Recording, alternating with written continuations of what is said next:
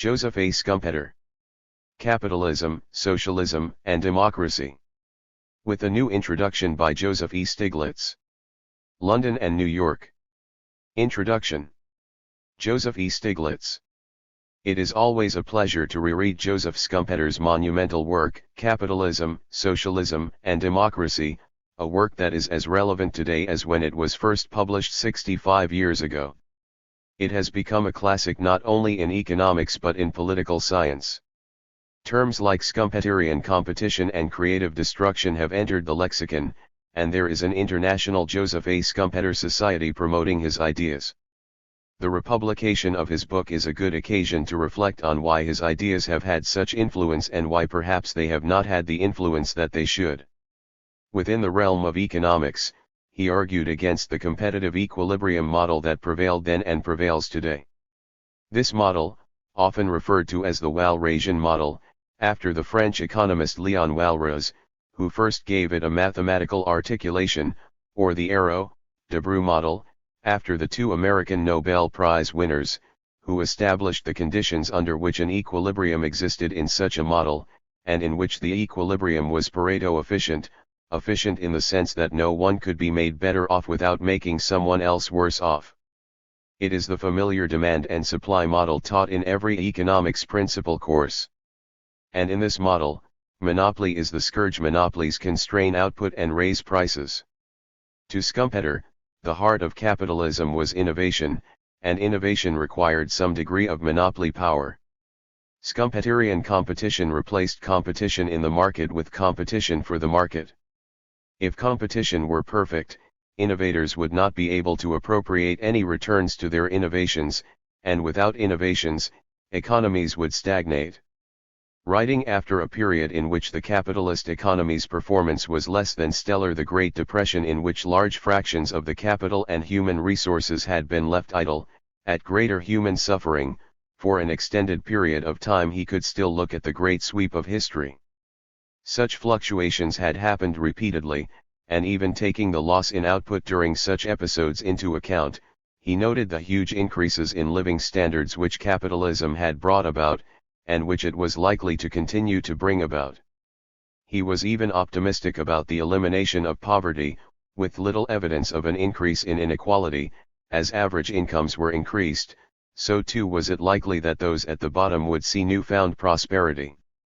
In spite of these long-term successes, he was not sanguine about capitalism winning the political, or ideological, battle with socialism. One can see the book as his contribution to the intellectual battle that he saw as looming. In a sense, Schumpeter won the day. No one today thinks of socialism as superior to capitalism as a way of organizing the production of goods and services. The increases in standards of living brought about by the market economy were beyond anything envisioned 60 years ago. The pace of innovation has been even faster than he expected. We talk today of the innovation economy. Yet, in another sense, Schumpeter today is as much an outsider to the mainstream of the economics profession as he was 3/4 of a century ago.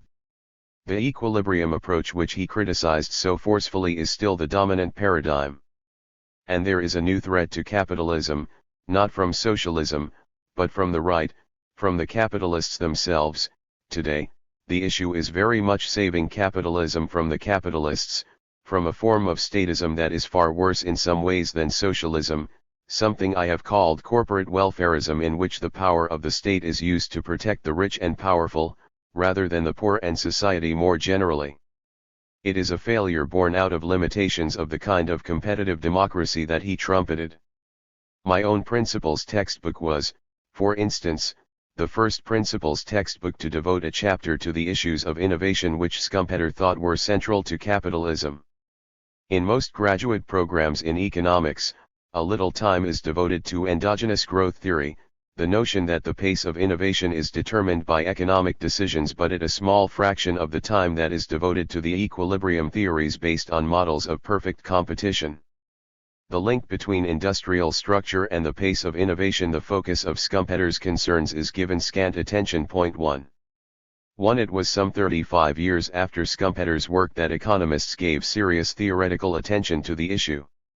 See, for instance, P. Dasgupta and J. E. Stiglitz, Industrial Structure and the Nature of Innovative Activity, Economic Journal, 90, 358, June 1980, pages 266 to 293, and Uncertainty, Market Structure and the Speed of R&D, Bell Journal of Economics, 11, 1, Spring 1980, pages 1 to 28.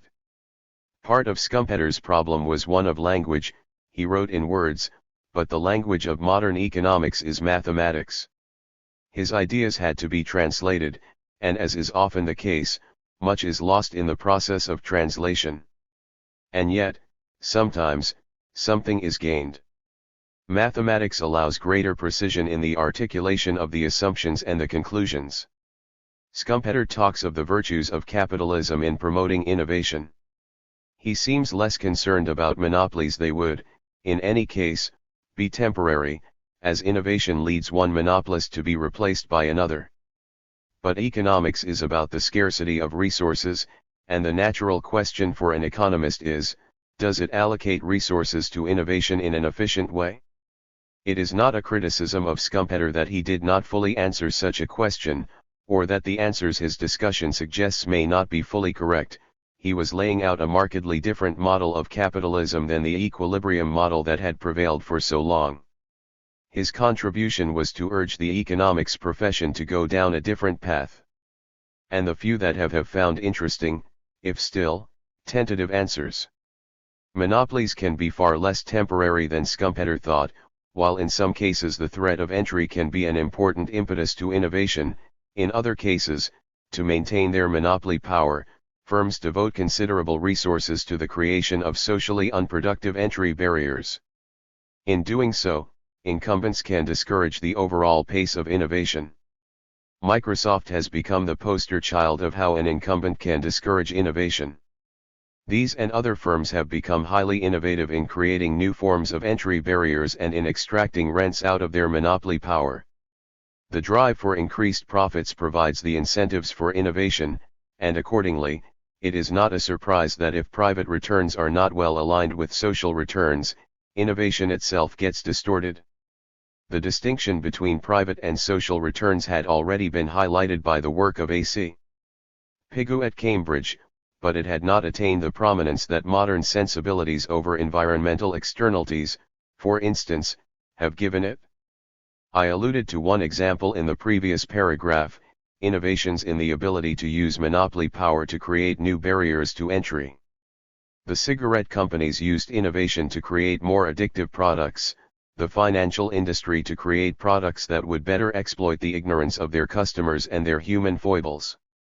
The drug industry devoted itself to creating profitable me-too drugs or those that would enhance hair growth, but did little research on the diseases affecting the poor around the world.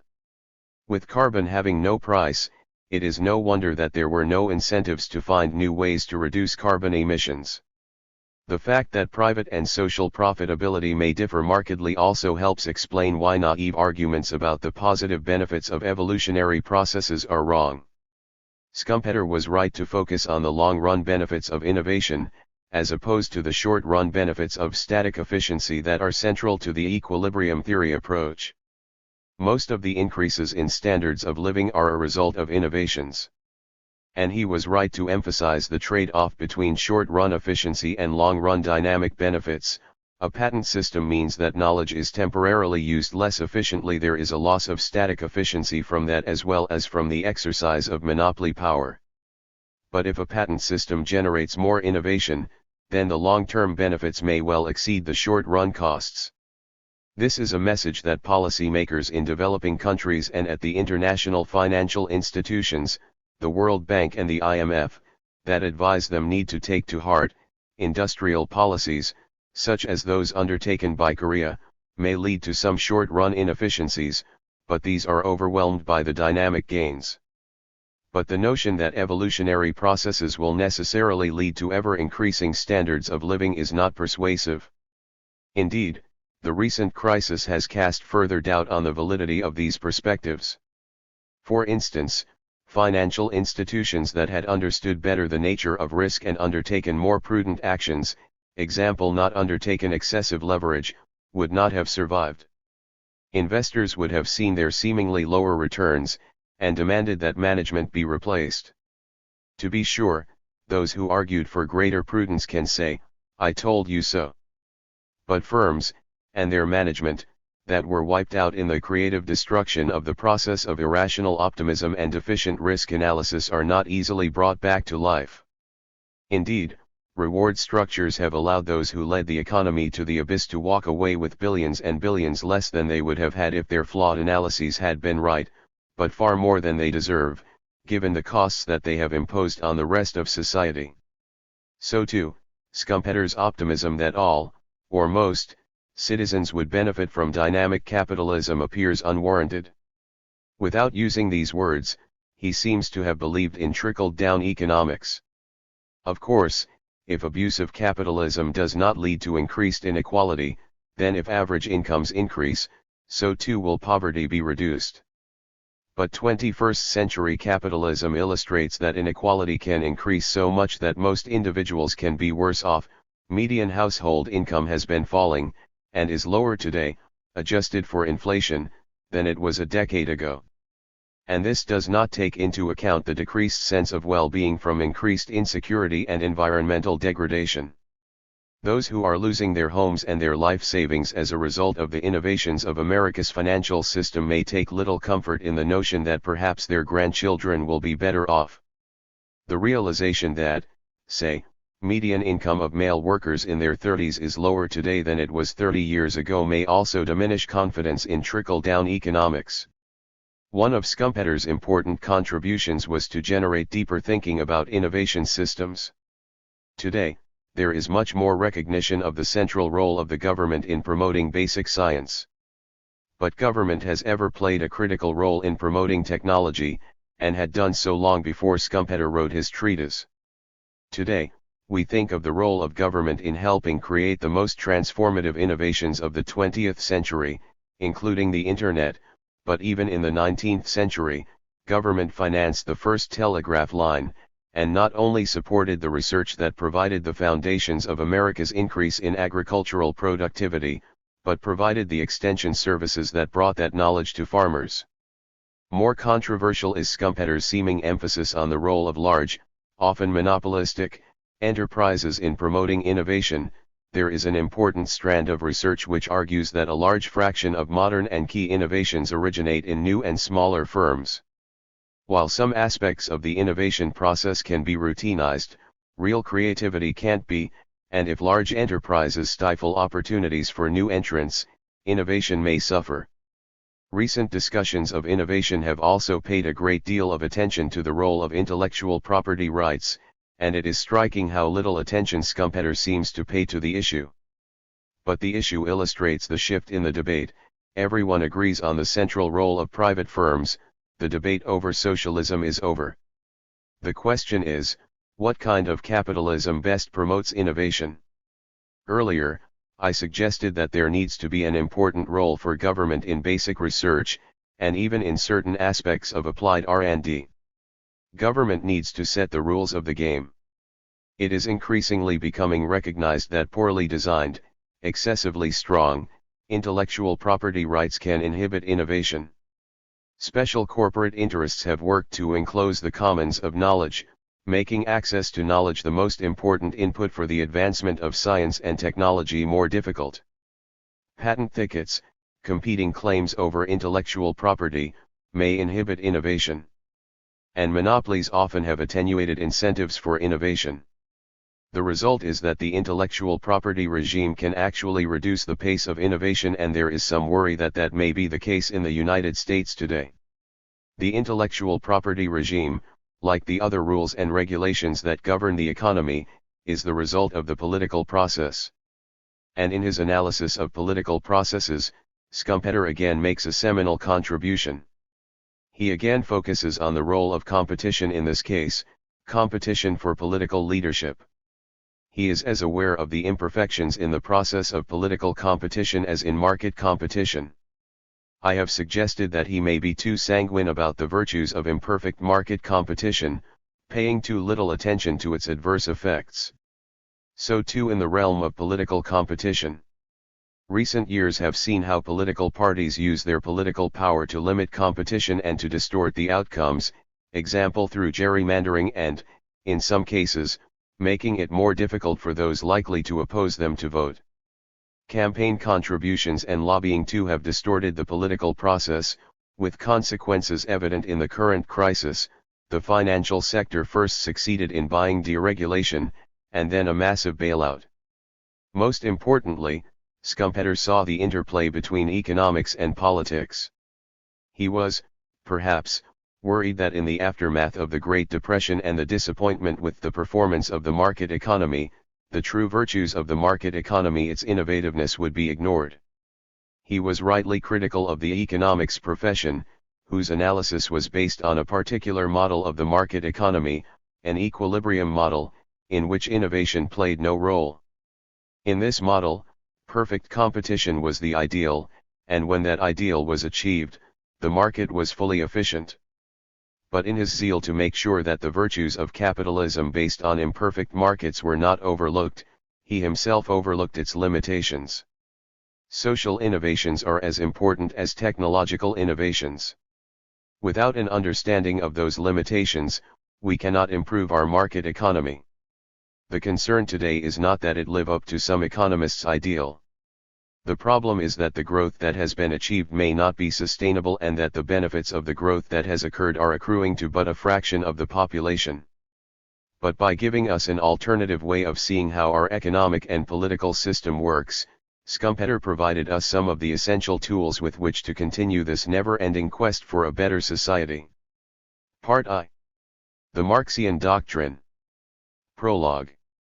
Most of the creations of the intellect or fancy pass away for good after a time that varies between an after-dinner hour and a generation. Some, however, do not.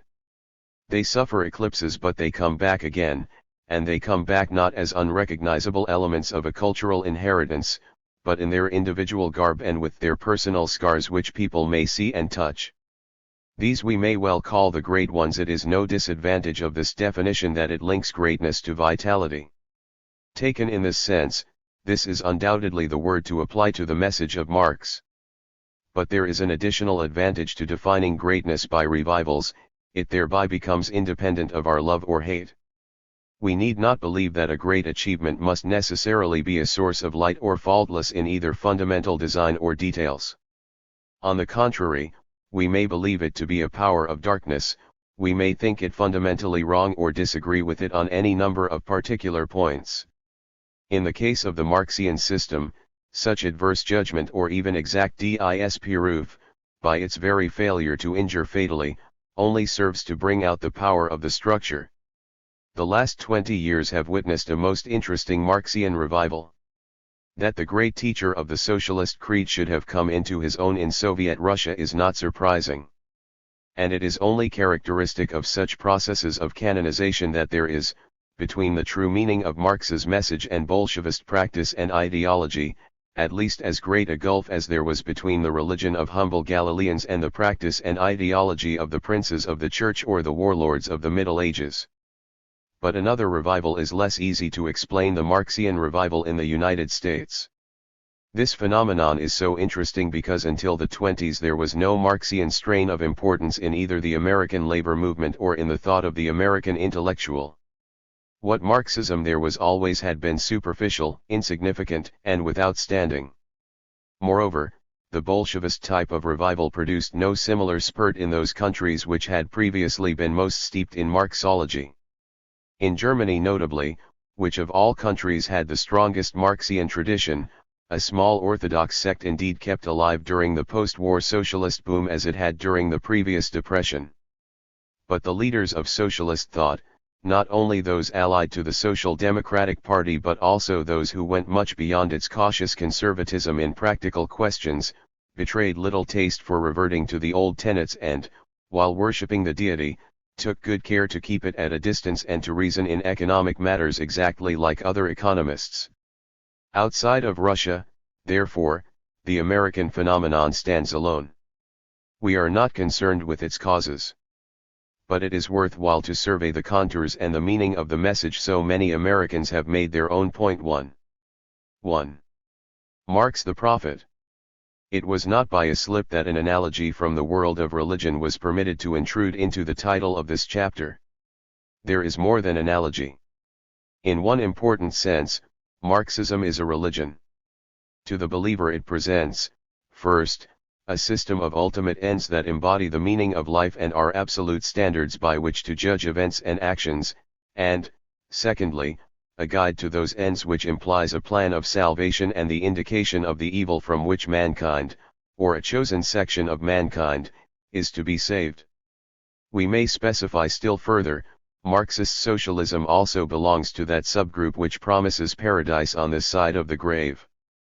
I believe that a formulation of these characteristics by an hierologist would give opportunities for classification and comment which might possibly lead much deeper into the sociological essence of Marxism than anything a mere economist can say. The least important point about this is that it explains the success of Marxism. Point 1. Purely scientific achievement, had it even been much more perfect than it was in the case of Marx, would never have won the immortality in the historical sense which is his. Nor would his arsenal of party slogans have done it. Part of his success, although a very minor part, is indeed attributable to the barrelful of white-hot phrases, of impassioned accusations and wrathful gesticulations, ready for use on any platform, that he put at the disposal of his flock. All that needs to be said about this aspect of the matter is that this ammunition has served and is serving its purpose very well, but that the production of it carried a disadvantage. In order to forge such weapons for the arena of social strife, Marx had occasionally to bend, or to deviate from, the opinions that would logically follow from his system. However, if Marx had not been more than a purveyor of phraseology, he would be dead by now. Mankind is not grateful for that sort of service and forgets quickly the names of the people who write the librettos for its political operas. But he was a prophet, and in order to understand the nature of this achievement we must visualize it in the setting of his own time. It was the zenith of bourgeois realization and the nadir of bourgeois civilization, the time of mechanistic materialism, of a cultural milieu which had as yet betrayed no sign that a new art and a new mode of life were in its womb, and which rioted in most repulsive banality. Faith in any real sense was rapidly falling away from all classes of society, and with it the only ray of light, apart from what may have been derived from Rochdale attitudes and saving banks, died from the workman's world, while intellectuals professed themselves highly satisfied with Mill's logic and the poor law. Now, to millions of human hearts the Marxian message of the terrestrial paradise of socialism meant a new ray of light and a new meaning of life. Call Marxist religion a counterfeit if you like, or a caricature of faith. There is plenty to be said for this view, but do not overlook or fail to admire the greatness of the achievement. Never mind that nearly all of those millions were unable to understand and appreciate the message in its true significance. That is the fate of all messages. The important thing is that the message was framed and conveyed in such a way as to be acceptable to the positivistic mind of its time, which was essentially bourgeois, no doubt, but there is no paradox in saying that Marxism is essentially a product of the bourgeois mind. This was done, on the one hand, by formulating with unsurpassed force that feeling of being thwarted and ill-treated which is the auto-therapeutic attitude of the unsuccessful many, and, on the other hand, by proclaiming that socialistic deliverance from those ills was a certainty amenable to rational proof. Observe how supreme art here succeeds in weaving together those extra-rational cravings which receding religion had left running about like masterless dogs, and the rationalistic and materialistic tendencies of the time, ineluctable for the moment, which would not tolerate any creed that had no scientific or pseudo-scientific connotation. Preaching the goal would have been ineffectual, analyzing a social process would have interested only a few hundred specialists. But preaching in the garb of analysis and analyzing with a view to heartfelt needs, this is what conquered passionate allegiance and gave to the Marxist that supreme boon which consists in the conviction that what one is and stands for can never be defeated but must conquer victoriously in the end. This, of course, does not exhaust the achievement. Personal force and the flash of prophecy work independently of the contents of the creed. No new life and no new meaning of life can be effectively revealed without. But this does not concern us here. Something will have to be said about the cogency and correctness of Marx's attempt to prove the inevitability of the socialist goal. One remark, however, suffices as to what has been called above his formulation of the feelings of the unsuccessful many. It was, of course, not a true formulation of actual feelings, conscious or subconscious. Rather, we could call it an attempt at replacing actual feelings by a true or false revelation of the logic of social evolution. By doing this, and by attributing quite unrealistically to the masses his own shibboleth of class consciousness, he undoubtedly falsified the true psychology of the workman, which centers in the wish to become a small bourgeois and to be helped to that status by political force, but insofar as his teaching took effect he also expanded and ennobled it. He did not weep any sentimental tears about the beauty of the socialist idea. This is one of his claims to superiority over what he called the utopian socialists. Nor did he glorify the workmen into heroes of daily toil as bourgeois love to do when trembling for their dividends. He was perfectly free from any tendency, so conspicuous in some of his weaker followers, toward licking the workmen's boots. He had probably a clear perception of what the masses are, and he looked far above their heads toward social goals altogether beyond what they thought or wanted. Also, he never taught any ideals as set by himself. Such vanity was quite foreign to him. As every true prophet styles himself the humble mouthpiece of his deity, so Marx pretended no more than to speak the logic of the dialectic process of history. There is dignity in all this which compensates for many pettinesses and vulgarities with which, in his work and in his life, this dignity formed so strange an alliance. Another point, finally, should not go unmentioned. Marx was personally much too civilized to fall in with those vulgar professors of socialism who do not recognize a temple when they see it.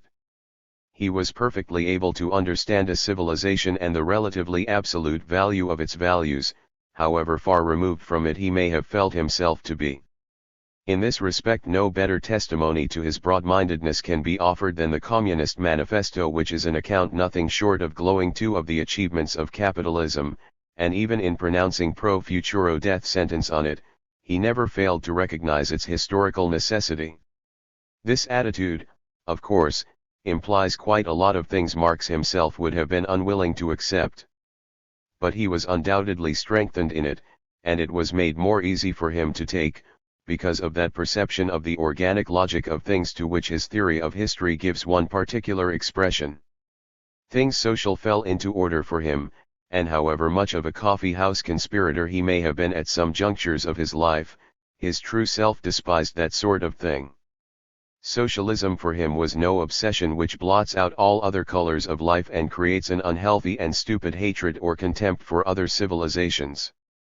And there is, in more senses than one, justification for the title claimed for his type of socialist thought and of socialist volition, which are welded together by virtue of his fundamental position, scientific socialism. 2. Marx the sociologist. We have now to do a thing which is very objectionable to the faithful. They naturally resent any application of cold analysis to what for them is the very fountain of truth. But one of the things they resent most is cutting Marx's work into pieces and discussing them one by one. They would say that the very act displays the incapacity of the bourgeois to grasp the resplendent whole, all parts of which complement and explain one another, so that the true meaning is missed as soon as any one part or aspect is considered by itself. We have no choice, however.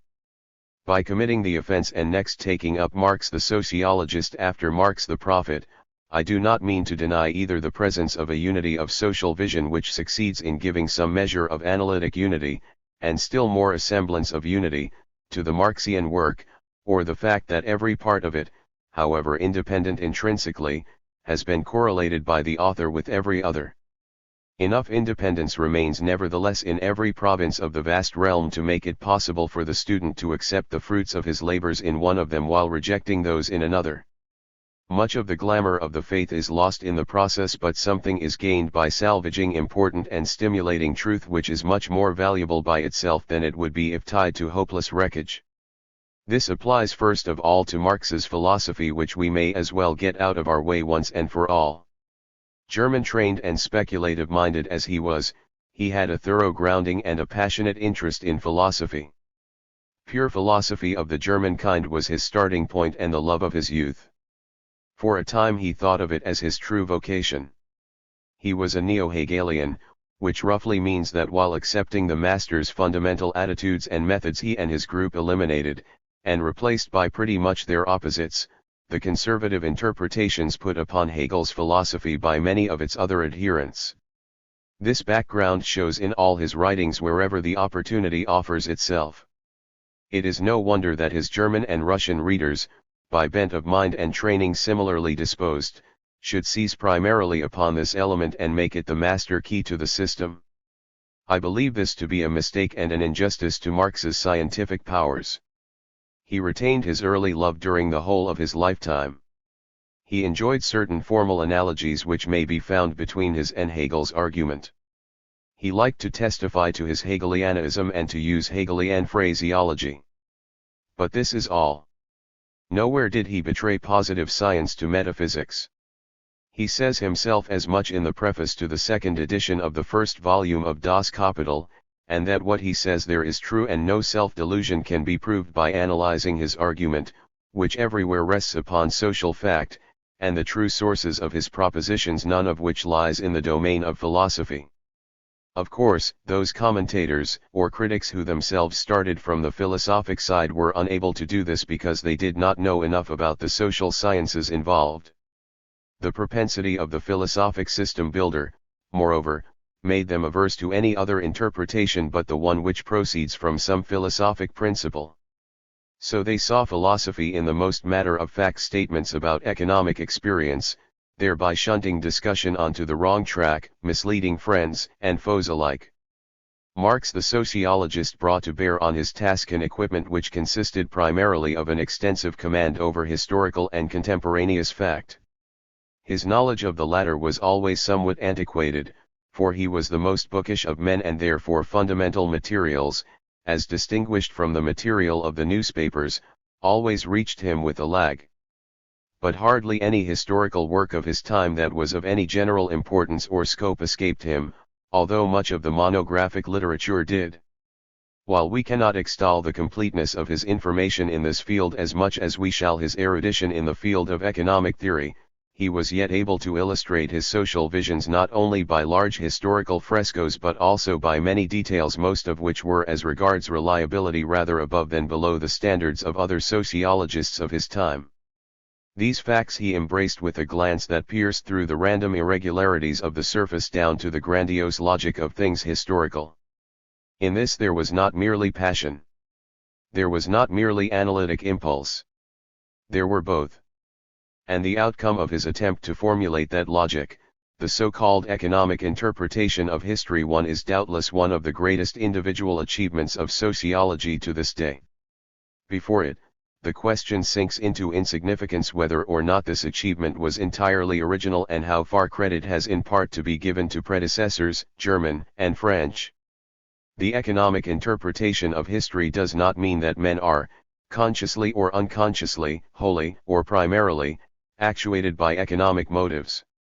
On the contrary, the explanation of the role and mechanism of non-economic motives and the analysis of the way in which social reality mirrors itself in the individual psyches is an essential element of the theory and one of its most significant contributions.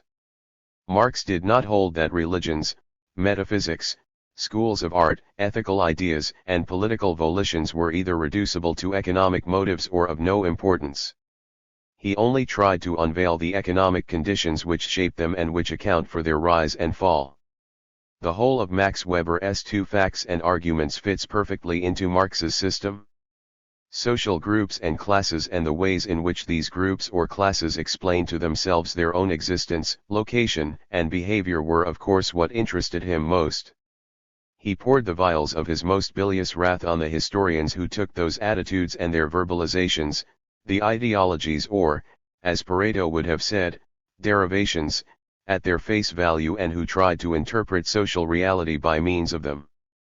But if ideas or values were not for him the prime movers of the social process, neither were they mere smoke. If I may use the analogy, they had in the social engine the role of transmission belts. We cannot touch upon that most interesting post-war development of these principles which would afford the best instance by which to explain this, the sociology of knowledge. Point 3. But it was necessary to say this much because Marx has been persistently misunderstood in this respect. Even his friend Engels, at the open grave of Marx, defined the theory in question as meaning precisely that individuals and groups are swayed primarily by economic motives, which in some important respects is wrong and for the rest piteously trivial. While we are about it, we may as well defend Marx against another misunderstanding. The economic interpretation of history has often been called the materialistic interpretation. It has been called so by Marx himself. This phrase greatly increased its popularity with some, and its unpopularity with other people. But it is entirely meaningless. Marx's philosophy is no more materialistic than is Hegel's, and his theory of history is not more materialistic than is any other attempt to account for the historic process by the means at the command of empirical science. It should be clear that this is logically compatible with any metaphysical or religious belief exactly as any physical picture of the world is. Medieval theology itself supplies methods by which it is possible to establish this compatibility. Point 4. What the theory really says may be put into two propositions. 1. The forms or conditions of production are the fundamental determinant of social structures which in turn breed attitudes, actions, and civilizations. Marx illustrates his meaning by the famous statement that the hand mill creates feudal, and the steam mill, capitalist societies. This stresses the technological element to a dangerous extent, but may be accepted on the understanding that mere technology is not all of it. Popularizing a little and recognizing that by doing so we lose much of the meaning, we may say that it is our daily work which forms our minds, and that it is our location within the productive process which determines our outlook on things or the sides of things we see and the social elbow room at the command of each of us. 2. The forms of production themselves have a logic of their own, that is to say, they change according to necessities inherent in them so as to produce their successors merely by their own working. To illustrate by the same Marxian example, the system characterized by the hand mill creates an economic and social situation in which the adoption of the mechanical method of milling becomes a practical necessity that individuals or groups are powerless to alter. The rise and working of the steam mill in turn creates new social functions and locations, new groups and views, which develop and interact in such a way as to outgrow their own frame. Here, then, we have the propeller which is responsible first of all for economic and, in consequence of this, for any other social change, a propeller the action of which does not itself require any impetus external to it. Both propositions undoubtedly contain a large amount of truth and are, as we shall find at several turns of our way, invaluable working hypotheses. Most of the current objections completely fail. All those for instance which in refutation point to the influence of ethical or religious factors, or the one already raised by Edward Bernstein, which with delightful simplicity asserts that men have heads and can hence act as they choose. After what has been said above, it is hardly necessary to dwell on the weakness of such arguments. Of course men choose their course of action which is not directly enforced by the objective data of the environment, but they choose from standpoints, views, and propensities that do not form another set of independent data but are themselves molded by the objective set. Nevertheless, the question arises whether the economic interpretation of history is more than a convenient approximation which must be expected to work less satisfactorily in some cases than it does in others. An obvious qualification occurs at the outset. Social structures, types, and attitudes are coins that do not readily melt. Once they are formed they persist, possibly for centuries, and since different structures and types display different degrees of this ability to survive, we almost always find that actual group and national behavior more or less departs from what we should expect it to be if we try to infer it from the dominant forms of the productive process. Though this applies quite generally, it is most clearly seen when a highly durable structure transfers itself bodily from one country to another. The social situation created in Sicily by the Norman conquest will illustrate my meaning. Such facts Marx did not overlook, but he hardly realized all their implications. A related case is of more ominous significance. Consider the emergence of the feudal type of landlordism in the kingdom of the Franks during the 6th and 7th centuries. This was certainly a most important event that shaped the structure of society for many ages and also influenced conditions of production, wants and technology included. But its simplest explanation is to be found in the function of military leadership previously filled by the families and individuals who, retaining that function however, became feudal landlords after the definitive conquest of the new territory. This does not fit the Marxian schema at all well and could easily be so construed as to point in a different direction. Facts of this nature can no doubt also be brought into the fold by means of auxiliary hypotheses, but the necessity of inserting such hypotheses is usually the beginning of the end of a theory. Many other difficulties that arise in the course of attempts at historical interpretation by means of the Marxian schema could be met by admitting some measure of interaction between the sphere of production and other spheres of social life. 5 But the glamour of fundamental truth that surrounds it depends precisely on the strictness and simplicity of the one-way relation which it asserts. If this be called in question, the economic interpretation of history will have to take its place among other propositions of a similar kind as one of many partial truths, or else to give way to another that does tell more fundamental truth. However, neither its rank as an achievement nor its handiness as a working hypothesis is impaired thereby. To the faithful, of course, it is simply the master key to all the secrets of human history. And if we sometimes feel inclined to smile at rather naive applications of it, we should remember what sort of arguments it replaced. Even the crippled sister of the economic interpretation of history, the Marxian theory of social classes, moves into a more favorable light as soon as we bear this in mind. Again, it is in the first place an important contribution that we have to record. Economists have been strangely slow in recognizing the phenomenon of social classes. Of course, they always classified the agents whose interplay produced the processes they dealt with. But these classes were simply sets of individuals that displayed some common character. Thus, some people were classed as landlords or workmen because they owned land or sold the services of their labor. Social classes, however, are not the creatures of the classifying observer but live entities that exist as such. And their existence entails consequences that are entirely missed by a schema which looks upon society as if it were an amorphous assemblage of individuals or families. It is fairly open to question precisely how important the phenomenon of social classes is for research in the field of purely economic theory. That it is very important for many practical applications and for all the broader aspects of the social process in general is beyond doubt. Roughly speaking, we may say that the social classes made their entrance in the famous statement contained in the Communist Manifesto that the history of society is the history of class struggles. Of course, this is to put the claim at its highest. But even if we tone it down to the proposition that historical events may often be interpreted in terms of class interests and class attitudes, and that existing class structures are always an important factor in historical interpretation, enough remains to entitle us to speak of a conception nearly as valuable as was the economic interpretation of history itself. Clearly, success on the line of advance opened up by the principle of class struggle depends upon the validity of the particular theory of classes we make our own. Our picture of history and all our interpretations of cultural patterns and the mechanism of social change will differ according to whether we choose, for instance, the racial theory of classes and like Gobineau reduce human history to the history of the struggle of races, or, say, the division of labor theory of classes in the fashion of Schmaler or of Durkheim and resolve class antagonisms into antagonisms between the interests of vocational groups. Nor is the range of possible differences in analysis confined to the problem of the nature of classes. Whatever view we may hold about it, different interpretations will result from different definitions of class interests 6 and from different opinions about how class action manifests itself. The subject is a hotbed of prejudice to this day, and as yet hardly in its scientific stage.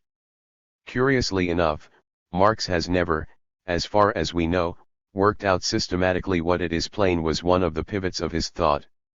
It is possible that he deferred the task until it was too late, precisely because his thinking ran so much in terms of class concepts that he did not feel it necessary to bother about definitive statement at all. it is equally possible that some points about it remained unsettled in his own mind, and that his way toward a full-fledged theory of classes was barred by certain difficulties he had created for himself by insisting on a purely economic and oversimplified conception of the phenomenon. He himself and his disciples both offered applications of this underdeveloped theory to particular patterns of which his own history of the class struggles in France is the outstanding example. 7 Beyond that no real progress has been achieved. The theory of his chief associate, Engels, was of the division of labor type and essentially un-Marxian in its implications. Barring this, we have only the sidelights and appearances, some of them of striking force and brilliance, that are strewn all over the writings of the master, particularly in Das Kapital and the Communist Manifesto. The task of piecing together such fragments is delicate and cannot be attempted here. The basic idea is clear enough, however. The stratifying principle consists in the ownership, or the exclusion from ownership, of means of production such as factory buildings, machinery, raw materials, and the consumer's goods that enter into the workman's budget. We have thus, fundamentally, two and only two classes, those owners, the capitalists, and those have-nots who are compelled to sell their labor, the laboring class or proletariat. The existence of intermediate groups, such as are formed by farmers or artisans who employ labor but also do manual work, by clerks and by the professions, is of course not denied, but they are treated as anomalies which tend to disappear in the course of the capitalist process. The two fundamental classes are, by virtue of the logic of their position and quite independently of any individual volition, essentially antagonistic to each other. Rifts within each class and collisions between subgroups occur and may even have historically decisive importance. But in the last analysis, such rifts or collisions are incidental. The one antagonism that is not incidental but inherent in the basic design of capitalist society is founded upon the private control over the means to produce. The very nature of the relation between the capitalist class and the proletariat is strife-class war. As we shall see presently, Marx tries to show how in that class war capitalists destroy each other and eventually will destroy the capitalist system too. He also tries to show how the ownership of capital leads to further accumulation. But this way of arguing, as well as the very definition that makes the ownership of something the constituent characteristic of a social class, only serves to increase the importance of the question of primitive accumulation, that is to say, of the question how capitalists came to be capitalists in the first instance, or how they acquired that stock of goods which according to the Marxian doctrine was necessary in order to enable them to start exploiting. On this question Marx is much less explicit. 8 He contemptuously rejects the bourgeois nursery tale, Kinderfibel, that some people rather than others became, and are still becoming every day, capitalists by superior intelligence and energy in working and saving. Now he was well advised to sneer at that story about the good boys. For to call for a guffaw is no doubt an excellent method of disposing of an uncomfortable truth, as every politician knows to his profit. Nobody who looks at historical and contemporaneous fact with anything like an unbiased mind can fail to observe that this children's tale, while far from telling the whole truth, yet tells a good deal of it. Supernormal intelligence and energy account for industrial success, and in particular for the founding of industrial positions, in 9 cases out of 10. And precisely in the initial stages of capitalism and of every individual industrial career, saving was and is an important element in the process, though not quite as explained in classic economics. It is true that one does not ordinarily attain the status of capitalist, industrial employer, by saving from a wage or salary in order to equip one's factory by means of the fund thus assembled. The bulk of accumulation comes from profits and hence presupposes profits. This is in fact the sound reason for distinguishing saving from accumulating. The means required in order to start enterprise are typically provided by borrowing other people's savings, the presence of which in many small puddles is easy to explain, or the deposits which banks create for the use of the would-be entrepreneur. Nevertheless, the latter does save as a rule. The function of his saving is to raise him above the necessity of submitting to daily drudgery for the sake of his daily bread, and to give him breathing space in order to look around, to develop his plans and to secure cooperation. As a matter of economic theory, therefore, Marx had a real case, though he overstated it when he denied to saving the role that the classical authors attributed to it. Only his inference does not follow. And the guffaw is hardly more justified than it would be if the classical theory were correct. Point 9. The guffaw did its work, however, and helped to clear the road for Marx's alternative theory of primitive accumulation. But this alternative theory is not as definite as we might wish.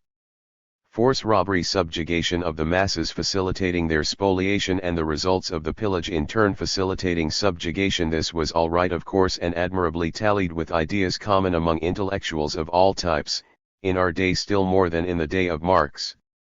But evidently it does not solve the problem, which is to explain how some people acquired the power to subjugate and to rob.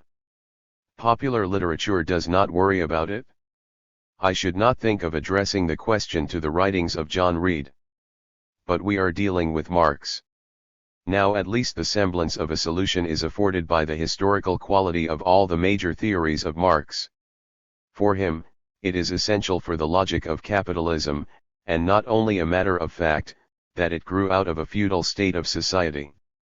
Of course, the same question about the causes and the mechanism of social stratification arises also in this case, but Marx substantially accepted the bourgeois view that feudalism was a reign of force 10 in which subjugation and exploitation of the masses were already accomplished facts. The class theory devised primarily for the conditions of capitalist society was extended to its feudal predecessor, as was much of the conceptual apparatus of the economic theory of capitalism. 11 And some of the most thorny problems were stowed away in the feudal compound to reappear in a settled state, in the form of data, in the analysis of the capitalist pattern.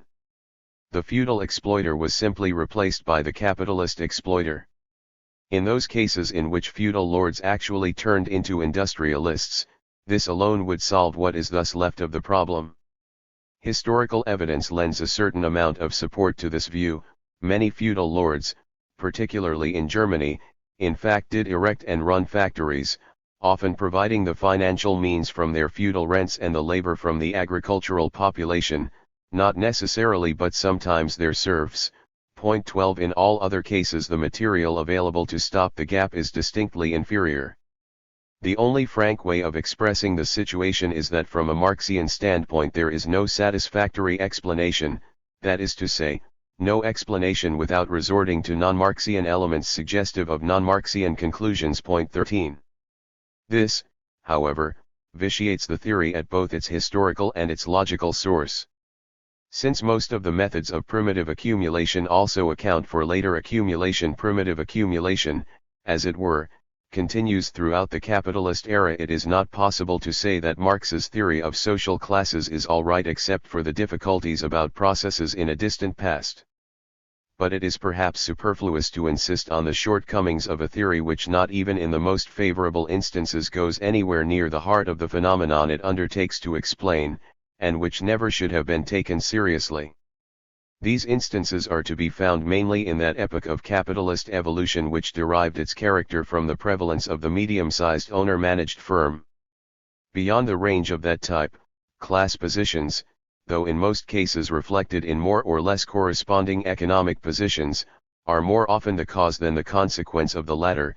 Business achievement is obviously not everywhere the only avenue to social eminence, and only where it is can ownership of means of production causally determine a group's position in the social structure. Even then, however, it is as reasonable to make that ownership the defining element as it would be to define a soldier as a man who happens to have a gun. The watertight division between people who, together with their descendants, are supposed to be capitalists once for all, and others who, together with their descendants, are supposed to be proletarians once for all is not only, as has often been pointed out, utterly unrealistic, but it misses the salient point about social classes: the incessant rise and fall of individual families into and out of the upper strata. The facts I am alluding to are all obvious and indisputable. If they do not show on the Marxian canvas, the reason can only be in their un-Marxian implications. It is not superfluous, however, to consider the role which that theory plays within Marx's structure, and to ask ourselves what analytic intention as distinguished from its use as a piece of equipment for the agitator he meant it to serve. On the one hand, we must bear in mind that for Marx the theory of social classes and the economic interpretation of history were not what they are for us, viz., two independent doctrines. With Marx, the former implements the latter in a particular way and thus makes more definite the modus operandi of the conditions or forms of production. These determine the social structure and, through the social structure, all manifestations of civilization and the whole march of cultural and political history. But the social structure is, for all non-socialist epochs, defined in terms of classes, those two classes which are the true dramatis personae and at the same time the only immediate creatures of the logic of the capitalist system of production which affects everything else through them. This explains why Marx was forced to make his classes purely economic phenomena, and even phenomena that were economic in a very narrow sense. He thereby cut himself off from a deeper view of them, but in the precise spot of his analytic schema in which he placed them he had no choice but to do so. On the other hand, Marx wished to define capitalism by the same trait that also defines his class division. A little reflection will convince the reader that this is not a necessary or natural thing to do.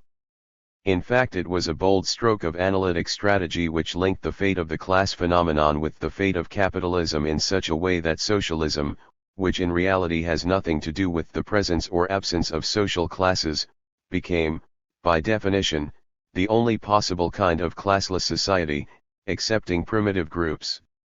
This ingenious tautology could not equally well have been secured by any definitions of classes and of capitalism other than those chosen by Marx, the definition by private ownership of means of production. Hence there had to be just two classes, owners and non-owners, and hence all other principles of division, much more plausible ones among them, had to be severely neglected or discounted or else reduced to that one. The exaggeration of the definiteness and importance of the dividing line between the capitalist class in that sense and the proletariat was surpassed only by the exaggeration of the antagonism between them. To any mind not warped by the habit of fingering the Marxian rosary, it should be obvious that their relation is, in normal times, primarily one of cooperation, and that any theory to the contrary must draw largely on pathological cases for verification. In social life, antagonism and synagogism are of course both ubiquitous and in fact inseparable except in the rarest of cases. But I am almost tempted to say that there was, if anything, less of absolute nonsense in the old harmonistic view, full of nonsense though that was too, than in the Marxian construction of the impassable gulf between tool owners and tool users. Again, however, he had no choice. Not because he wanted to arrive at revolutionary results, these he could have derived just as well from dozens of other possible schemata, but because of the requirements of his own analysis. If class struggle was the subject matter of history and also the means of bringing about the socialist dawn, and if there had to be just those two classes, then their relation had to be antagonistic on principle, or else the force in his system of social dynamics would have been lost. Now, though Marx defines capitalism sociologically, i.e., by the institution of private control over means of production, the mechanics of capitalist society are provided by his economic theory. This economic theory is to show how the sociological data embodied in such conceptions as class, class interest, class behavior, exchange between classes, work out through the medium of economic values, profits, wages, investment, etc., and how they generate precisely the economic process that will eventually break its own institutional framework and at the same time create the conditions for the emergence of another social world. This particular theory of social classes is the analytic tool which, by linking the economic interpretation of history with the concepts of the profit economy, marshals all social facts, makes all phenomena confocal. It is therefore not simply a theory of an individual phenomenon which is to explain that phenomenon and nothing else. It has an organic function which is really much more important to the Marxian system than the measure of success with which it solves its immediate problem. This function must be seen if we are to understand how an analyst of the power of Marx could ever have borne with its shortcomings. There are, and always have been, some enthusiasts who admired the Marxian theory of social classes as such. But far more understandable are the feelings of all those who admire the force and grandeur of that synthesis as a whole, to the point of being ready to condone almost any number of shortcomings in the component parts.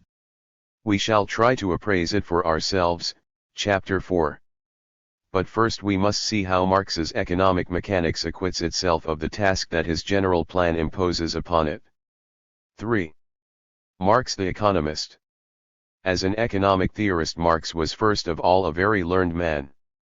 It may seem strange that I should think it necessary to give such prominence to this element in the case of an author whom I have called a genius and a prophet. Yet it is important to appreciate it. Geniuses and prophets do not usually excel in professional learning, and their originality, if any, is often due precisely to the fact that they do not. But nothing in Marx's economics can be accounted for by any want of scholarship or training in the technique of theoretical analysis. He was a voracious reader and an indefatigable worker. He missed very few contributions of significance. And whatever he read he digested, wrestling with every fact or argument with a passion for detail most unusual in one whose glance habitually encompassed entire civilizations and secular developments.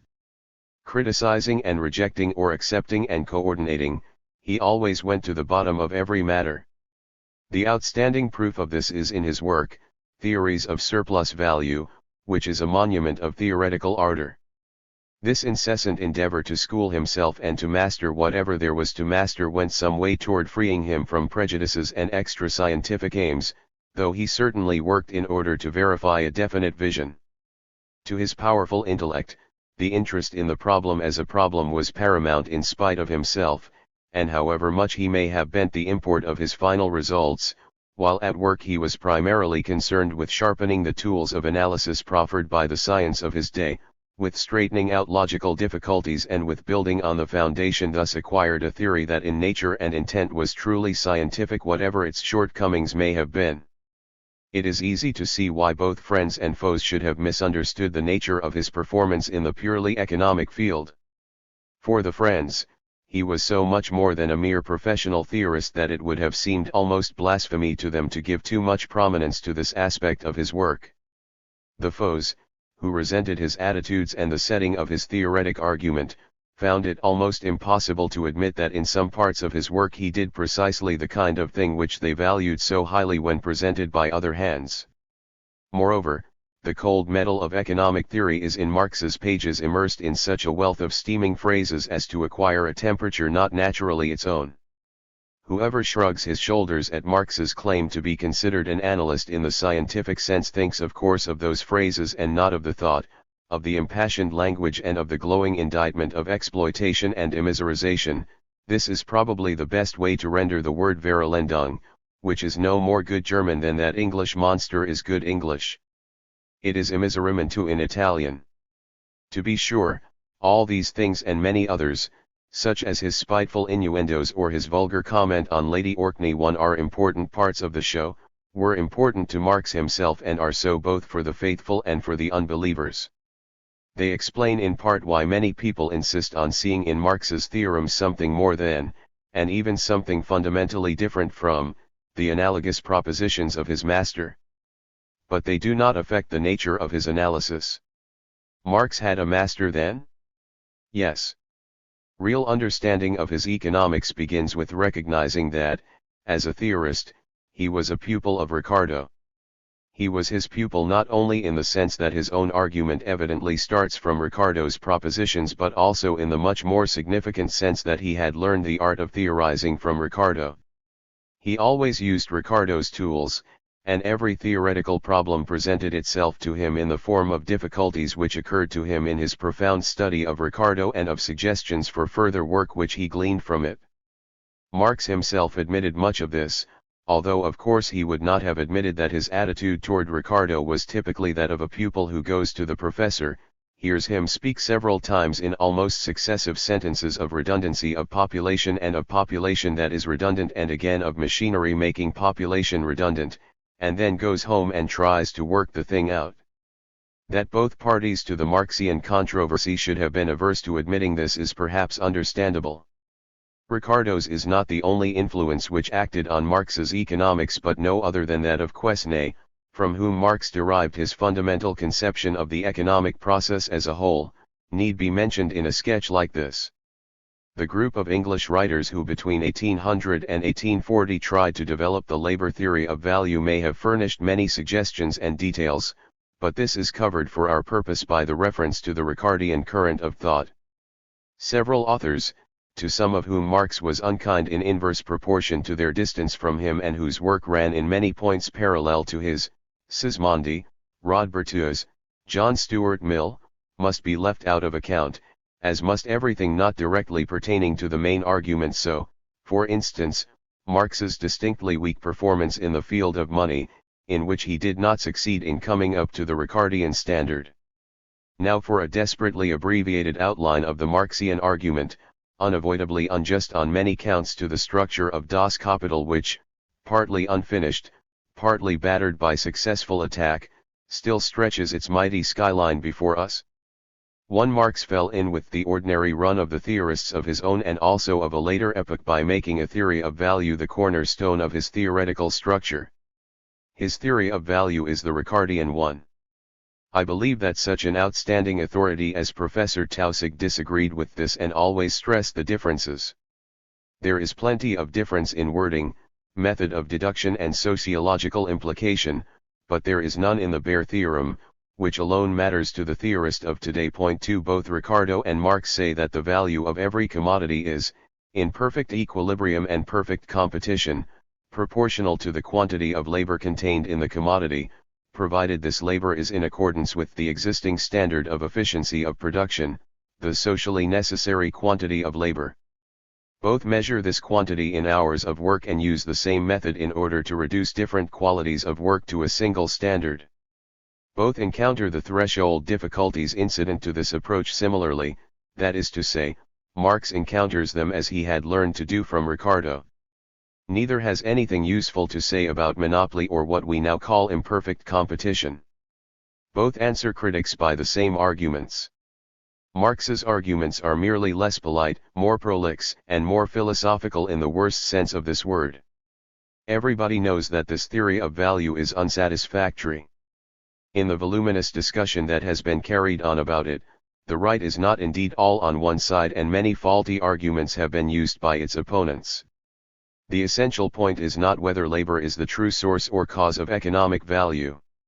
This question may be of primary interest to social philosophers who want to deduce from it ethical claims to the product, and Marx himself was of course not indifferent to this aspect of the problem. For economics as a positive science, however, which has to describe or explain actual processes, it is much more important to ask how the labor theory of value works as a tool of analysis, and the real trouble with it is that it does so very badly. To begin with, it does not work at all outside of the case of perfect competition.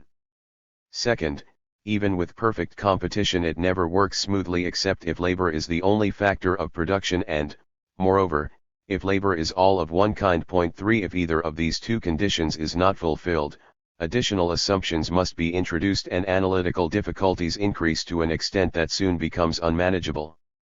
Reasoning on the lines of the labor theory of value is hence reasoning on a very special case without practical importance, though something might be said for it if it be interpreted in the sense of a rough approximation to the historical tendencies of relative values.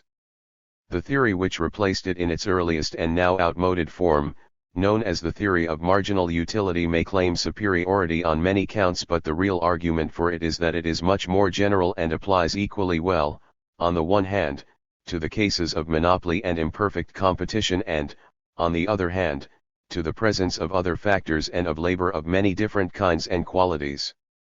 Moreover, if we introduce into this theory the restrictive assumptions mentioned, proportionality between value and quantity of labor applied follows from it, for it should be clear, therefore, not only that it was perfectly absurd for Marxists to question, as at first they tried to do, the validity of the marginal utility theory of value, which was what confronted them, but also that it is incorrect to call the labor theory of value wrong.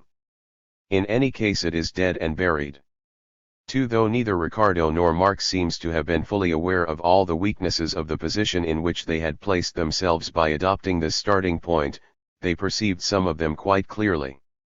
In particular, they both grappled with the problem of eliminating the element of services of natural agents, which of course are deprived of their proper place in the process of production and distribution by a theory of value that rests upon quantity of labor alone. The familiar Ricardian theory of the rent of land is essentially an attempt to accomplish that elimination, and the Marxian theory is another. As soon as we are in possession of an analytical apparatus which takes care of rent as naturally as it does of wages, the whole difficulty vanishes. Hence nothing more need be said about the intrinsic merits or demerits of Marx's doctrine of absolute as distinguished from differential rent, or about its relation to that of Rodbertus. But even if we let that pass, we are still left with the difficulty arising out of the presence of capital in the sense of a stock of means of production that are themselves produced. To Ricardo it presented itself very simply. In the famous section 4 of the first chapter of his Principles he introduces and accepts as a fact, without attempting to question it, that, where capital goods such as plant, machinery, and raw materials are used in the production of a commodity, this commodity will sell at a price which will yield a net return to the owner of those capital goods. He realized that this fact has something to do with the period of time that elapses between the investment and the emergence of saleable products, and that it will enforce deviations of the actual values of these from proportionality to the man-hours contained in them, including the man-hours that went into the production of the capital goods themselves, whenever these periods are not the same in all industries. To this he points as coolly as if it followed from, instead of contradicting, his fundamental theorem about value, and beyond this he does not really go, confining himself to some secondary problems that arise in this connection, and obviously believing that his theory still describes the basic determinant of value. Marx also introduced, accepted, and discussed that same fact and never questioned it as a fact. He also realized that it seems to give the lie to the labor theory of value. But he recognized the inadequacy of Ricardo's treatment of the problem and, while accepting the problem itself in the shape in which Ricardo presented it, set about to attack it in earnest, devoting to it about as many hundreds of pages as Ricardo devoted sentences. 3. In doing so he not only displayed much keener perception of the nature of the problem involved, but he also improved the conceptual apparatus he received. For instance, he replaced to good purpose Ricardo's distinction between fixed and circulating capital by the distinction between constant and variable, wage, capital, and Ricardo's rudimentary notions about duration of the processes of production by the much more rigorous concept of organic structure of capital, which turns on the relation between constant and variable capital. He also made many other contributions to the theory of capital.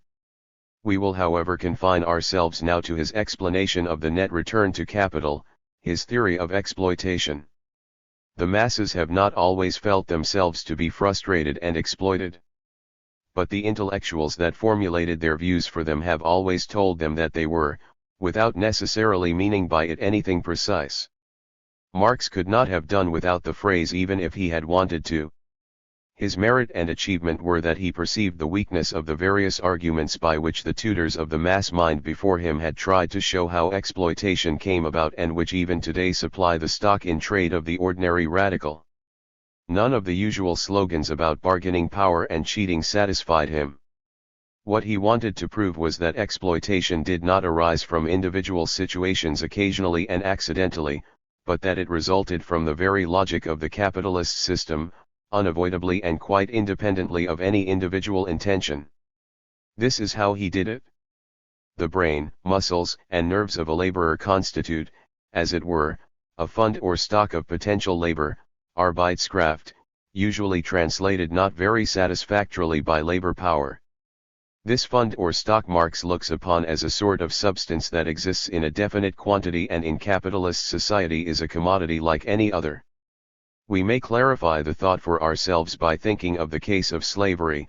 Marx's idea is that there is no essential difference, though there are many secondary ones, between the wage contract and the purchase of a slave. What the employer of free labor buys is not indeed, as in the case of slavery, the laborers themselves, but a definite quota of the sum total of their potential labor.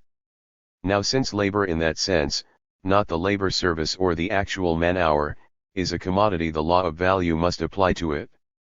That is to say, it must in equilibrium and perfect competition fetch a wage proportional to the number of labor hours that entered into its production.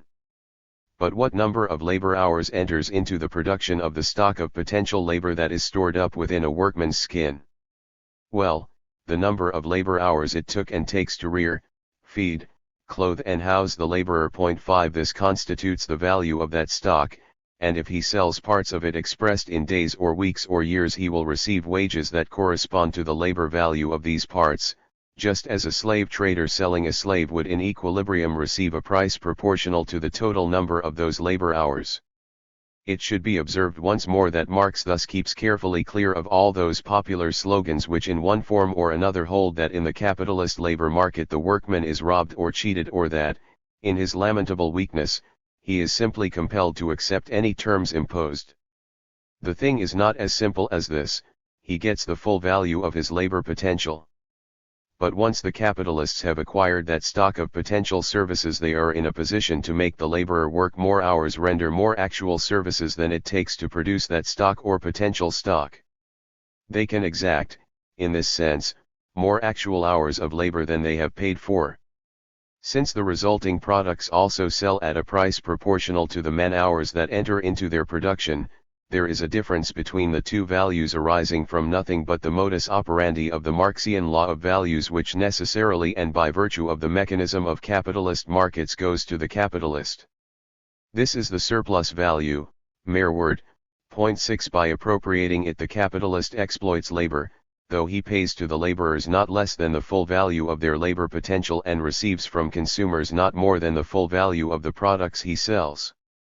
Again, it should be observed that there is no appeal to such things as unfair pricing, restriction of production or cheating in the markets for the products.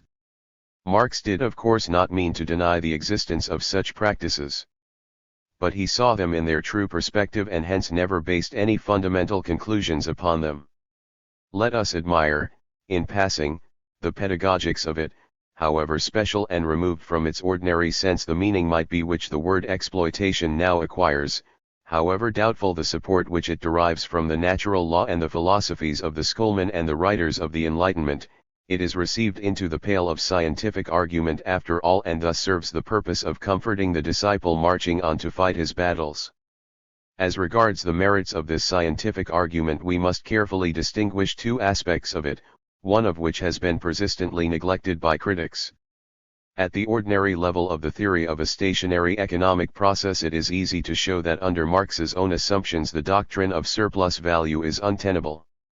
The labor theory of value, even if we could grant it to be valid for every other commodity, can never be applied to the commodity labor, for this would imply that workmen, like machines, are being produced according to rational cost calculations.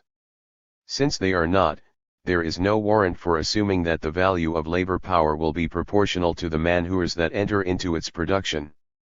Logically, Marx would have improved his position had he accepted Lassalle's iron law of wages or simply argued on Malthusian lines as Ricardo did. But since he very wisely refused to do that, his theory of exploitation loses one of its essential props from the start. 7. Moreover, it can be shown that perfectly competitive equilibrium cannot exist in a situation in which all capitalist employers make exploitation gains. For in this case they would individually try to expand production, and the mass effect of this would unavoidably tend to increase wage rates and to reduce gains of that kind to zero. It would no doubt be possible to mend the case somewhat by appealing to the theory of imperfect competition, by introducing friction and institutional inhibitions of the working of competition, by stressing all the possibilities of hitches in the sphere of money and credit and so on. Only a moderate case could be made out in this manner, however, one that Marx would have heartily despised. But there is another aspect of the matter. We need only look at Marx's analytic aim in order to realize that he need not have accepted battle on the ground on which it is so easy to beat him. This is so easy only as long as we see in the theory of surplus value nothing but a proposition about stationary economic processes in perfect equilibrium. Since what he aimed at analyzing was not a state of equilibrium which according to him capitalist society can never attain, but on the contrary a process of incessant change in the economic structure, criticism along the above lines is not completely decisive. Surplus values may be impossible in perfect equilibrium but can be ever present because that equilibrium is never allowed to establish itself. They may always tend to vanish and yet be always there because they are constantly recreated. This defense will not rescue the labor theory of value, particularly as applied to the commodity labor itself, or the argument about exploitation as it stands. But it will enable us to put a more favorable interpretation on the result, although a satisfactory theory of those surpluses will strip them of the specifically Marxian connotation. This aspect proves to be of considerable importance. It throws a new light also on other parts of Marx's apparatus of economic analysis and goes far toward explaining why that apparatus was not more fatally damaged by the successful criticisms directed against its very fundaments. For if, however, we go on at the level on which discussion of Marxian doctrines ordinarily moves, we get deeper and deeper into difficulties, or rather we perceive that the faithful do when they try to follow the master on his way. To begin with, the doctrine of surplus value does not make it any easier to solve the problems, alluded to above, which are created by the discrepancy between the labor theory of value and the plain facts of economic reality. On the contrary, it accentuates them because, according to it, constant capital, that is, non-wage capital, does not transmit to the product any more value than it loses in its production, only wage capital does that, and the profits earned should in consequence vary, as between firms, according to the organic composition of their capitals.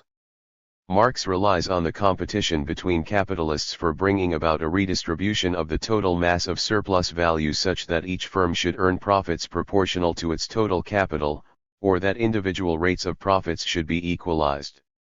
We readily see that the difficulty belongs to the class of spurious problems that always result from attempts to work an unsound theory 8 and the solution to the class of counsels of despair. Marx, however, believed not only that the latter availed to establish the emergence of uniform rates of profits and to explain how, because of it, relative prices of commodities will deviate from their values in terms of labor 9, but also that his theory offered an explanation of another law that held a great place in classical doctrine, namely, the statement that the rate of profit has an inherent tendency to fall. This follows in fact fairly plausibly from the increase in relative importance of the constant part of the total capital in the wage good industries. If the relative importance of plant and equipment increases in those industries, as it does in the course of capitalist evolution, and if the rate of surplus value or the degree of exploitation remains the same, then the rate of return to total capital will in general decrease. This argument has elicited much admiration, and was presumably looked upon by Marx himself with all the satisfaction we are in the habit of feeling if a theory of ours explains an observation that did not enter into its construction. It would be interesting to discuss it on its own merits and independently of the mistakes Marx committed in deriving it. We need not stay to do so, for it is sufficiently condemned by its premises. But a cognate though not identical proposition provides both one of the most important forces of Marxian dynamics and the link between the theory of exploitation and the next story of Marx's analytic structure, usually referred to as the theory of accumulation. The main part of the loot wrung from exploited labor, according to some of the disciples, practically all of it, capitalists turn into capital means of production. In itself, and barring the connotations called up by Marx's phraseology, this is of course no more than a statement of a very familiar fact ordinarily described in terms of saving and investment. For Marx, however, this mere fact was not enough. If the capitalist process was to unfold in inexorable logic, that fact had to be part of this logic, which means, practically, that it had to be necessary. Nor would it have been satisfactory to allow this necessity to grow out of the social psychology of the capitalist class, for instance in a way similar to Max Weber's, who made Puritan attitudes and abstaining from hedonist enjoyment of one's profits obviously fits well into their pattern, a causal determinant of capitalist behavior. Marx did not despise any support he felt able to derive from this method. Point 10. But there had to be something more substantial than this for a system designed as his was, something which compels capitalists to accumulate irrespective of what they feel about it, and which is powerful enough to account for that psychological pattern itself. And fortunately there is. In setting forth the nature of that compulsion to save, I shall for the sake of convenience accept Marx's teaching on one point, that is to say, I shall assume as he does that saving by the capitalist class ipso facto implies a corresponding increase in real capital. 11 This movement will in the first instance always occur in the variable part of total capital, the wage capital, even if the intention is to increase the constant part and in particular that part which Ricardo called fixed capital. Mainly machinery. When discussing Marx's theory of exploitation, I have pointed out that in a perfectly competitive economy exploitation gains would induce capitalists to expand production, or to attempt to expand it, because from the standpoint of every one of them that would mean more profit. In order to do so they would have to accumulate. Moreover, the mass effect of this would tend to reduce surplus values through the ensuing rise in wage rates, if not also through an ensuing fall in the prices of products, a very nice instance of the contradictions inherent in capitalism that were so dear to Marx's heart. And that tendency itself would, also for the individual capitalist, constitute another reason why he should feel compelled to accumulate. 12 Though again that would in the end make matters worse for the capitalist class as a whole. There would hence be a sort of compulsion to accumulate even in an otherwise stationary process which, as I mentioned before, could not reach stable equilibrium until accumulation had reduced surplus value to zero and thus destroyed capitalism itself. 13. Much more important and much more drastically compelling is something else, however. As a matter of fact, capitalist economy is not and cannot be stationary. Nor is it merely expanding in a steady manner. It is incessantly being revolutionized from within by new enterprise, i.e., by the intrusion of new commodities or new methods of production or new commercial opportunities into the industrial structure as it exists at any moment. Any existing structures and all the conditions of doing business are always in a process of change. Every situation is being upset before it has had time to work itself out. Economic progress, in capitalist society, means turmoil. And, as we shall see in the next part, in this turmoil competition works in a manner completely different from the way it would work in a stationary process, however perfectly competitive. Possibilities of gains to be reaped by producing new things or by producing old things more cheaply are constantly materializing and calling for new investments. These new products and new methods compete with the old products and old methods not on equal terms but at a decisive advantage that may mean death to the latter. This is how progress comes about in capitalist society.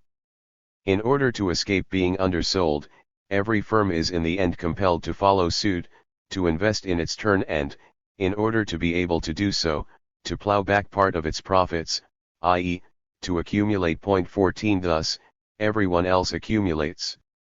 Now Marx saw this process of industrial change more clearly and he realized its pivotal importance more fully than any other economist of his time. This does not mean that he correctly understood its nature or correctly analyzed its mechanism. With him, that mechanism resolves itself into mere mechanics of masses of capital. He had no adequate theory of enterprise and his failure to distinguish the entrepreneur from the capitalist, together with a faulty theoretical technique, accounts for many cases of non sequitur and for many mistakes. But the mere vision of the process was in itself sufficient for many of the purposes that Marx had in mind. The non sequitur ceases to be a fatal objection if what does not follow from Marx's argument can be made to follow from another one, and even downright mistakes and misinterpretations are often redeemed by the substantial correctness of the general drift of the argument in the course of which they occur. In particular, they may be rendered innocuous for the further steps of the analysis which, to the critic who fails to appreciate this paradoxical situation, seem condemned beyond appeal. We had an example of this before. Taken as it stands, Marx's theory of surplus value is untenable. But since the capitalist process does produce recurrent waves of temporary surplus gains over cost which, though in a very un-Marxian way, other theories can account for all right, Marx's next step, inscribed to accumulation, is not completely vitiated by his previous slips. Similarly, Marx himself did not satisfactorily establish that compulsion to accumulate, which is so essential to his argument. But no great harm results from the shortcomings of his explanation because, in the way alluded to, we can readily supply a more satisfactory one ourselves, in which among other things the fall of profits drops into the right place by itself. The aggregate rate of profit on total industrial capital need not fall in the long run, either for the Marxian reason that the constant capital increases relatively to the variable capital 15 or for any other. It is sufficient that, as we have seen, the profit of every individual plant is incessantly being threatened by actual or potential competition from new commodities or methods of production which sooner or later will turn it into a loss. So we get the driving force required and even an analogon to Marx's proposition that constant capital does not produce surplus value, for no individual assemblage of capital goods remains a source of surplus gains forever without having to rely on those parts of his argument which are of doubtful validity. Another example is afforded by the next link in Marx's chain, his theory of concentration, that is, his treatment of the tendency of the capitalist process to increase the size both of industrial plants and of units of control. All he has to offer in explanation 16, when stripped of his imagery, boils down to the unexciting statements that the battle of competition is fought by cheapening commodities, which depends, ceteris paribus, on the productiveness of labor, that this again depends on the scale of production, and that the larger capitals beat the smaller. 17. This is much like what the current textbook says on the matter, and not very deep or admirable in itself. In particular, it is inadequate because of the exclusive emphasis placed on the size of the individual capitals, while in his description of effects Marx is much hampered by his technique, which is unable to deal effectively with either monopoly or oligopoly. Yet the admiration so many economists outside the fold profess to feel for this theory is not unjustified. For one thing, to predict the advent of big business was, considering the conditions of Marx's day, an achievement in itself. But he did more than that. He neatly hitched concentration to the process of accumulation, or rather he visualized the former as part of the latter, and not only as part of its factual pattern but also of its logic. He perceived some of the consequences correctly, for instance that the increasing bulk of individual masses of capital becomes the material basis of an uninterrupted revolution in the mode of production itself, and others at least in a one-sided or distorted manner. He electrified the atmosphere surrounding the phenomenon by all the dynamos of class war and politics that alone would have been enough to raise his exposition of it high above the dry economic theorems involved, particularly for people without any imagination of their own. And, most important of all, he was able to go on, almost entirely unhampered by the inadequate motivation of individual traits of his picture and by what to the professional appears to be lack of stringency in his argument, for after all the industrial giants actually were in the offing, and so was the social situation which they were bound to create. 5. Two more items will complete this sketch: Marx's theory of Verelendung, or, to use the English equivalent I have ventured to adopt, of immiserization, and his, and Engels' theory of the trade cycle. In the former, both analysis and vision fail beyond remedy, both show up to advantage in the latter.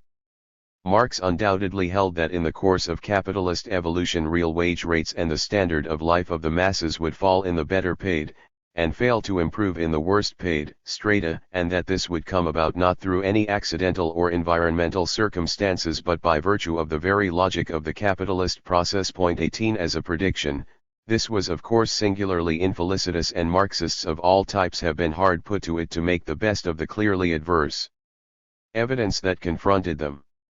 At first, and in some isolated instances even to our day, they displayed a remarkable tenacity in trying to save that law as a statement of an actual tendency borne out by wage statistics.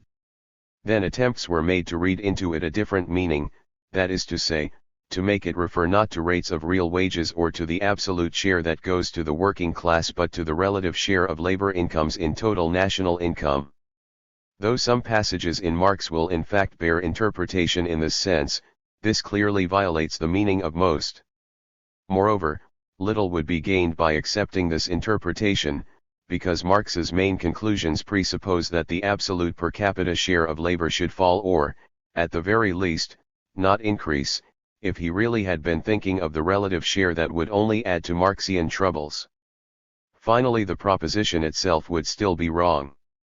For the relative share of wages and salaries in total income varies but little from year to year and is remarkably constant over time. It certainly does not reveal any tendency to fall. There seems, however, to be another way out of the difficulty. A tendency may fail to show in our statistical time series, which may even show the opposite one as they do in this case, and yet it might be inherent in the system under investigation, for it might be suppressed by exceptional conditions. This is in fact the line that most modern Marxists take. The exceptional conditions are found in colonial expansion or, more generally, in the opening up of new countries during the 19th century, which is held to have brought about a closed season for the victims of exploitation. Point 19. In the next part we shall have occasion to touch upon this matter. Meanwhile, let us note that facts lend some prima facie support to this argument, which is also unexceptionable in logic and therefore might resolve the difficulty if that tendency were otherwise well established. But the real trouble is that Marx's theoretical structure is anything but trustworthy in that sector. Along with the vision, the analytic groundwork is there at fault. The basis of the theory of immiserization is the theory of the industrial reserve army, i.e., of the unemployment created by the mechanization of the process of production. Point 20. And the theory of the reserve army is in turn based upon the doctrine expounded in Ricardo's chapter on machinery. Nowhere else, excepting of course the theory of value, does Marx's argument so completely depend on that of Ricardo without adding anything essential. Point 21. I am speaking of course of the pure theory of the phenomenon only.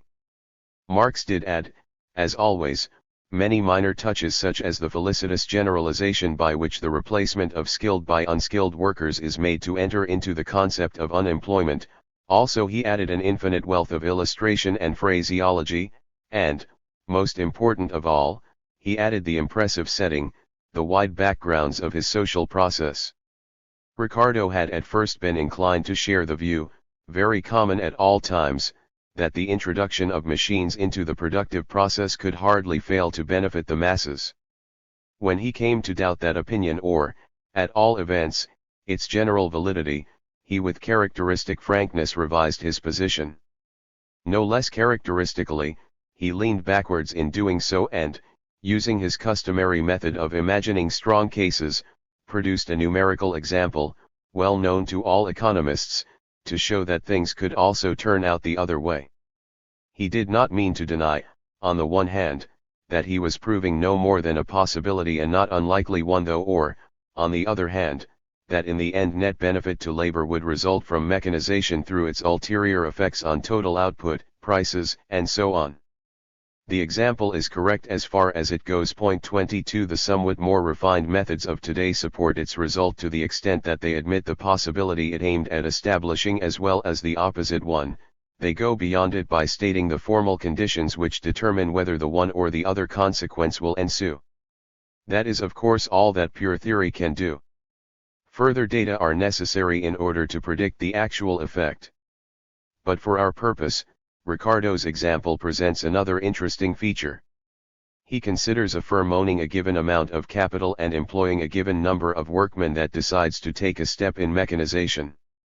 Accordingly, it assigns a group of those workmen to the task of constructing a machine which when installed will enable the firm to dispense with part of that group. Profits may eventually remain the same, after the competitive adjustments which will do away with any temporary gain, but gross revenue will be destroyed to the exact amount of the wages previously paid to the workmen that have now been set free. Marx's idea of the replacement of variable, wage, capital by constant capital is almost the exact replica of this way of putting it. Ricardo's emphasis upon the ensuing redundancy of population is likewise exactly paralleled by Marx's emphasis upon surplus population, which term he uses as an alternative to the term industrial reserve army. Ricardo's teaching is indeed being swallowed hook, line, and sinker. But what may pass muster as long as we move within the restricted purpose Ricardo had in view becomes utterly inadequate, in fact the source of another non sequitur, not redeemed this time by a correct vision of ultimate results as soon as we consider the superstructure Marx erected on that slender foundation. Some such feeling he seems to have had himself. For with an energy that has something desperate about it he clutched the conditionally pessimistic result of his teacher as if the latter's strong case were the only possible one, and with energy even more desperate he fought those authors who had developed the implications of Ricardo's hint at compensations that the machine age might hold out to labor even where the immediate effect of the introduction of machinery spelled injury, theory of compensation, the pet aversion of all Marxists. He had every reason for taking this course. For he badly needed a firm foundation for his theory of the reserve army, which was to serve two fundamentally important purposes, besides some minor ones. First, we have seen that he deprived his doctrine of exploitation of what I have called an essential prop by his aversion, quite understandable in itself, to making use of the Malthusian theory of population. That prop was replaced by the ever-present, because ever-recreated 23 reserve army. Second, the particularly narrow view of the process of mechanization he adopted was essential in order to motivate the resounding phrases in chapter XXXII of the first volume of Das Kapital, which in a sense are the crowning finale not only of that volume but of Marx's whole work. I will quote them in full, more fully than the point under discussion requires, in order to give my readers a glimpse of Marx in the attitude which accounts equally well for the enthusiasm of some and for the contempt of others. Whether a compound of things that are not so or the very heart of prophetic truth, here they are. Hand in hand with this centralization, or this expropriation of many capitalists by few, develops the entanglement of all nations in the net of the world market, and with this, the international character of the capitalist regime. Along with the constantly diminishing number of the magnates of capital, who usurp and monopolize all advantages of this process of transformation, grows the mass of misery, oppression, slavery, degradation, exploitation, but with this too grows the revolt of the working class, a class always increasing in numbers, and disciplined, united, organized by the very mechanism of the process of capitalist production itself. The monopoly of capital becomes a fetter upon the mode of production, which has sprung up and flourished along with it, and under it. Centralization of the means of production and socialization of labor at last reach a point where they become incompatible with their capitalist integument. This integument bursts. The knell of capitalist private property sounds. The expropriators are expropriated. 6. Marx's performance in the field of business cycles is exceedingly difficult to appraise. The really valuable part of it consists of dozens of observations and comments, most of them of a casual nature, which are scattered over almost all his writings, many of his letters included. Attempts at reconstruction from such membra disjecta of a body that nowhere appears in the flesh and perhaps did not even exist in Marx's own mind except in an embryonic form, may easily yield different results in different hands and be vitiated by the understandable tendency of the admirer to credit Marx, by means of suitable interpretation, with practically all those results of later research of which the admirer himself approves. The common run of friends and foes never realized and does not realize now the kind of task which confronts the commentator because of the nature of Marx's kaleidoscopic contribution to that subject. Seeing that Marx so frequently pronounced upon it and that it was obviously very relevant to his fundamental theme, they took it for granted that there must be some simple and clear-cut Marxian cycle theory which it should be possible to make grow out of the rest of his logic of the capitalist process, much as, for instance, the theory of exploitation grows out of the labor theory. Accordingly they set about finding such a theory, and it is easy to guess what it was that occurred to them. On the one hand, Marx no doubt extols, though he does not quite adequately motivate, the tremendous power of capitalism to develop society's capacity to produce. On the other hand, he incessantly places emphasis on the growing misery of the masses. Is it not the most natural thing in the world to conclude that crises or depressions are due to the fact that the exploited masses cannot buy what that ever-expanding apparatus of production turns out or stands ready to turn out, and that for this and also other reasons which we need not repeat the rate of profits drops to bankruptcy level? Thus we seem indeed to land, according to which element we want to stress, at the shores of either an underconsumption or an overproduction theory of the most contemptible type. The Marxian explanation has in fact been classed with the underconsumption theories of crises. 24. There are two circumstances that may be invoked in support. First, in the theory of surplus value and also in other matters, the affinity of Marx's teachings with that of Sismondi and Rodbertus is obvious. And these men did espouse the underconsumption view. It was not unnatural to infer that Marx might have done the same. Second, some passages in Marx's works, particularly the brief statement about crises contained in the Communist Manifesto, undoubtedly lend themselves to this interpretation, though Engels' utterances do so much more. 25 But this is of no account, since Marx, showing excellent sense, expressly repudiated it. 26. The fact is that he had no simple theory of business cycles. And none can be made to follow logically from his laws of the capitalist process. Even if we accept his explanation of the emergence of surplus value and agree to allow that accumulation, mechanization, relative increase of constant capital, and surplus population, the latter inexorably deepening mass misery, do link up into a logical chain that ends in the catastrophe of the capitalist system, even then we are left without a factor that would necessarily impart of cyclical fluctuation to the process and account for an imminent alternation of prosperities and depressions. 27. No doubt plenty of accidents and incidents are always at hand for us to draw upon in order to make up for the missing fundamental explanation. There are miscalculations, mistaken expectations and other errors, waves of optimism and pessimism, speculative excesses and reactions to speculative excesses, and there is the inexhaustible source of external factors. All the same, Marx's mechanical process of accumulation going on at an even rate, and there is nothing to show why, on principle, it should not. The process he describes might also go on at even rates.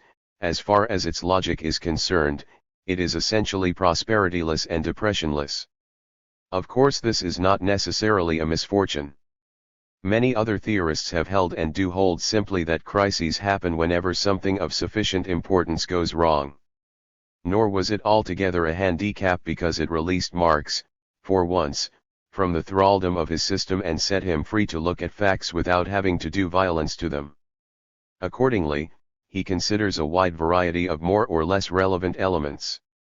For instance, he uses somewhat superficially the intervention of money in commodity transactions and nothing else in order to invalidate Say's proposition about the impossibility of a general glut, or easy money markets, in order to explain disproportionate developments in the lines characterized by heavy investment in durable capital goods, or special stimuli such as the opening of markets or the emergence of new social wants in order to motivate sudden spurts in accumulation.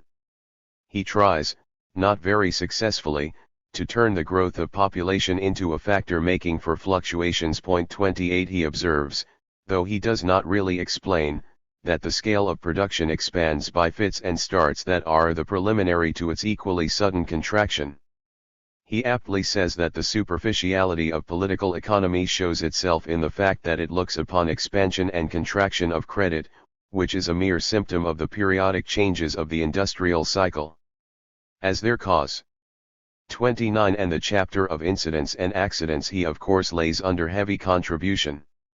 All that is common sense and substantially sound. We find practically all the elements that ever entered into any serious analysis of business cycles, and on the whole very little error. Moreover, it must not be forgotten that the mere perception of the existence of cyclical movements was a great achievement at the time. Many economists who went before him had an inkling of it. In the main, however, they focused their attention on the spectacular breakdowns that came to be referred to as crises.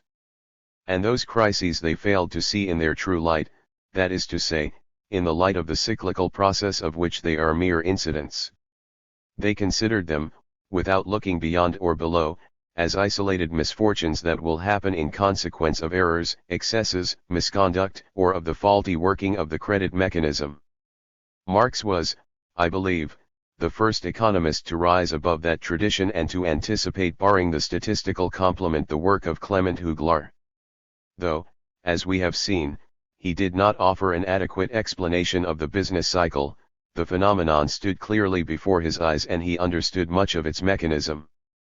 Also, like Huglar, he unhesitatingly spoke of a decennial cycle interrupted by minor fluctuations. 30 He was intrigued by the question of what the cause of that period might be and considered the idea that it might have something to do with the life of machinery in the cotton industry.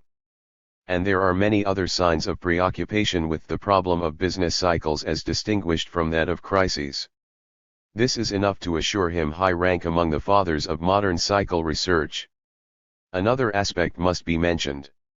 In most cases Marx used the term crisis in its ordinary sense, speaking of the crisis of 1825 or that of 1847 as other people do. But he also used it in a different sense. Believing that capitalist evolution would someday disrupt the institutional framework of capitalist society, he thought that before the actual breakdown occurred, capitalism would begin to work with increasing friction and display the symptoms of fatal illness. To this stage, to be visualized of course as a more or less prolonged historical period, he applied the same term. And he displays a tendency to link those recurrent crises with this unique crisis of the capitalist order. He even suggests that the former may in a sense be looked upon as previews of the ultimate breakdown. Since to many readers this might look like a clue to Marx's theory of crises in the ordinary sense, it is necessary to point out that the factors which according to Marx will be responsible for the ultimate breakdown cannot, without a good dose of additional hypotheses, be made responsible for the recurrent depressions 31 and that the clue does not get us beyond the trivial proposition that the expropriation of the expropriators may be an easier matter in a depression than it would be in a boom.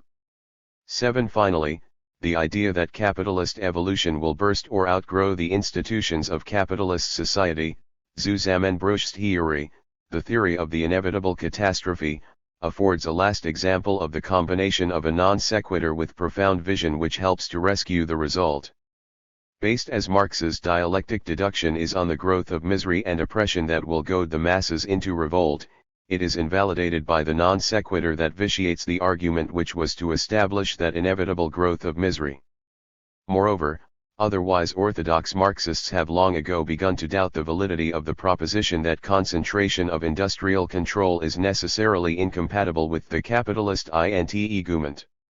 The first of them to voice this doubt by means of a well-organized argument was Rudolf Hilferding 32, one of the leaders of the important group of neo-Marxists, who actually inclined toward the opposite inference, viz., that through concentration capitalism might gain instability. 33 Deferring to the next part what I have to say upon the matter, I will state that Hilferding seems to me to go too far, although there is, as we shall see, no foundation for the belief, at present current in this country, that big business becomes a fetter upon the mode of production, and although Marx's conclusion does in fact not follow from his premises.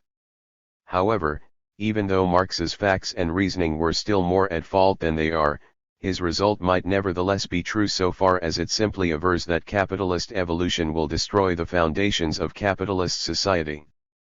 I believe it is. And I do not think I am exaggerating if I call profound a vision in which that truth stood revealed beyond doubt in 1847. It is a commonplace now. The first to make it that was Gustav Schmaler. His Excellency, Professor von Schmaler, Prussian Privy Councillor and member of the Prussian House of Lords, was not much of a revolutionary or much given to agitatorial gesticulations. But he quietly stated the same truth. The why and how of it he likewise left unsaid. It is hardly necessary to sum up elaborately. However imperfect, our sketch should suffice to establish, first, that nobody who cares at all for purely economic analysis can speak of unqualified success, second, that nobody who cares at all for bold construction can speak of unqualified failure. In the court that sits on theoretical technique, the verdict must be adverse.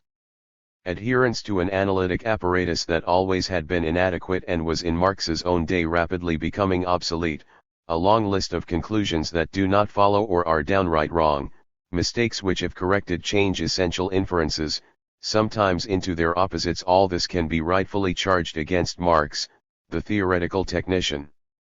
Even in that court, however, qualification of the verdict will be necessary on two grounds. First, though Marx was often sometimes hopelessly wrong, his critics were far from being always right. Since there were excellent economists among them, the fact should be recorded to his credit, particularly because most of them he was not able to meet himself. Second, so should Marx's contributions, both critical and positive, to a great many individual problems. In a sketch like this, it is not possible to enumerate them, let alone to do them justice. But we have had a view of some of them in our discussion of his treatment of the business cycle. I have also mentioned some that improved our theory of the structure of physical capital. The schemata which he devised in that field, though not irreproachable, have again proved serviceable in recent work that looks quite Marxian in places. But a court of appeal, even though still confined to theoretical matters, might feel inclined to reverse this verdict altogether. For there is one truly great achievement to be set against Marx's theoretical misdemeanors. Through all that is faulty or even unscientific in his analysis runs a fundamental idea that is neither the idea of a theory, not merely of an indefinite number of disjointed individual patterns or of the logic of economic quantities in general, but of the actual sequence of those patterns or of the economic process as it goes on, under its own steam, in historic time, producing at every instant that state which will of itself determine the next one. Thus, the author of so many misconceptions was also the first to visualize what even at the present time is still the economic theory of the future, for which we are slowly and laboriously accumulating stone and mortar, statistical facts and functional equations.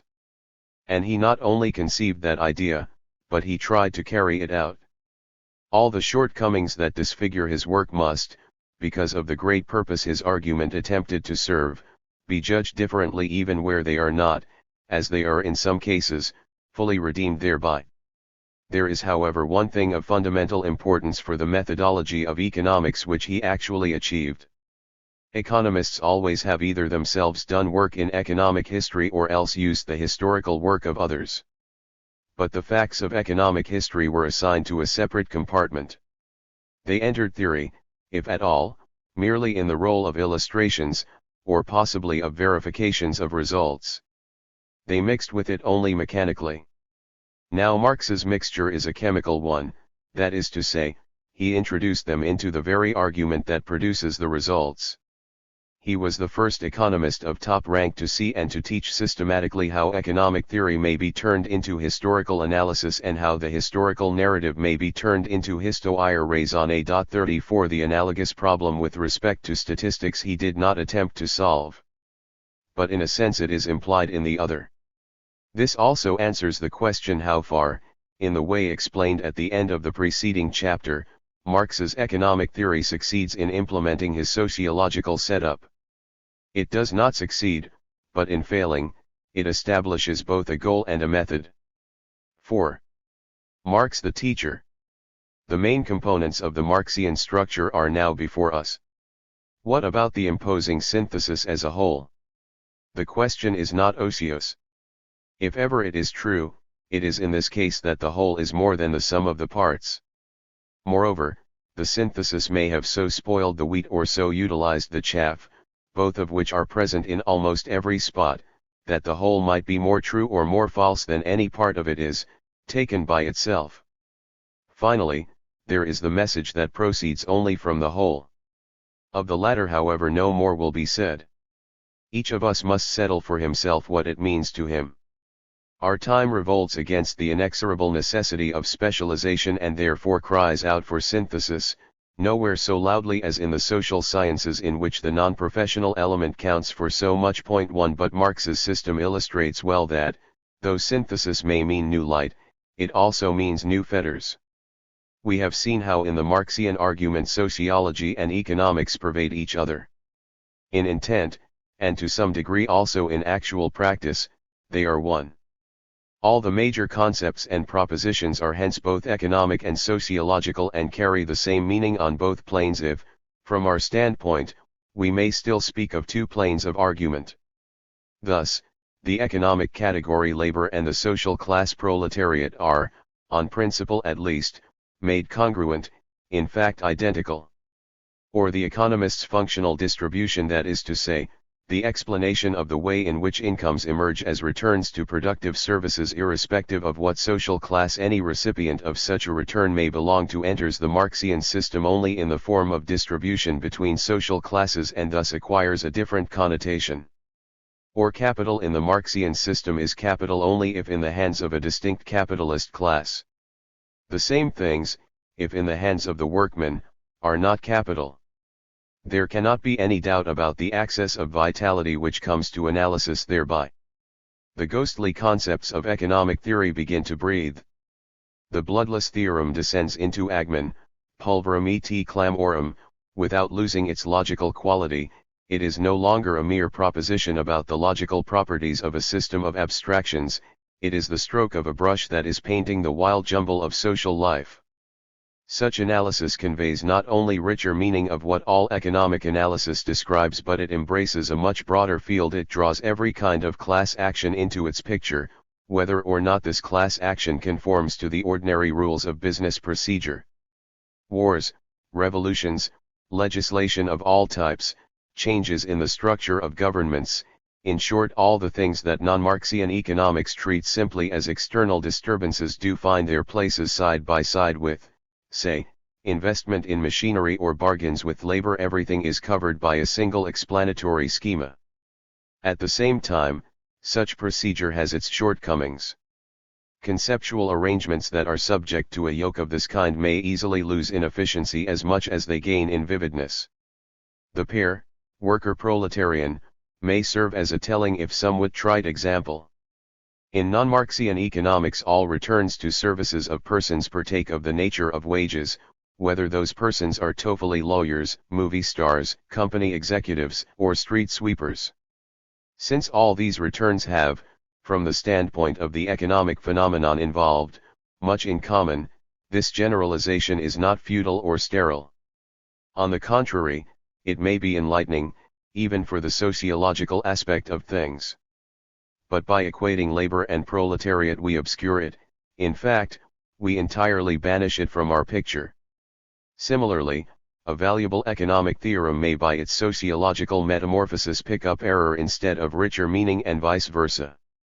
Thus, synthesis in general and synthesis on Marxian lines in particular might easily issue in both worse economics and worse sociology. Synthesis in general, i.e., coordination of the methods and results of different lines of advance, is a difficult thing which few are competent to tackle. In consequence it is ordinarily not tackled at all, and from the students who are taught to see only individual trees we hear discontented clamor for the forest. They fail to realize, however, that the trouble is in part an embarras de richesse, and that the synthetic forest may look uncommonly like an intellectual concentration camp. Synthesis on Marxian lines, i.e., coordination of economic and sociological analysis with a view to bending everything to a single purpose, is of course particularly apt to look like that. The purpose that histoire raisonne of capitalist society is wide enough, but the analytic setup is not. There is indeed a grand wedding of political facts and of economic theorems, but they are wedded by force and neither of them can breathe. Marxists claim that their system solves all the great problems that baffle non-Marxian economics, so it does, but only by emasculating them. This point calls for some elaboration. I said a moment ago that Marx's synthesis embraces all those historical events such as wars, revolutions, legislative changes, and all those social institutions such as property, contractual relations, forms of government that non-Marxian economists are wont to treat as disturbing factors or as data, which means that they do not propose to explain them but only to analyze their modi operandi and consequences. Such factors or data are of course necessary in order to delimit the object and range of any research program whatsoever. If they are not always expressly specified, that is only because everyone is expected to know what they are. The trait peculiar to the Marxian system is that it subjects those historical events and social institutions themselves to the explanatory process of economic analysis, or, to use the technical lingo, that it treats them not as data but as variables. Thus the Napoleonic Wars, the Crimean War, the American Civil War, the World War of 1914, the French Frondes, the Great French Revolution, the revolutions of 1830 and 1848, English free trade, the labor movement as a whole as well as any of its particular manifestations, colonial expansion, institutional changes, the national and party politics of every time and country, all this enters the domain of Marxian economics, which claims to find theoretical explanations in terms of class warfare, of attempts at and revolt against exploitation, of accumulation, and of qualitative change in the capital structure, of changes in the rate of surplus value and in the rate of profit. No longer has the economist to be content with giving technical answers to technical questions. Instead, he teaches humanity the hidden meaning of its struggles. No longer is politics an independent factor that may and must be abstracted from in an investigation of fundamentals and, when it does intrude, plays according to one's preferences either the role of a naughty boy who viciously tampers with a machine when the engineer's back is turned, or else the role of a deus ex machina by virtue of the mysterious wisdom of a doubtful species of mammals deferentially referred to as statesmen. No, politics itself is being determined by the structure and state of the economic process and becomes a conductor of effects as completely within the range of economic theory as any purchase or sale. Once more, nothing is easier to understand than the fascination exerted by a synthesis which does for us just this. It is particularly understandable in the young and in those intellectual denizens of our newspaper world to whom the gods seem to have granted the gift of eternal youth. Panting with impatience to have their innings, longing to save the world from something or other, disgusted with textbooks of undescribable tedium, dissatisfied emotionally and intellectually, unable to achieve synthesis by their own effort, they find what they crave for in Marx. There it is, the key to all the most intimate secrets, the magic wand that marshals both great events and small. They are beholding an explanatory schema that at the same time is, if I may for a moment lapse into Hegelianism, most general and most concrete. They need no longer feel out of it in the great affairs of life all at once. They see through the pompous marionettes of politics and business who never know what it is all about. And who can blame them, considering available alternatives? Yes, of course, but apart from that, what does the service of the Marxian synthesis amount to? I wonder. The humble economist who describes England's transition to free trade or the early achievements of English factory legislation is not, and never was, likely to forget to mention the structural conditions of the English economy that produced those policies. If he does not do so in a course or book on pure theory that merely makes for neater and more efficient analysis. What the Marxist has to add is only the insistence on the principle, and a particularly narrow and warped theory by which to implement it. This theory yields results, no doubt, and very simple and definite ones to boot. But we need only apply it systematically to individual cases in order to grow thoroughly weary of the unending jingle about the class war between owners and non-owners, and to become aware of a painful sense of inadequacy or, worse still, of triviality of the former, if we do not swear by the underlying schema, of the latter, if we do. Marxists are in the habit of pointing triumphantly to the success of the Marxian diagnosis of the economic and social tendencies that are supposed to be inherent in capitalist evolution. As we have seen, there is some justification for this. More clearly than any other writer of his day, Marx discerned the trend toward big business, and not only that but also some of the features of the consequent situations. We have also seen that in this case vision lent its aid to analysis so as to remedy some of the shortcomings of the latter and to make the import of the synthesis truer than the contributing elements of the analysis were themselves. But this is all. And against the achievement must be set the failure of the prediction of increasing misery, the joint result of wrong vision and faulty analysis, on which a great many Marxian speculations about the future course of social events had been based. He who places his trust in the Marxian synthesis as a whole in order to understand present situations and problems is apt to be woefully wrong. Point 2. This seems in fact to be felt by many a Marxist just now.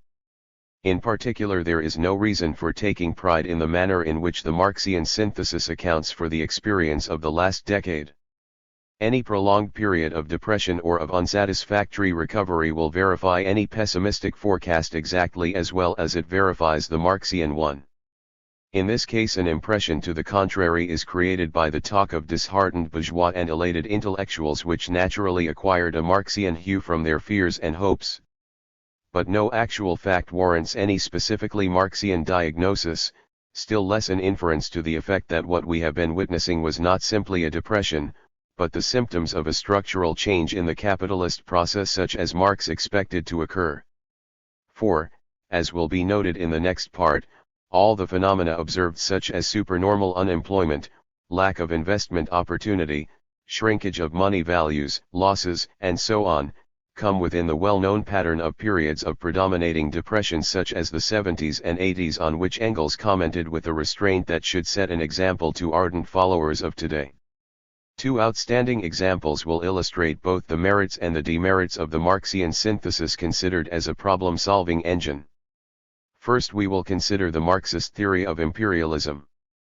Its roots are all to be found in Marx's chief work, but it has been developed by the neo-Marxist school which flourished in the first 2 decades of this century and, without renouncing communion with the old defenders of the faith, such as Karl Koski, did much to overhaul the system. Vienna was its center, Otto Bauer, Rudolf Hilferding, Max Adler were its leaders. In the field of imperialism their work was continued, with but secondary shifts of emphasis, by many others, prominent among whom were Rosa Luxemburg and Fritz Sternberg.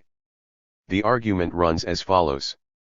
Since, on the one hand, capitalist society cannot exist and its economic system cannot function without profits, and since, on the other hand, profits are constantly being eliminated by the very working of that system, incessant effort to keep them alive becomes the central aim of the capitalist class. Accumulation accompanied by qualitative change in the composition of capital is, as we have seen, a remedy which, though alleviating for the moment the situation of the individual capitalist, makes matters worse in the end. So capital, yielding to the pressure of a falling rate of profits, it falls, we recall, both because constant capital increases relative to variable capital and because, if wages tend to rise and hours are being shortened, the rate of surplus value fall seeks for outlets in countries in which there is still labor that can be exploited at will and in which the process of mechanization has not as yet gone far. Thus we get an export of capital into undeveloped countries, which is essentially an export of capital equipment or of consumers' goods to be used in order to buy labor or to acquire things with which to buy labor. Point 3. But it is also export of capital in the ordinary sense of the term, because the exported commodities will not be paid for, at least not immediately, by goods, services, or money from the importing country. And it turns into colonization if, in order to safeguard the investment both against hostile reaction of the native environment, or if you please, against its resistance to exploitation and against competition from other capitalist countries, the undeveloped country is brought into political subjection. This is in general accomplished by military force supplied either by the colonizing capitalists themselves or by their home government, which thus lives up to the definition given in the Communist Manifesto. The executive of the modern state is a committee for managing the common affairs of the whole bourgeoisie. Of course, that force will not be used for defensive purposes only. There will be conquest, friction between the capitalist countries, and internecine war between rival bourgeoisies. Another element completes this theory of imperialism as it is now usually presented.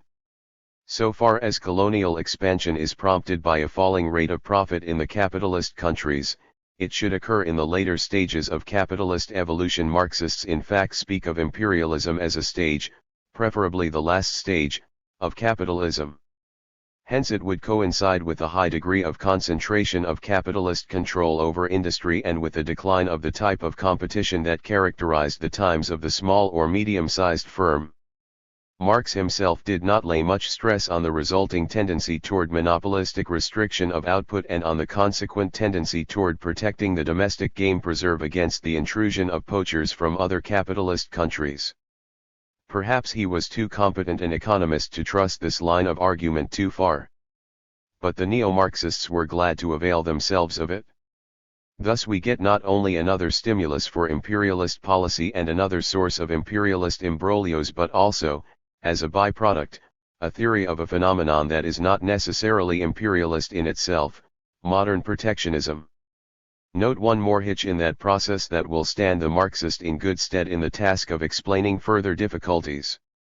When the undeveloped countries have been developed, capital export of the kind we have been considering will decline. There may then be a period during which the mother country and the colony will exchange, say, manufactured products for raw materials. But in the end the exports of manufacturers will also have to decline while colonial competition will assert itself in the mother country.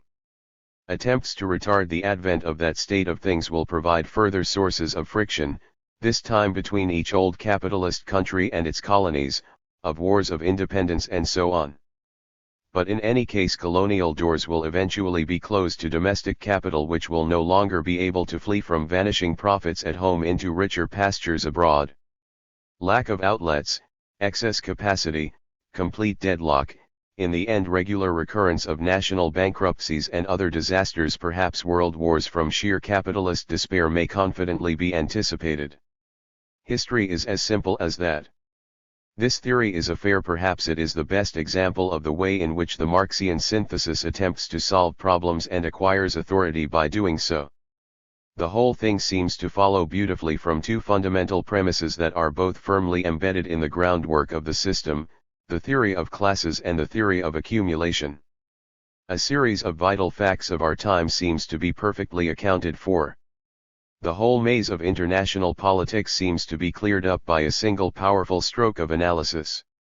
And we see in the process why and how class action, always remaining intrinsically the same, assumes the form of political or of business action according to circumstances that determine nothing but tactical methods and phraseology. If, the means and opportunities at the command of a group of capitalists being what they are, it is more profitable to negotiate alone, alone will be negotiated. If, the means and opportunities being what they are, it is more profitable to make war, war will be made. The latter alternative is no less entitled to enter economic theory than the former. Even mere protectionism now grows nicely out of the very logic of capitalist evolution. Moreover, this theory displays to full advantage a virtue that it has in common with most of the Marxian concepts in the field of what is usually referred to as applied economics. This is its close alliance with historical and contemporaneous fact. Probably not one reader has perused my resume without being struck by the ease with which supporting historical instances crowded in upon him at every single step of the argument. Has he not heard of the oppression by Europeans of native labor in many parts of the world, of what South and Central American Indians suffered at the hands of the Spaniards for instance, or of slave hunting and slave trading and coolieism? Is capital export not actually ever present in capitalist countries? Has it not almost invariably been accompanied by military conquest that served to subdue the natives and to fight other European powers? Has not colonization always had a rather conspicuous military side, even when managed entirely by business corporations such as the East India Company or the British South Africa Company? What better illustration could Marx himself have desired than Cecil Rhodes and the Boer War? Is it not pretty obvious that colonial ambitions were, to say the least, an important factor in European troubles, at all events since about 1700? As for the present time, who has not heard, on the one hand, about the strategy of raw materials and, on the other hand, of the repercussions on Europe of the growth of native capitalism in the tropics? And so on. As to protectionism, well, that is as plain as anything can be. But we had better be careful. An apparent verification by prima facie favorable cases which are not analyzed in detail may be very deceptive. Moreover, as every lawyer and every politician knows, energetic appeal to familiar facts will go a long way toward inducing a jury or a parliament to accept also the construction he desires to put upon them. Marxists have exploited this technique to the full. In this instance it is particularly successful, because the facts in question combine the virtues of being superficially known to everyone and of being thoroughly understood by very few. In fact, though we cannot enter into detailed discussion here, even hasty reflection suffices to suggest a suspicion that it is not so. A few remarks will be made in the next part on the relation in which the bourgeoisie stands to imperialism. We shall now consider the question whether, if the Marxian interpretation of capital export, colonization, and protectionism were correct, it would also be adequate as a theory of all the phenomena we think of when using that loose and misused term.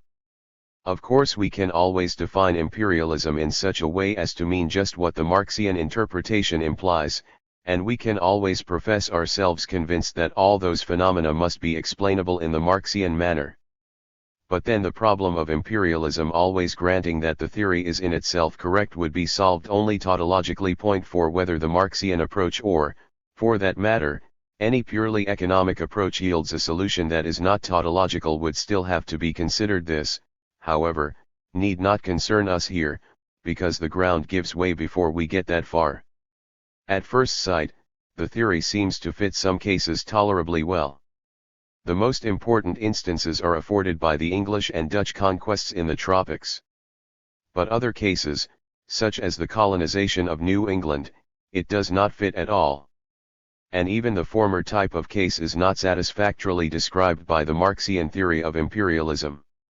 It would obviously not suffice to recognize that the lure of gain played a role in motivating colonial expansion. Point 5. The neo-Marxists did not mean to aver such a horrible platitude. If these cases are to count for them, it is also necessary that colonial expansion came about, in the way indicated, under pressure of accumulation on the rate of profit, hence as a feature of decaying, or at all events of fully matured, capitalism. But the heroic time of colonial adventure was precisely the time of early and immature capitalism, when accumulation was in its beginnings, and any such pressure also, in particular, any barrier to exploitation of domestic labor, was conspicuous by its absence. The element of monopoly was not absent. On the contrary, it was far more evident than it is today. But that only adds to the absurdity of the construction which makes both monopoly and conquest specific properties of latter-day capitalism. Moreover, the other leg of the theory, class struggle, is in no better condition. One must wear blinkers to concentrate on that aspect of colonial expansion which hardly ever played more than a secondary role, and to construe in terms of class struggle a phenomenon which affords some of the most striking instances of class cooperation.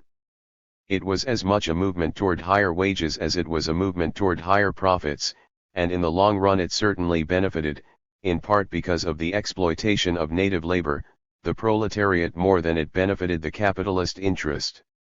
But I do not wish to stress its effects.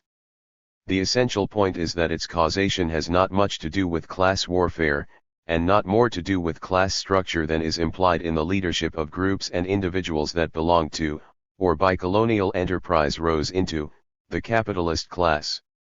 If however we shake off the blinkers and cease to look upon colonization or imperialism as a mere incident in class warfare, little remains that is specifically Marxist about the matter. What Adam Smith has to say on it does just as well, better in fact. The byproduct, the neo-Marxian theory of modern protectionism, still remains. Classical literature is full of invectives against the sinister interests at that time, mainly, but never wholly, the agrarian interests which in clamoring for protection committed the unforgivable crime against public welfare. Thus the classics had a causal theory of protection all right, not only a theory of its effects, and if now we add the protectionist interests of modern big business, we have gone as far as it is reasonable to go. Modern economists with Marxist sympathies really should know better than to say that even now their bourgeois colleagues do not see the relation between the trend toward protectionism and the trend toward big units of control, though these colleagues may not always think it necessary to stress so obvious a fact. Not that the classics and their successors to this day were right about protection, their interpretation of it was, and is, as one-sided as was the Marxian one, besides being often wrong in the appraisal of consequences and of the interests involved. But for at least 50 years they have known about the monopoly component in protectionism all that Marxists ever knew, which was not difficult considering the commonplace character of the discovery. And they were superior to the Marxist theory in one very important respect. Whatever the value of their economics, perhaps it was not great, they mostly stuck to it. In this instance, that was an advantage. The proposition that many protective duties owe their existence to the pressure of large concerns that desire to use them for the purpose of keeping their prices at home above what they otherwise would be, possibly in order to be able to sell more cheaply abroad, is a platitude but correct, although no tariff was ever wholly or even mainly due to this particular cause. It is the Marxian synthesis that makes it inadequate or wrong. If our ambition is simply to understand all the causes and implications of modern protectionism, political, social and economic, then it is inadequate. For instance, the consistent support given by the American people to protectionist policy, whenever they had the opportunity to speak their minds, is accounted for not by any love for or domination by big business, but by a fervent wish to build and keep a world of their own and to be rid of all the vicissitudes of the rest of the world.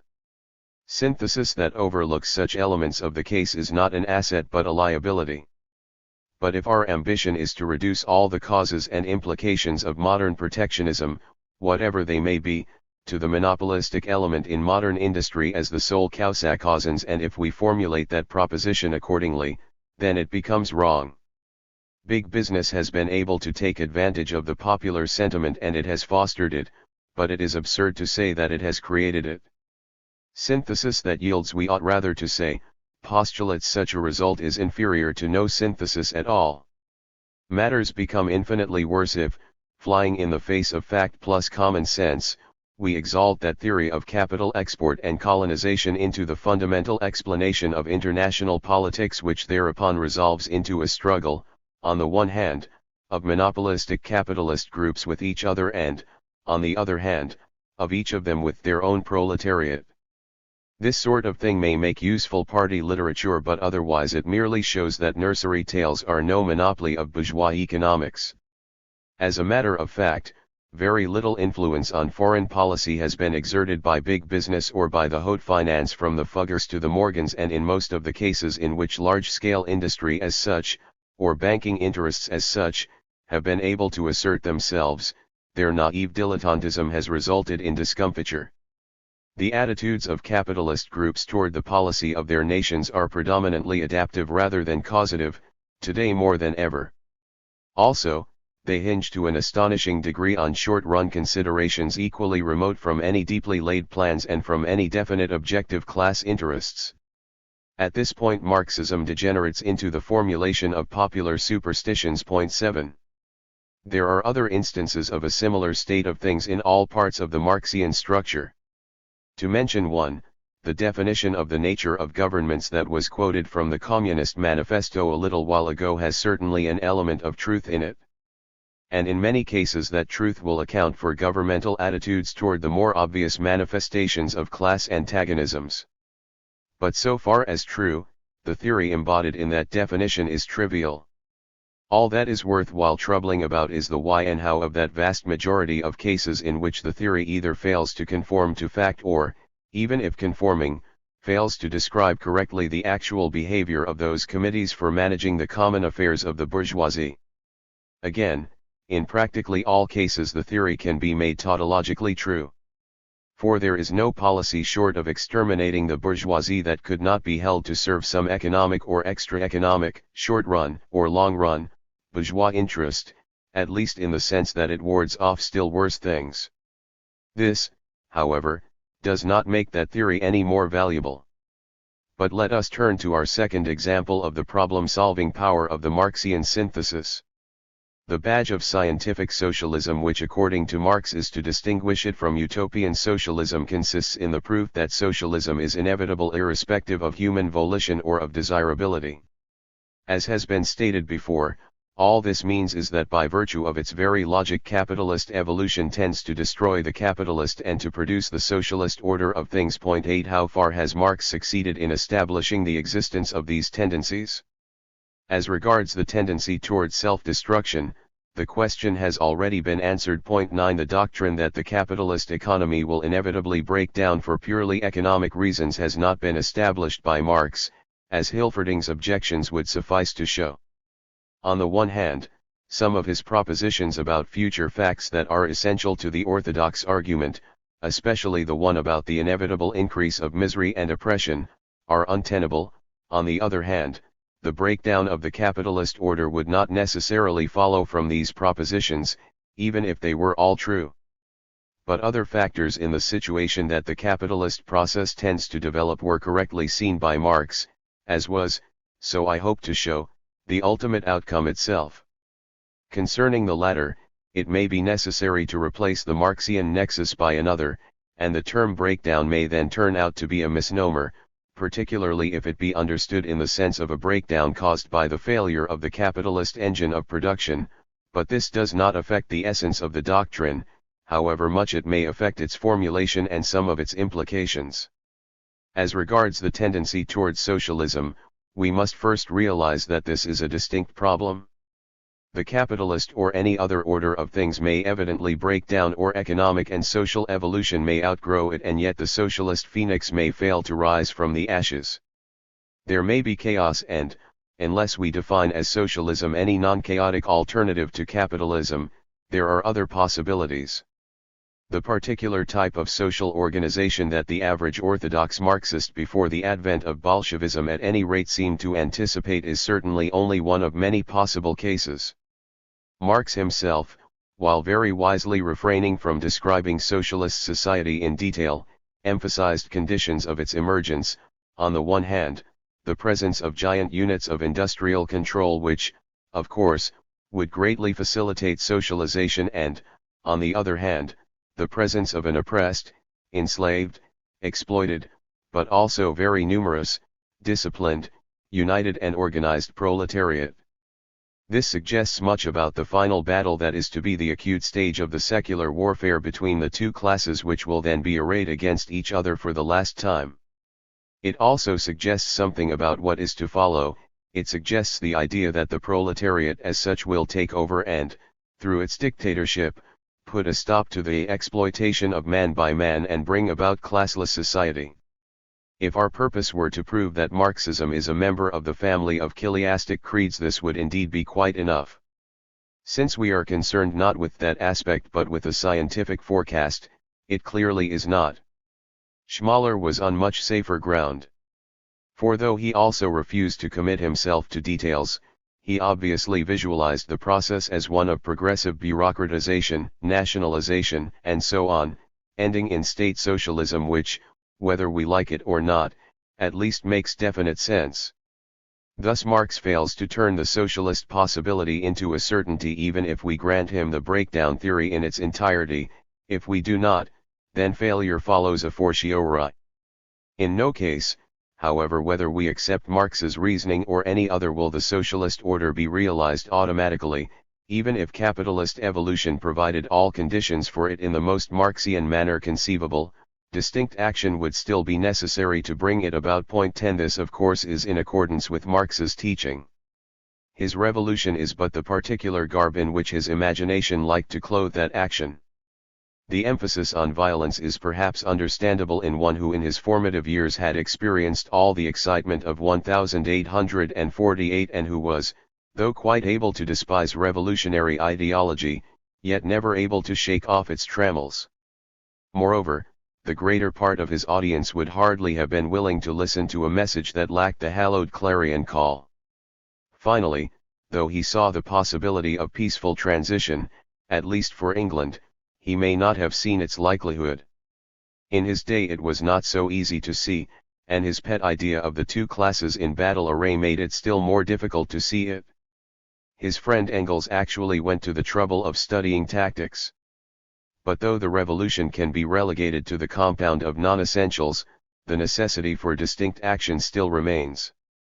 This should also solve the problem that has divided the disciples: revolution or evolution. If I have caught Marx's meaning, the answer is not hard to give. Evolution was for him the parent of socialism. He was much too strongly imbued with a sense of the inherent logic of things social to believe that revolution can replace any part of the work of evolution. The revolution comes in nevertheless. But it only comes in order to write the conclusion under a complete set of premises. The Marxian revolution therefore differs entirely, in nature and in function, from the revolutions both of the bourgeois radical and of the socialist conspirator. It is essentially revolution in the fullness of time. 11. It is true that disciples who dislike this conclusion, and especially its application to the Russian case 12, can point to many passages in the sacred books that seem to contradict it. but in those passages Marx himself contradicts his deepest and most mature thought, which speaks out unmistakably from the analytic structure of Das Kapital, and as any thought must that is inspired by a sense of the inherent logic of things carries, beneath the fantastic glitter of dubious gems, a distinctly conservative implication. And, after all, why not? No serious argument ever supports any ism unconditionally. Point 13 to say that Marx, stripped of phrases, admits of interpretation in a conservative sense is only saying that he can be taken seriously. Part 2. Can capitalism survive? Prologue. Can capitalism survive? No. I do not think it can. But this opinion of mine, like that of every other economist who has pronounced upon the subject, is in itself completely uninteresting. What counts in any attempt at social prognosis is not the yes or no that sums up the facts and arguments which lead up to it, but those facts and arguments themselves. They contain all that is scientific in the final result. Everything else is not science but prophecy. Analysis, whether economic or other, never yields more than a statement about the tendencies present in an observable pattern. And these never tell us what will happen to the pattern, but only what would happen if they continued to act as they have been acting in the time interval covered by our observation, and if no other factors intruded. Inevitability or necessity can never mean more than this. What follows must be read with that proviso. But there are other limitations to our results and their reliability. The process of social life is a function of so many variables, many of which are not amenable to anything like measurement, that even mere diagnosis of a given state of things becomes a doubtful matter, quite apart from the formidable sources of error that open up as soon as we attempt prognosis. These difficulties should not be exaggerated, however. We shall see that the dominant traits of the picture clearly support certain inferences which, whatever the qualifications that may have to be added, are too strong to be neglected on the ground that they cannot be proved in the sense in which a proposition of Euclid's can. One more point before we start. The thesis I shall endeavor to establish is that the actual and prospective performance of the capitalist system is such as to negative the idea of its breaking down under the weight of economic failure, but that its very success undermines the social institutions which protect it, and inevitably creates conditions in which it will not be able to live, and which strongly point to socialism as the heir apparent. My final conclusion therefore does not differ, however much my argument may, from that of most socialist writers, and in particular from that of all Marxists. But in order to accept it one does not need to be a socialist. Prognosis does not imply anything about the desirability of the course of events that one predicts. If a doctor predicts that his patient will die presently, this does not mean that he desires it. One may hate socialism, or at least look upon it with cool criticism, and yet foresee its advent. Many conservatives did and do. Nor need one accept this conclusion in order to qualify as a socialist. One may love socialism and ardently believe in its economic, cultural, and ethical superiority, but nevertheless believe at the same time that capitalist society does not harbor any tendency toward self-destruction. There are in fact socialists who believe that the capitalist order is gathering strength and is entrenching itself as time goes on, so that it is chimerical to hope for its breakdown. 5. The rate of increase of total output. The atmosphere of hostility to capitalism, which we shall have to explain presently, makes it much more difficult than it otherwise would be to form a rational opinion about its economic and cultural performance. The public mind has by now so thoroughly grown out of humor with it as to make condemnation of capitalism and all its works a foregone conclusion, almost a requirement of the etiquette of discussion. Whatever his political preference, every writer or speaker hastens to conform to this code and to emphasize his critical attitude, his freedom from complacency, his belief in the inadequacies of capitalist achievement, his aversion to capitalist, and his sympathy with anti-capitalist interests. Any other attitude is voted not only foolish but antisocial, and is looked upon as an indication of immoral servitude. This is of course perfectly natural. New social religions will always have that effect. Only it does not make it easier to fulfill the analyst's task. In 300 AD it would not have been easy to expound the achievements of ancient civilization to a fervent believer in Christianity. On the one hand, the most obvious truths are simply put out of court eliminae, one on the other hand, the most obvious misstatements are borne with or applauded. A first test of economic performance is total output, the total of all the commodities and services produced in a unit of time, a year or a quarter of a year or a month. Economists try to measure variations in this quantity by means of indices derived from a number of series representing the output of individual commodities. Strict logic is a stern master, and if one respected it, one would never construct or use any production index, for not only the material and the technique of constructing such an index, but the very concept of a total output of different commodities produced in ever-changing proportions, is a highly doubtful matter. Point 3 Nevertheless, I believe that this device is sufficiently reliable to give us a general idea. For the United States, individual series good and numerous enough to warrant construction of such an index of output are available since the Civil War. Choosing what is known as the Day Person's Index of Total Production, for we find that, from 1870 to 1930, the average annual rate of growth was 3.7% and, in the division of manufactures alone, 4.3%. Let us concentrate on the former figure and try to visualize what it means. In order to do this, we must first apply a correction, since the durable equipment of industry was always increasing in relative importance. Output available for consumption cannot have increased at the same rate as total production. We must allow for that. But I believe that an allowance of 1.7% is ample. 5 Thus we arrive at a rate of increase in available output of 2% or compound interest per year. Now suppose that the capitalist engine keeps on producing at that rate of increase for another half century starting from 1928. To this assumption there are various objections which will have to be noticed later on, but it cannot be objected to on the ground that in the decade from 1929 to 1939 capitalism had already failed to live up to that standard.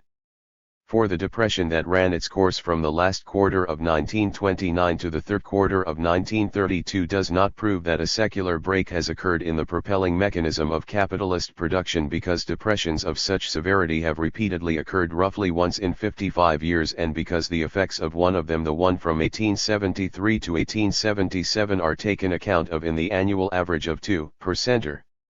The subnormal recovery to 1935, the subnormal prosperity to 1937 and the slump after that are easily accounted for by the difficulties incident to the adaptation to a new fiscal policy, new labor legislation, and a general change in the attitude of government to private enterprise, all of which can, in a sense to be defined later, be distinguished from the working of the productive apparatus as such. Since misunderstandings at this point would be especially undesirable, I wish to emphasize that the last sentence does not in itself imply either an adverse criticism of the New Deal policies or the proposition, which I do believe to be true but which I do not need just now, that policies of that type are in the long run incompatible with the effective working of the system of private enterprise.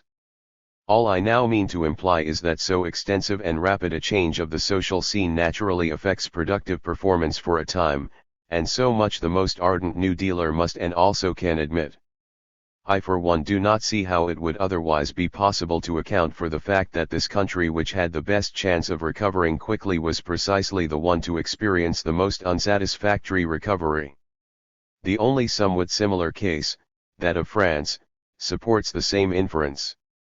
It follows that the course of events during the decade from 1929 to 1939 does not per se constitute a valid reason for refusing to listen to the argument in hand, which, moreover, may in any case serve to illustrate the meaning of past performance. Well, if from 1928 on available production under the conditions of the capitalist order continued to develop as it did before, i.e., at a long-run average rate of increase of 2% per year, it would after 50 years, in 1978, reach an amount of roughly 2.6916, times the 1928 figure. In order to translate this into terms of average real income per head of population, we first observe that our rate of increase in total output may be roughly equated to the rate of increase in the sum total of private money incomes available for consumption. 6. Corrected for changes in the purchasing power of the consumer's dollars. Second, we must form an idea about the increase in population we are to expect. We will choose Mr. Sloane's estimate, which gives 160 millions for 1978. Average income per head during those 50 years would therefore increase to a little more than double its 1928 amount, which was about $650, or to about $1,300 of 1928 purchasing power. 7. Perhaps some readers feel that a proviso should be added about the distribution of the total monetary income. Until about 40 years ago, many economists besides Marx believed that the capitalist process tended to change relative shares in the national total so that the obvious inference from our average might be invalidated by the rich growing richer and the poor growing poorer, at least relatively. But there is no such tendency. Whatever may be thought of the statistical measures devised for the purpose, this much is certain, that the structure of the pyramid of incomes, expressed in terms of money, has not greatly changed during the period covered by our material, which for England includes the whole of the 19th century, and that the relative share of wages plus salaries has also been substantially constant over time. There is, so long as we are discussing what the capitalist engine might do if left to itself, no reason to believe that the distribution of incomes or the dispersion about our average would in 1978 be significantly different from what it was in 1928.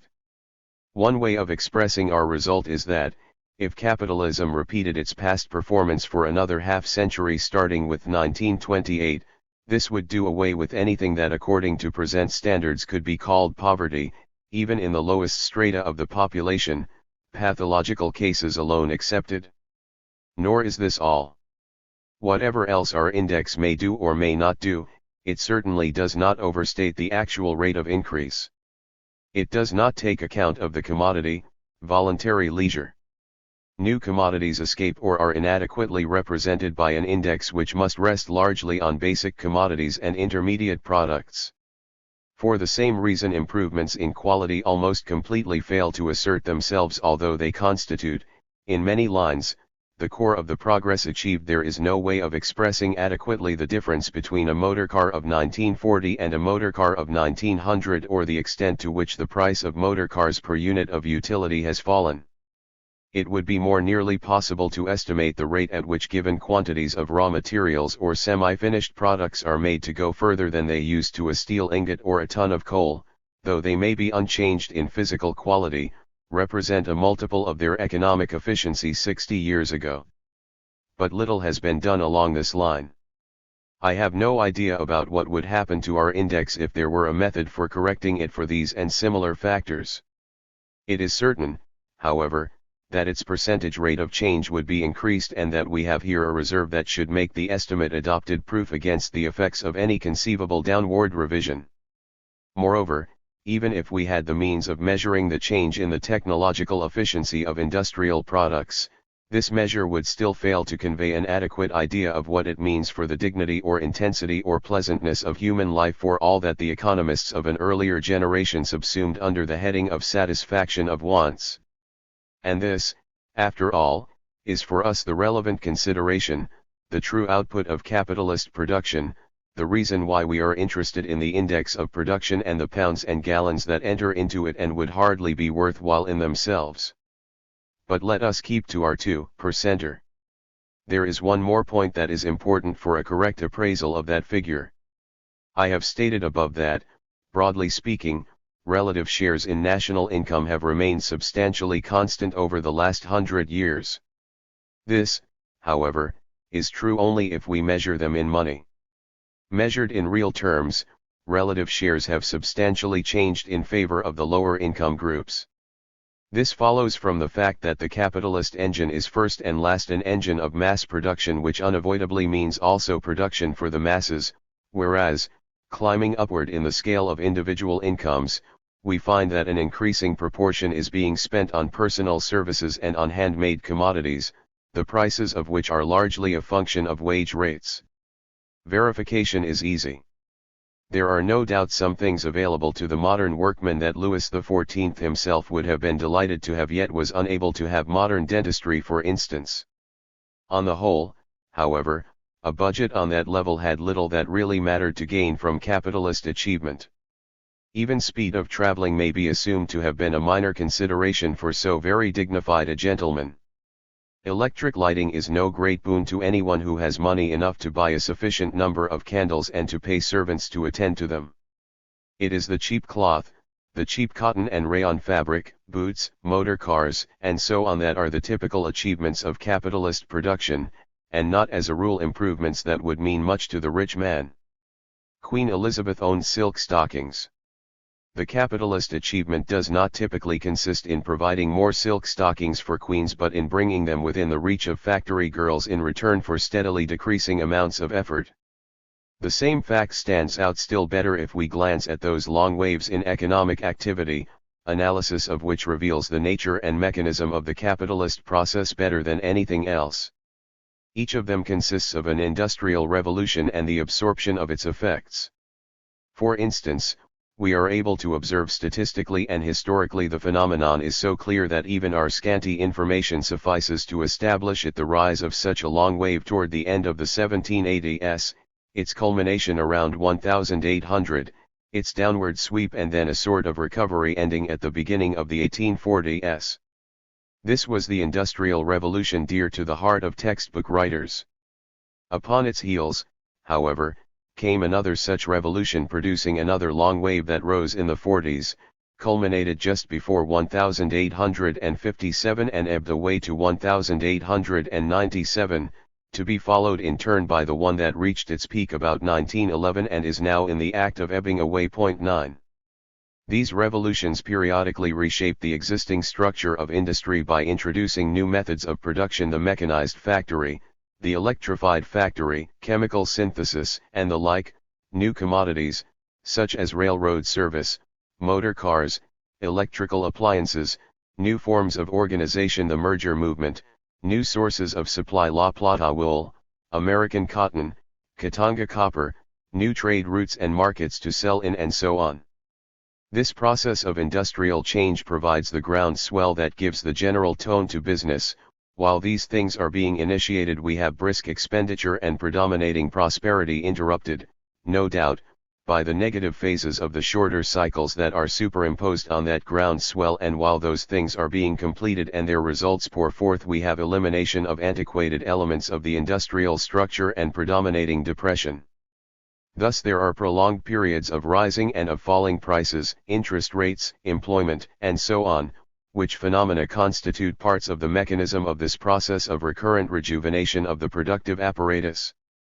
Now these results each time consist in an avalanche of consumers' goods that permanently deepens and widens the stream of real income, although in the first instance they spell disturbance, losses, and unemployment. And if we look at those avalanches of consumers' goods, we again find that each of them consists in articles of mass consumption and increases the purchasing power of the wage dollar more than that of any other dollar. In other words, that the capitalist process, not by coincidence but by virtue of its mechanism, progressively raises the standard of life of the masses. It does so through a sequence of vicissitudes, the severity of which is proportional to the speed of the advance. But it does so effectively. One problem after another of the supply of commodities to the masses has been successfully solved, 10 by being brought within the reach of the methods of capitalist production. The most important one of those that remain, housing, is approaching solution by means of the prefabricated house. And still this is not all. Appraisal of an economic order would be incomplete and incidentally un-Marxian if it stopped at the output which the corresponding economic conveyor hands to the various groups of society and left out of account all those things that the conveyor does not serve directly but for which it provides the means as well as the political volition, and all those cultural achievements that are induced by the mentality it generates. Deferring consideration of the latter, Chapter 11, we shall now turn to some aspects of the former.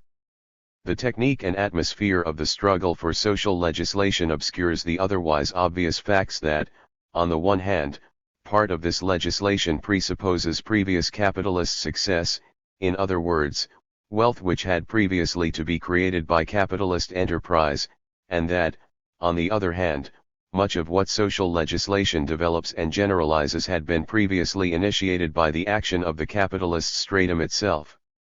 Both facts must of course be added to the sum total of capitalist performance.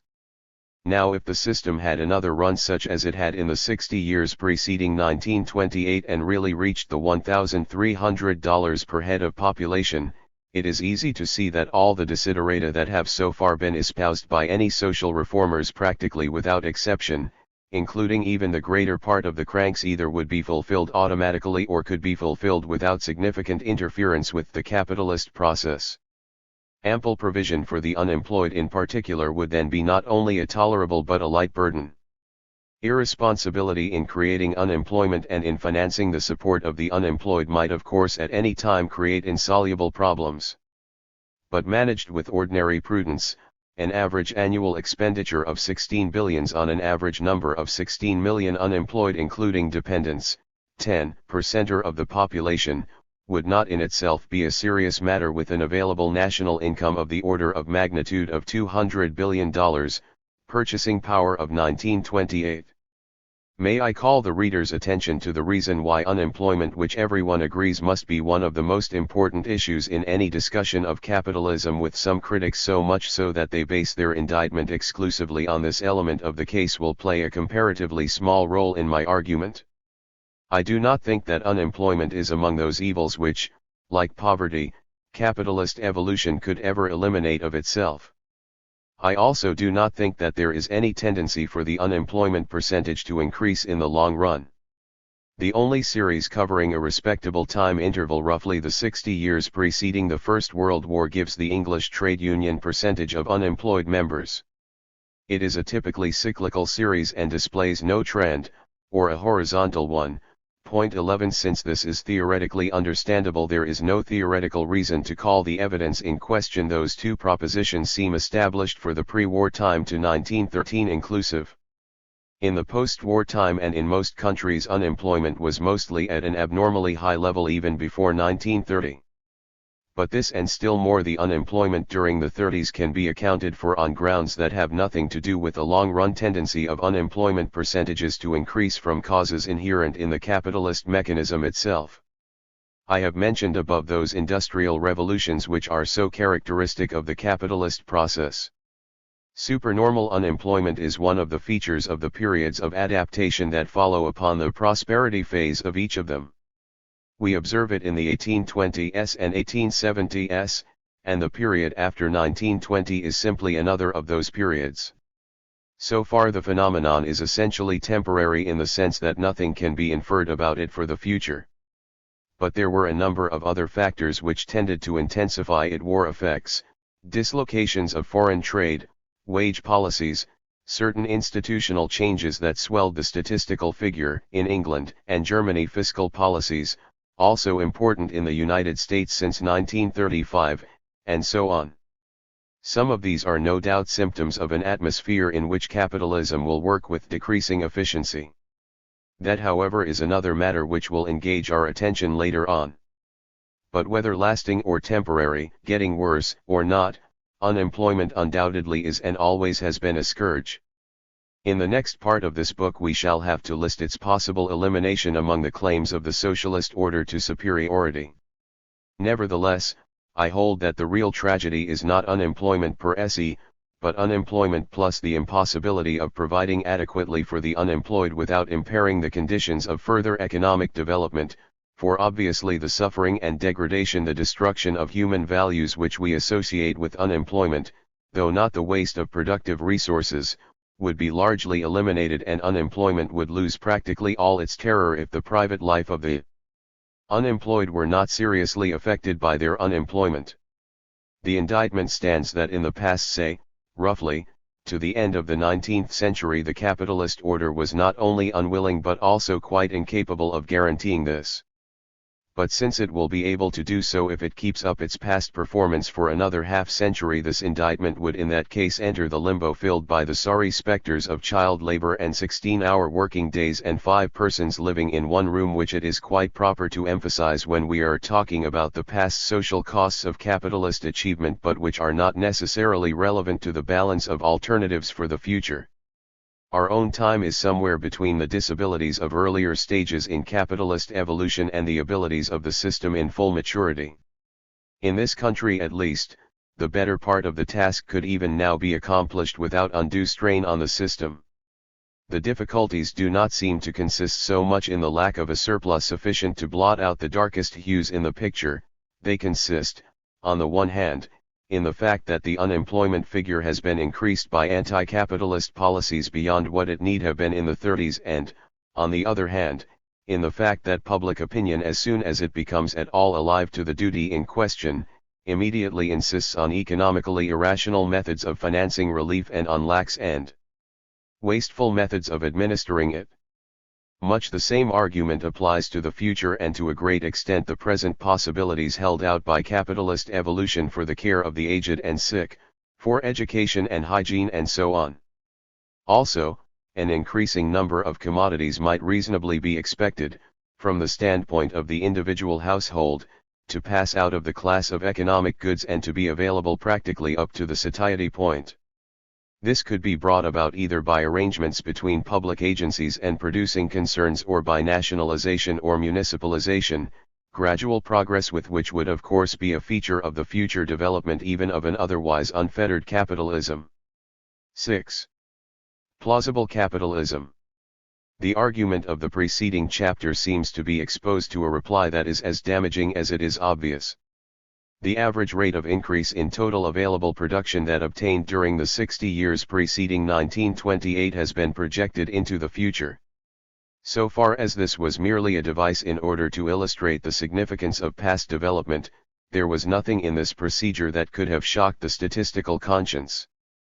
But as soon as I implied that the following 50 years might actually display a similar average rate of increase, I apparently did commit a statistical crime. It is, of course, clear that a historical record of production over any given period does not in itself justify any extrapolation at all, one let alone an extrapolation over half a century.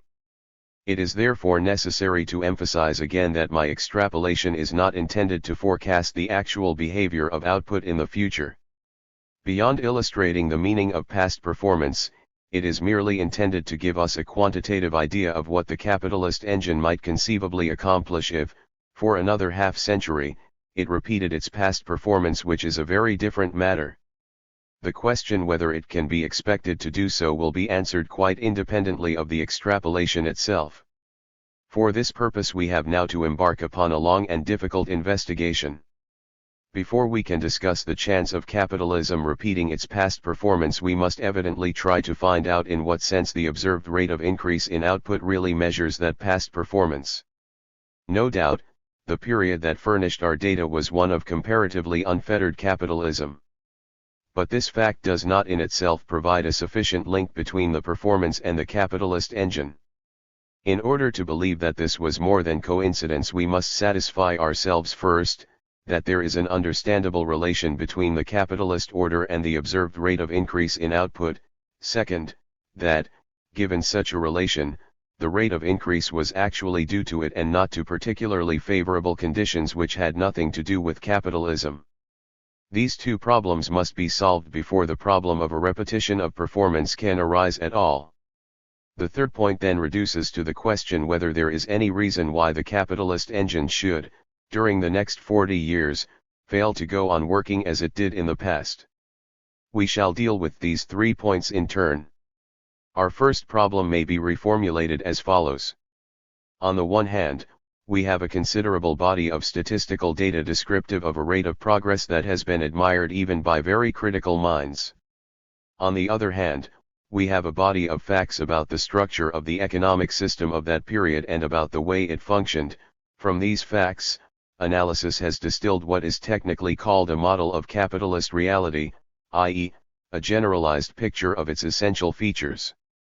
We wish to know whether that type of economy was favorable, irrelevant, or unfavorable to the performance we observe and, if favorable, whether those features may be reasonably held to yield adequate explanation of this performance. Waiving technicalities as much as possible, we shall approach the question in a common-sense spirit. 1. Unlike the class of feudal lords, the commercial and industrial bourgeoisie rose by business success. Bourgeois society has been cast in a purely economic mold, its foundations, beams, and beacons are all made of economic material. the building faces toward the economic side of life. Prizes and penalties are measured in pecuniary terms. Going up and going down means making and losing money. This, of course, nobody can deny. But I wish to add that, within its own frame, that social arrangement is, or at all events was, singularly effective. In part it appeals to, and in part it creates, a schema of motives that is unsurpassed in simplicity and force. The promises of wealth and the threats of destitution that it holds out, it redeems with ruthless promptitude. Wherever the bourgeois way of life asserts itself sufficiently to dim the beacons of other social worlds, these promises are strong enough to attract the large majority of supernormal brains and to identify success with business success.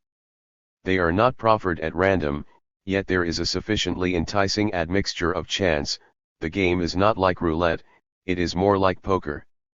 They are addressed to ability, energy, and supernormal capacity for work, but if there were a way of measuring either that ability in general or the personal achievement that goes into any particular success, the premiums actually paid out would probably not be found proportional to either. Spectacular prizes much greater than would have been necessary to call forth the particular effort are thrown to a small minority of winners, thus propelling much more efficaciously than a more equal and more just distribution would, the activity of that large majority of businessmen who receive in return very modest compensation or nothing or less than nothing, and yet do their utmost because they have the big prizes before their eyes and overrate their chances of doing equally well. Similarly, the threats are addressed to incompetence. But though the incompetent men and the obsolete methods are in fact eliminated, sometimes very promptly, sometimes with a lag, failure also threatens or actually overtakes many an able man, thus whipping up everyone, again much more efficaciously than a more equal and more just system of penalties would. Finally, both business success and business failure are ideally precise. Neither can be talked away. One aspect of this should be particularly noticed, for future reference as well as because of its importance for the argument in hand. In the way indicated and also in other ways which will be discussed later on, the capitalist arrangement, as embodied in the institution of private enterprise, effectively chains the bourgeois stratum to its tasks. But it does more than that.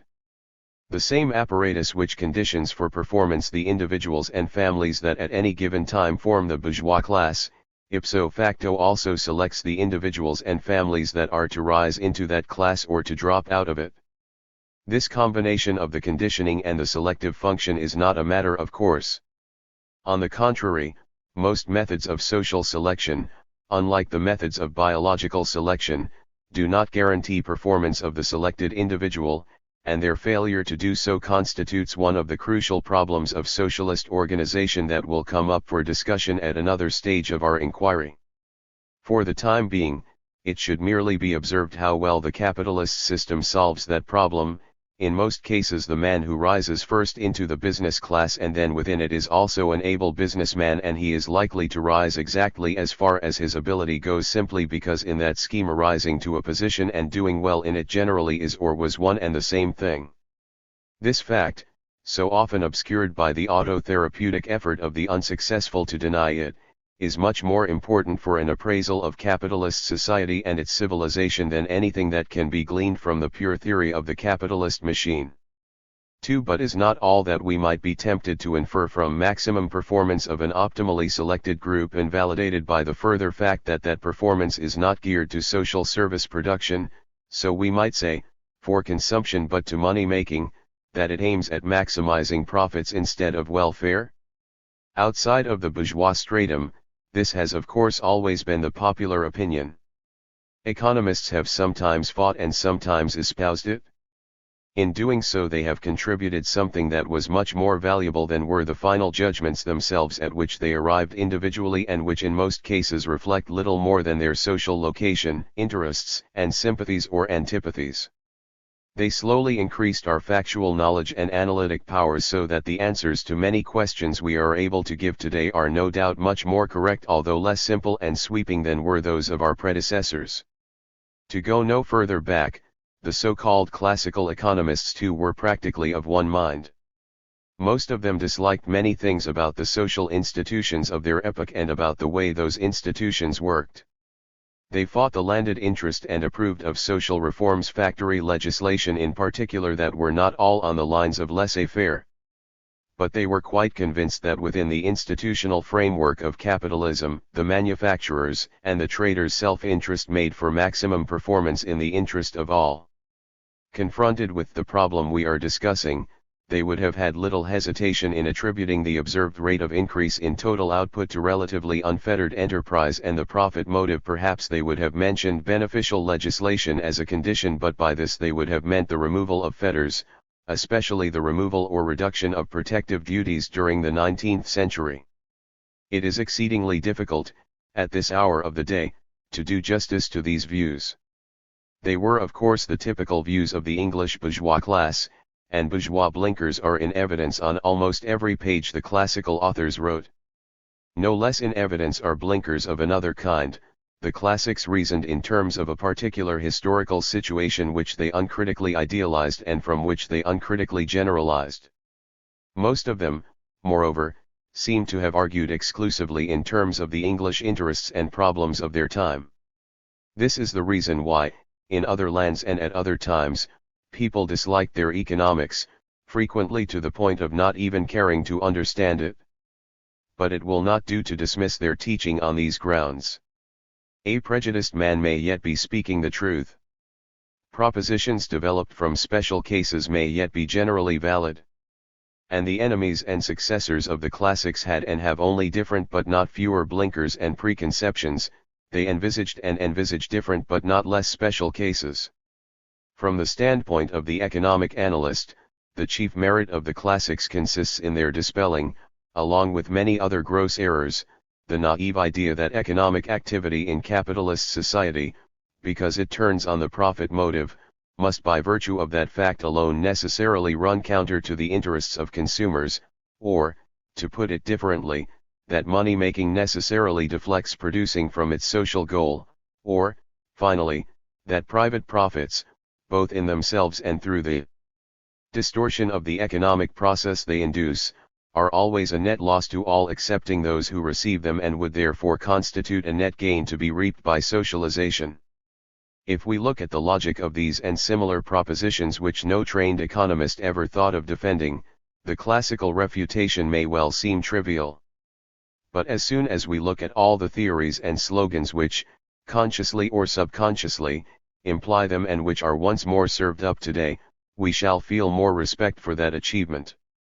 Let me add at once that the classical writers also clearly perceived, though they may have exaggerated, the role of saving and accumulation, and that they linked saving to the rate of progress they observed in a manner that was fundamentally, if only approximately, correct. Above all, there was practical wisdom about their doctrine, a responsible long-run view and a manly tone that contrast favorably with modern hysterics. But between realizing that hunting for a maximum of profit and striving for maximum productive performance are not necessarily incompatible, to proving that the former will necessarily or in the immense majority of cases imply the latter, there is a gulf much wider than the classics thought. And they never succeeded in bridging it. The modern student of their doctrines never ceases to wonder how it was possible for them to be satisfied with their arguments or to mistake these arguments for proofs. In the light of later analysis, their theory was seen to be a house of cards, whatever measure of truth there may have been in their vision. Point 3. This later analysis we will take in two strides, as much of it, that is, as we need in order to clarify our problem. Historically, the first will carry us into the first decade of the century. The second will cover some of the post-war developments of scientific economics. Frankly, I do not know how much good this will do the non-professional reader. Like every other branch of our knowledge, economics, as its analytic engine improves, moves fatally away from that happy stage in which all problems, methods, and results could be made accessible to every educated person without special training. I will, however, do my best. The first stride may be associated with two great names revered to this day by numberless disciples, so far at least as the latter do not think it bad form to express reverence for anything or anybody, which many of them obviously do. Alfred Marshall and Knut Wicksell. Point 4. Their theoretical structure has little in common with that of the classics, though Marshall did his best to hide the fact, but it conserves the classic proposition that in the case of perfect competition the profit interest of the producer tends to maximize production. It even supplied almost satisfactory proof.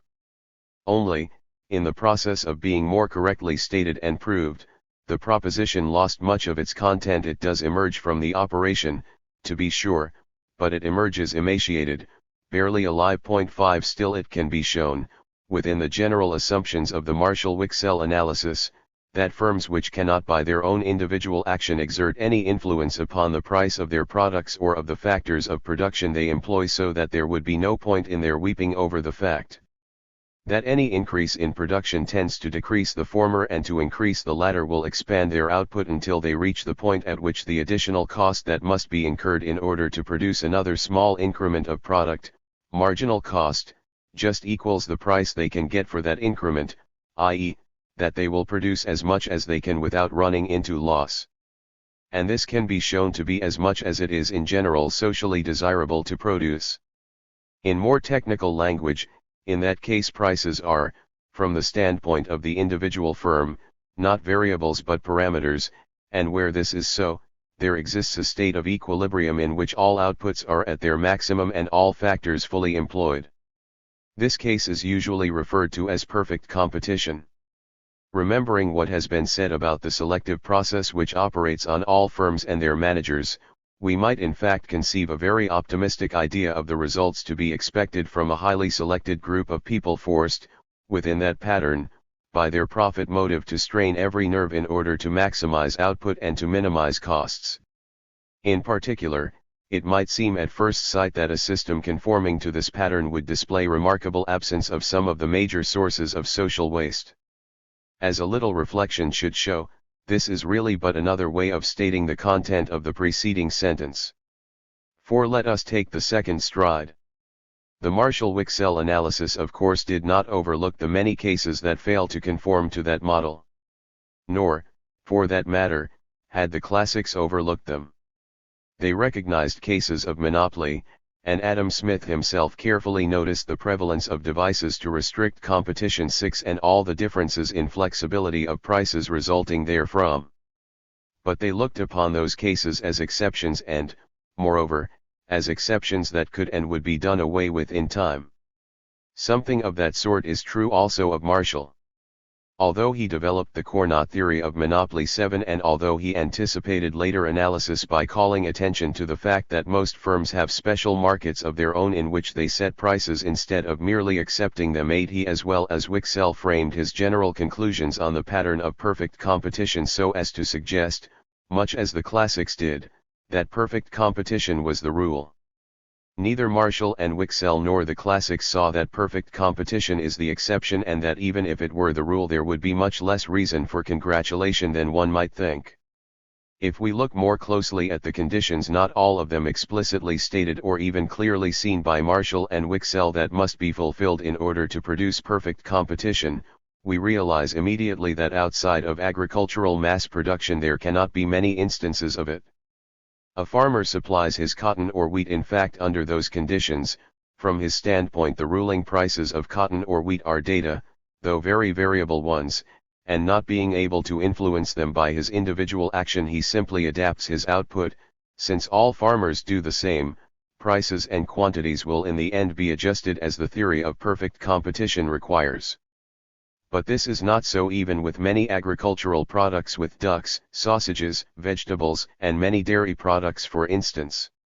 And as regards practically all the finished products and services of industry and trade, it is clear that every grocer, every filling station, every manufacturer of gloves or shaving cream or hand saws has a small and precarious market of his own which he must try to build up and to keep by price strategy, quality strategy, product differentiation and advertising.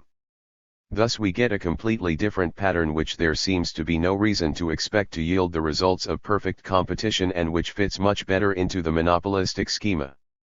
In these cases we speak of monopolistic competition. Their theory has been one of the major contributions to post-war economics. Point 9.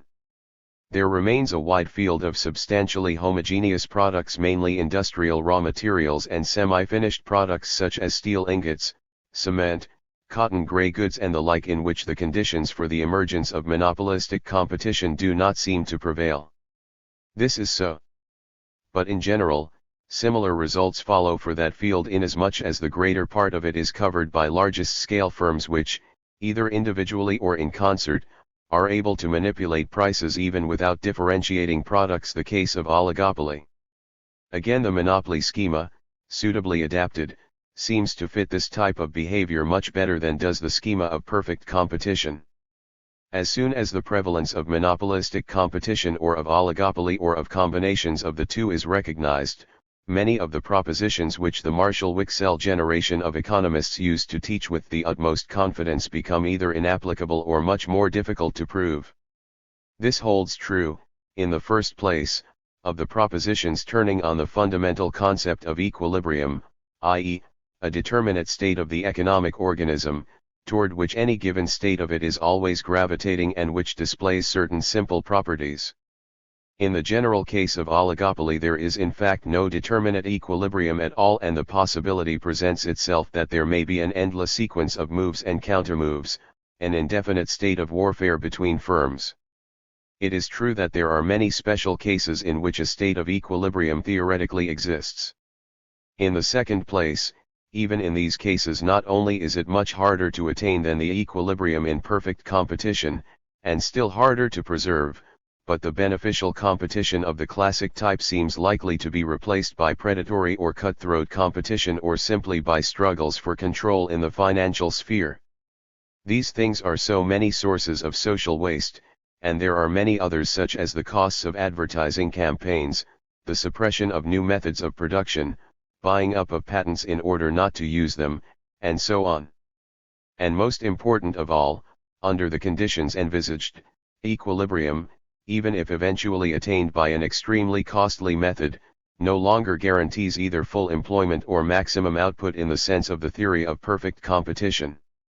It may exist without full employment, it is bound to exist, so it seems, at a level of output below that maximum mark, because profit-conserving strategy, impossible in conditions of perfect competition, now not only becomes possible but imposes itself. Well, does not this bear out what the man in the street, unless a businessman himself, always thought on the subject of private business? Has not modern analysis completely refuted the classical doctrine and justified the popular view? Is it not quite true after all, that there is little parallelism between producing for profit and producing for the consumer, and that private enterprise is little more than a device to curtail production in order to extort profits, which then are correctly described as tolls and ransoms? 7. The process of creative destruction. The theories of monopolistic and oligopolistic competition and their popular variants may in two ways be made to serve the view that capitalist reality is unfavorable to maximum performance in production. One may hold that it always has been so, and that all along output has been expanding in spite of the secular sabotage perpetrated by the managing bourgeoisie. Advocates of this proposition would have to produce evidence to the effect that the observed rate of increase can be accounted for by a sequence of favorable circumstances unconnected with the mechanism of private enterprise and strong enough to overcome the latter's resistance. This is precisely the question which we shall discuss in Chapter 11. However, those who espouse this variant at least avoid the trouble about historical fact that the advocates of the alternative proposition have to face. This avers that capitalist reality once tended to favor maximum productive performance, or at all events productive performance so considerable as to constitute a major element in any serious appraisal of the system, but that the later spread of monopolist structures, killing competition, has by now reversed that tendency. First, this involves the creation of an entirely imaginary golden age of perfect competition that at some time somehow metamorphosed itself into the monopolistic age, whereas it is quite clear that perfect competition has at no time been more of a reality than it is at present. Secondly, it is necessary to point out that the rate of increase in output did not decrease from the 90s, from which, I suppose, the prevalence of the largest size concerns, at least in manufacturing industry, would have to be dated, that there is nothing in the behavior of the time series of total output to suggest a break in trend, and, most important of all, that the modern standard of life of the masses evolved during the period of relatively unfettered big business.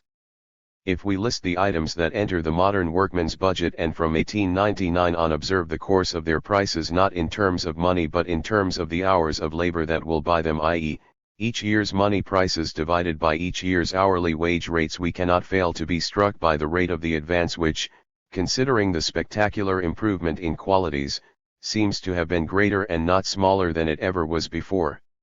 If we economists were given less to wishful thinking and more to the observation of facts, doubts would immediately arise as to the realistic virtues of a theory that would have led us to expect a very different result. Nor is this all. As soon as we go into details and inquire into the individual items in which progress was most conspicuous, the trail leads not to the doors of those firms that work under conditions of comparatively free competition but precisely to the doors of the large concerns which, as in the case of agricultural machinery, also account for much of the progress in the competitive sector, and a shocking suspicion dawns upon us that big business may have had more to do with creating that standard of life than with keeping it down. The conclusions alluded to at the end of the preceding chapter are in fact almost completely false.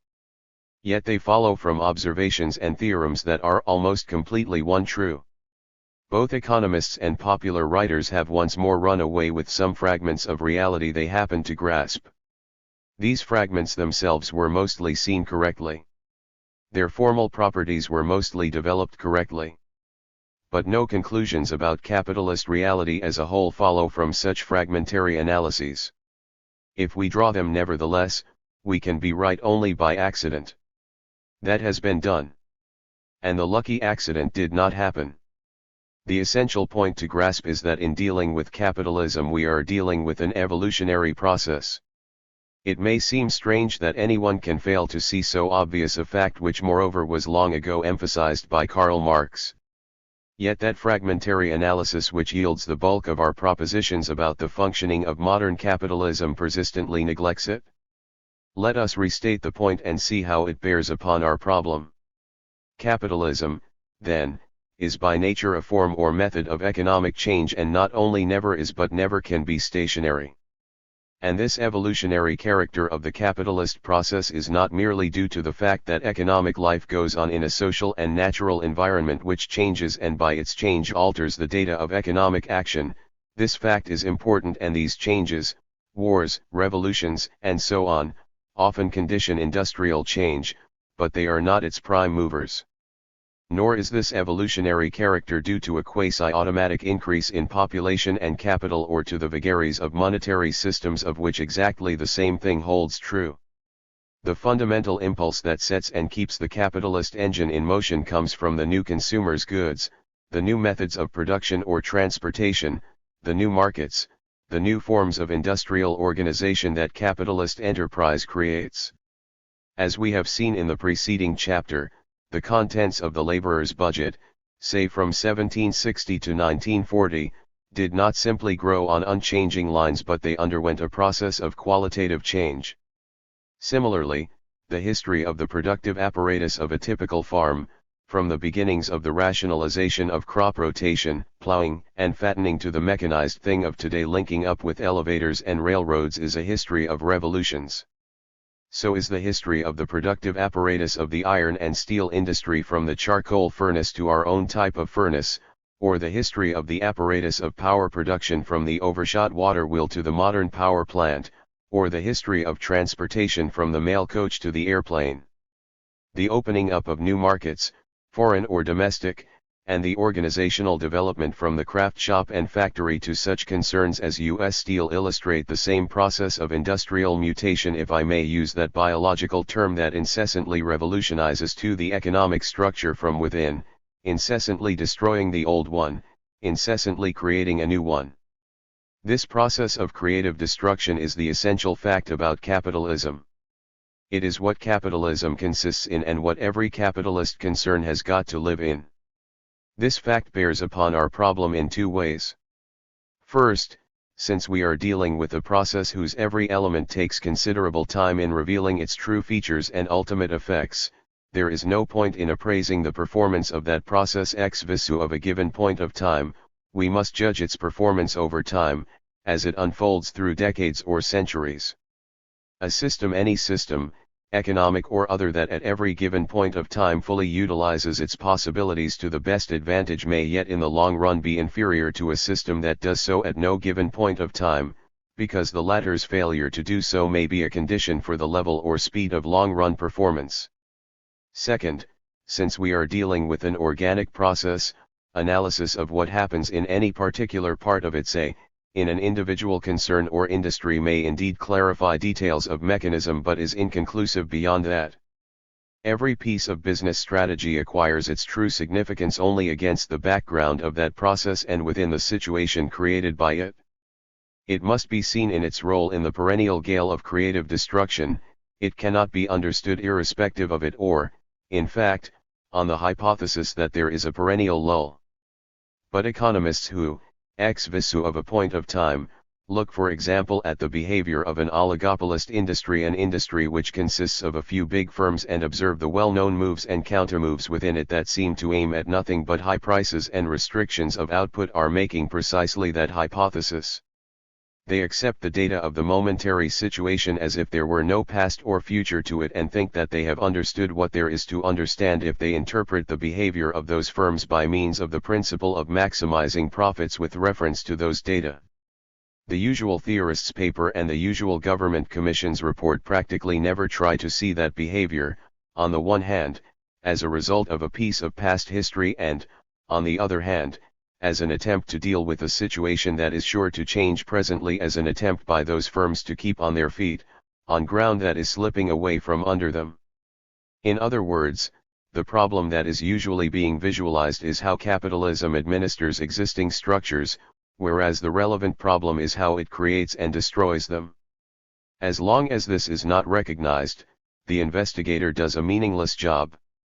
As soon as it is recognized, his outlook on capitalist practice and its social results changes considerably. Point 3.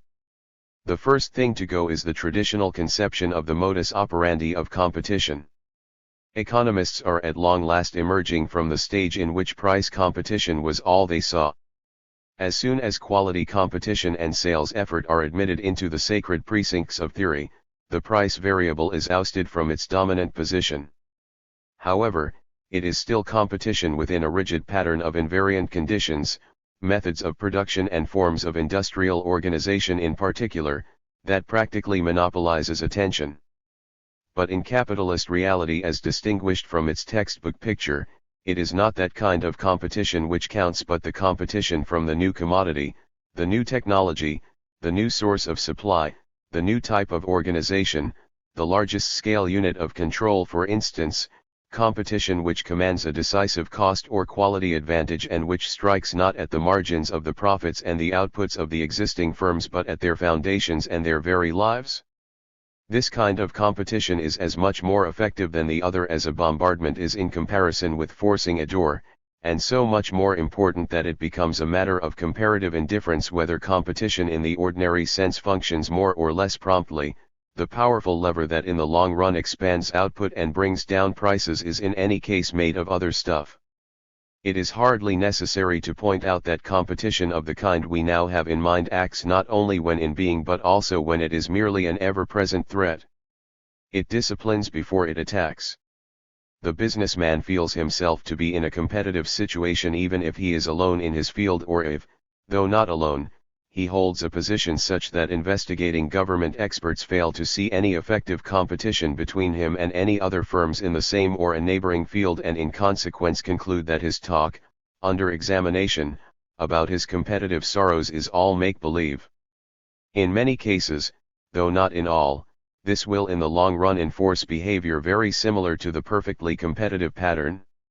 Many theorists take the opposite view, which is best conveyed by an example. Let us assume that there is a certain number of retailers in a neighborhood who try to improve their relative position by service and atmosphere but avoid price competition and stick as to methods to the local tradition, a picture of stagnating routine. As others drift into the trade, that quasi-equilibrium is indeed upset, but in a manner that does not benefit their customers.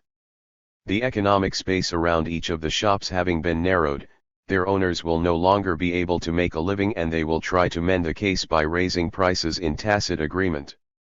This will further reduce their sales, and so, by successive pyramiding, a situation will evolve in which increasing potential supply will be attended by increasing instead of decreasing prices, and by decreasing instead of increasing sales.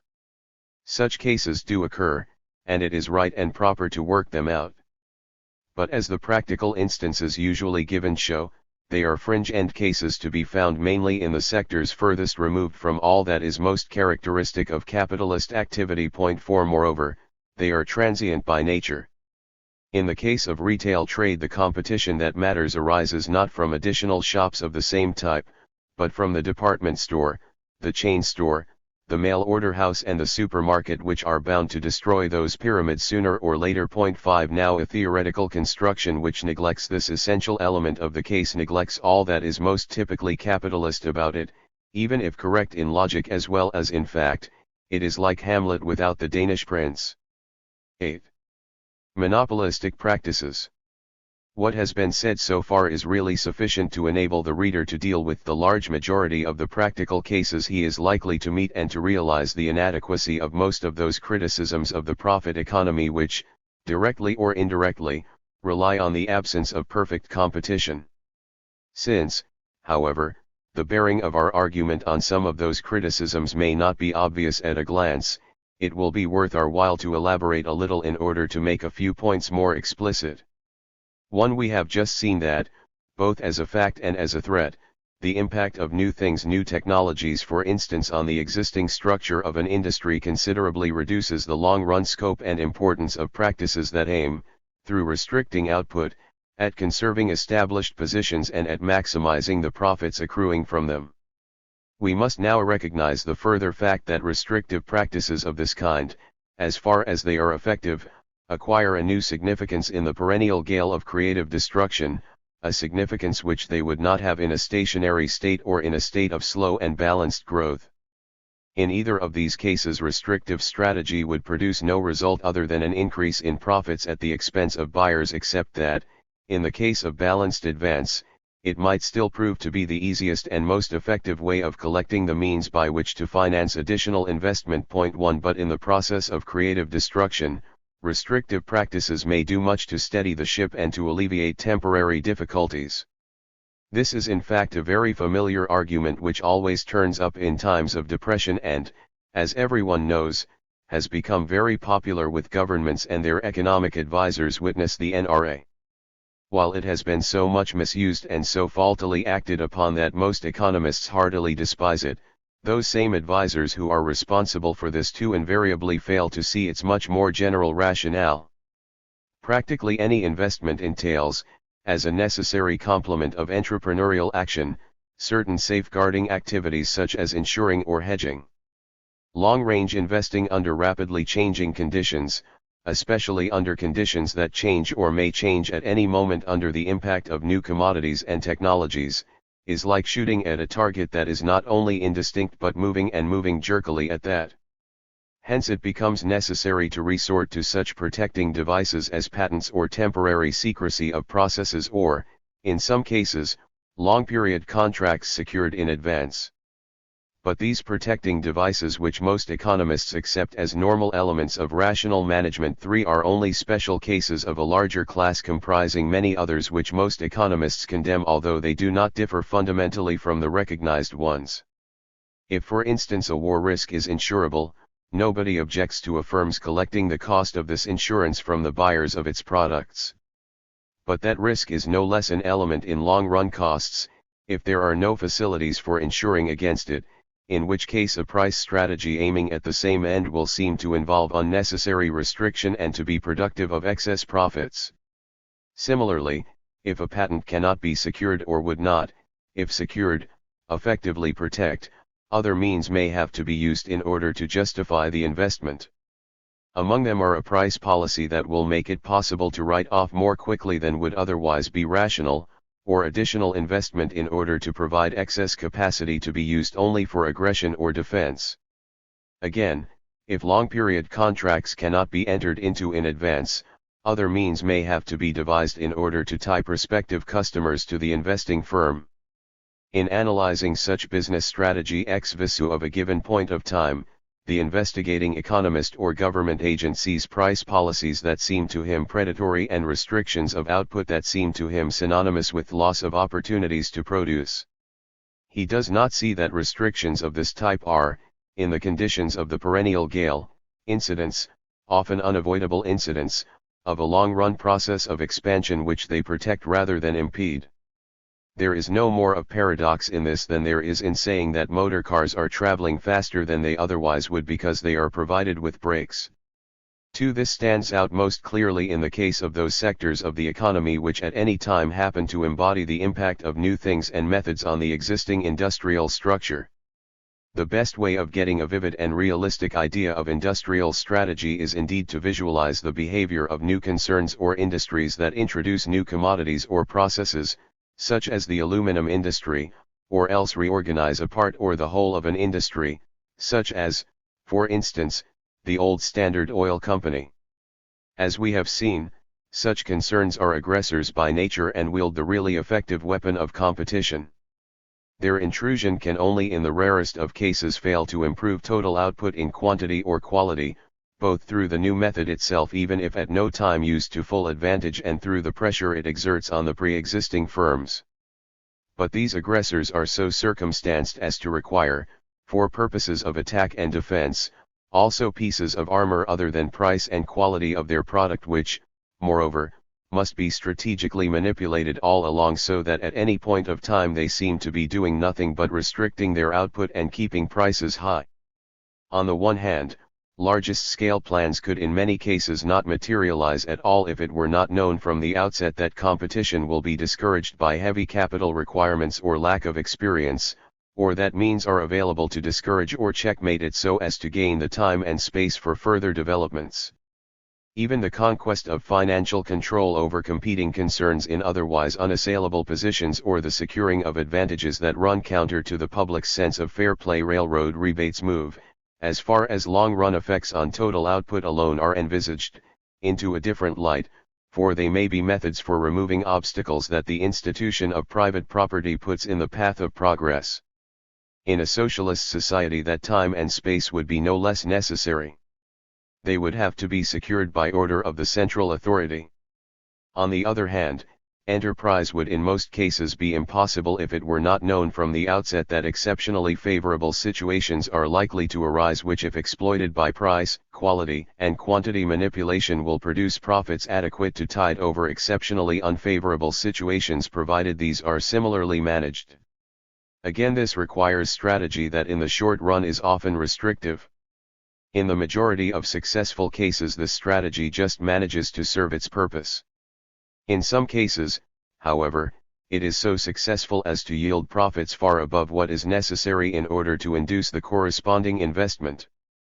These cases then provide the baits that lure capital onto untried trails. Their presence explains in part how it is possible for so large a section of the capitalist world to work for nothing.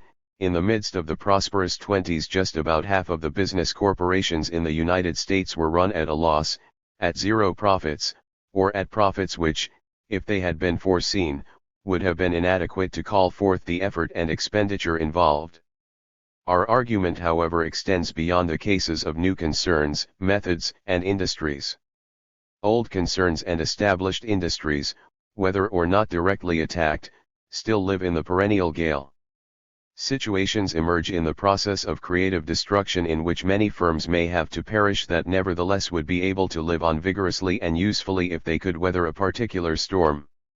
Short of such general crises or depressions, sectional situations arise in which the rapid change of data that is characteristic of that process so disorganizes an industry for the time being as to inflict functionless losses and to create avoidable unemployment. Finally, there is certainly no point in trying to conserve obsolescent industries indefinitely, but there is point in trying to avoid their coming down with a crash and in attempting to turn a route, which may become a center of cumulative depressive effects, into orderly retreat. Correspondingly there is, in the case of industries that have sown their wild oats but are still gaining and not losing ground, such a thing as orderly advance. 5. All this is of course nothing but the tritest common sense. But it is being overlooked with a persistence so stubborn as sometimes to raise the question of sincerity. And it follows that, within the process of creative destruction, all the realities of which theorists are in the habit of relegating to books and courses on business cycles, there is another side to industrial self-organization than that which these theorists are contemplating. Restraints of trade of the cartel type as well as those which merely consist in tacit understandings about price competition may be effective remedies under conditions of depression. As far as they are, they may in the end produce not only steadier but also greater expansion of total output than could be secured by an entirely uncontrolled onward rush that cannot fail to be studded with catastrophes. Nor can it be argued that these catastrophes occur in any case. We know what has happened in each historical case. We have a very imperfect idea of what might have happened, considering the tremendous pace of the process, if such pegs had been entirely absent. Even as now extended, however, our argument does not cover all cases of restrictive or regulating strategy, many of which no doubt have that injurious effect on the long-run development of output which is uncritically attributed to all of them. And even in the cases our argument does cover, the net effect is a question of the circumstances and of the way in which and the degree to which industry regulates itself in each individual case.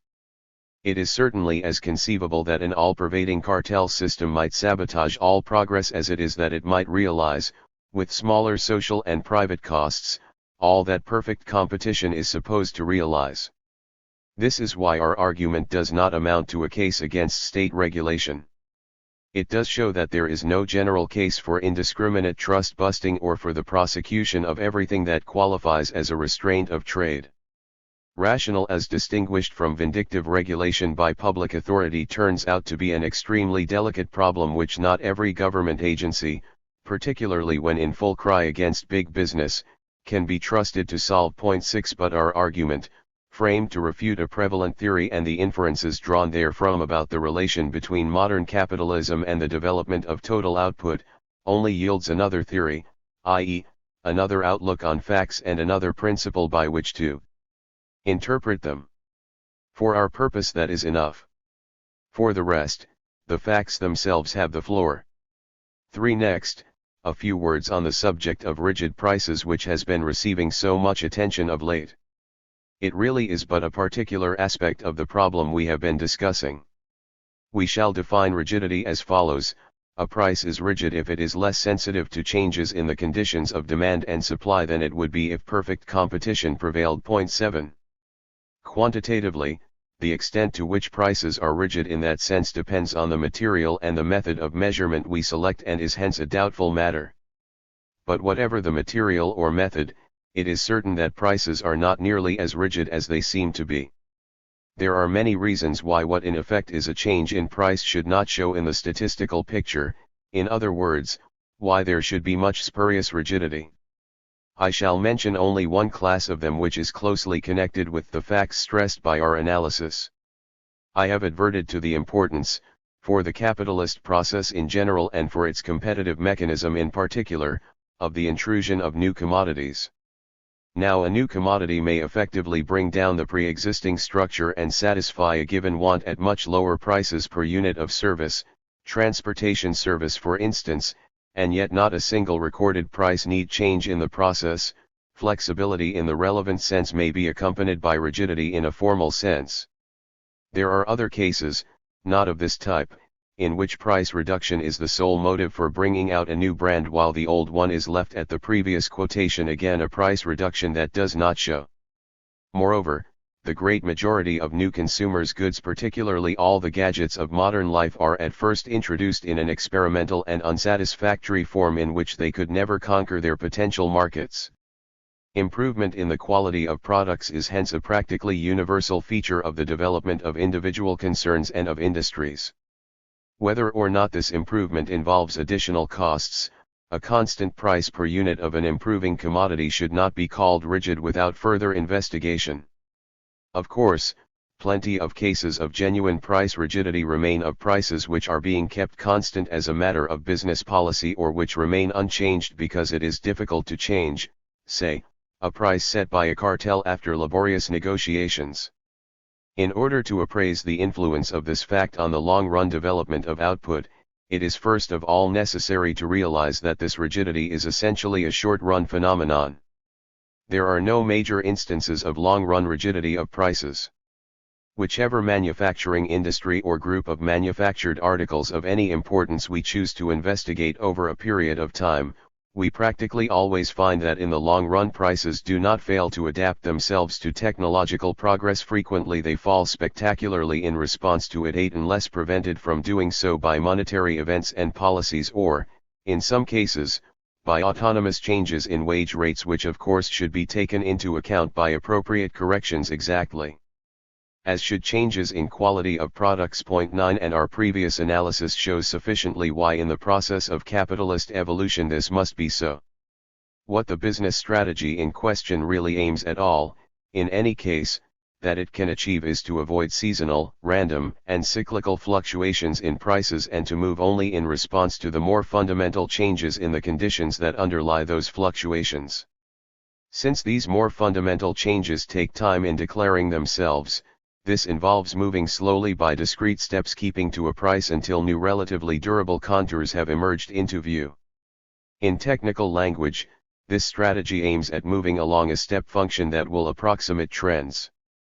And that is what genuine and voluntary price rigidity in most cases amounts to. In fact, most economists do admit this, at least by implication.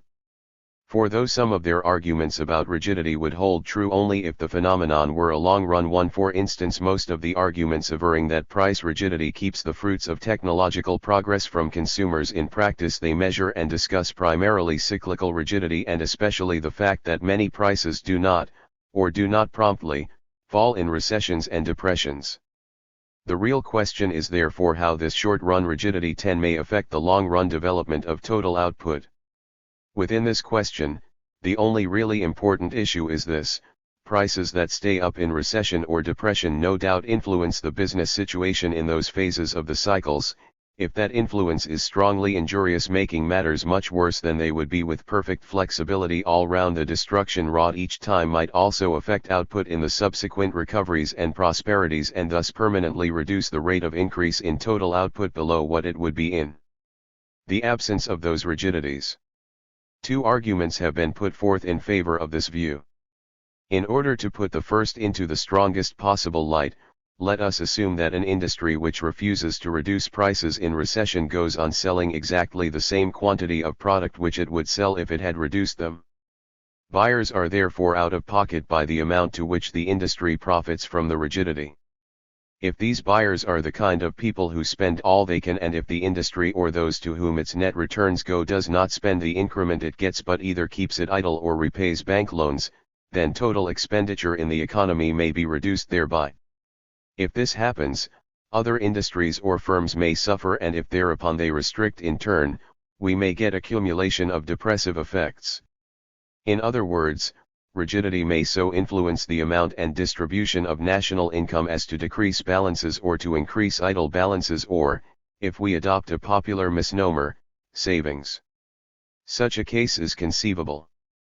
But the reader should have little difficulty in satisfying himself 11 that its practical importance, if any, is very small. The second argument turns on the dislocating effects price rigidity may exert if, in the individual industry itself or elsewhere, it leads to an additional restriction of output, i.e., to a restriction greater than that which must in any case occur during depression. Since the most important conductor of those effects is the incident increase in unemployment, unstabilization of employment is in fact the indictment most commonly directed against price rigidity and the consequent decrease in total expenditure. This argument then follows in the tracks of the first one. Its practical weight is considerably reduced, although economists greatly differ as to the extent, by the consideration that in the most conspicuous cases price rigidity is motivated precisely by the low sensitiveness of demand to short-run price changes within the practicable range. People who in depression worry about their future are not likely to buy a new car even if the price were reduced by 25%, or especially if the purchase is easily postponable and if the reduction induces expectations of further reductions. Quite irrespective of this, however, the argument is inconclusive because it is again vitiated by a ceteris paribus clause that is inadmissible in dealing with our process of creative destruction. From the fact, so far as it is a fact, that at more flexible prices greater quantities could ceteris paribus be sold, it does not follow that either the output of the commodities in question, or total output and hence employment, would actually be greater. For inasmuch as we may assume that the refusal to lower prices strengthens the position of the industries which adopt that policy either by increasing their revenue or simply by avoiding chaos in their markets, that is to say, so far as this policy is something more than a mistake on their part, it may make fortresses out of what otherwise might be centers of devastation. As we have seen before, from a more general standpoint, total output and employment may well keep on a higher level with the restrictions incident to that policy than they would if depression were allowed to play havoc with the price structure. Point 12. In other words, under the conditions created by capitalist evolution, perfect and universal flexibility of prices might in depression further unstabilize the system, instead of stabilizing it as it no doubt would under the conditions envisaged by general theory. Again, this is to a large extent recognized in those cases in which the economist is in sympathy with the interests immediately concerned, for instance in the case of labor and of agriculture. In those cases he admits readily enough that what looks like rigidity may be no more than regulated adaptation. Perhaps the reader feels some surprise that so little remains of a doctrine of which so much has been made in the last few years. The rigidity of prices has become, with some people, the outstanding defect of the capitalist engine and almost the fundamental factor in the explanation of depressions. But there is nothing to wonder at in this. Individuals and groups snatch at anything that will qualify as a discovery lending support to the political tendencies of the hour. The doctrine of price rigidity, with a modicum of truth to its credit, is not the worst case of this kind by a long way. For another doctrine has crystallized into a slogan, viz., that in the era of big business the maintenance of the value of existing investment, conservation of capital, becomes the chief aim of entrepreneurial activity and bids fair to put a stop to all cost-reducing improvement. Hence the capitalist order becomes incompatible with progress. Progress entails, as we have seen, destruction of capital values in the strata with which the new commodity or method of production competes.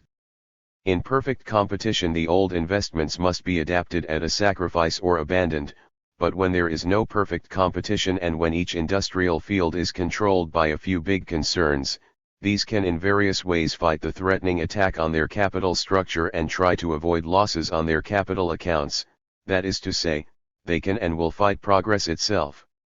So far as this doctrine merely formulates a particular aspect of restrictive business strategy, there is no need to add anything to the argument already sketched in this chapter. Both as to the limits of that strategy and as to its functions in the process of creative destruction, we should only be repeating what has been said before.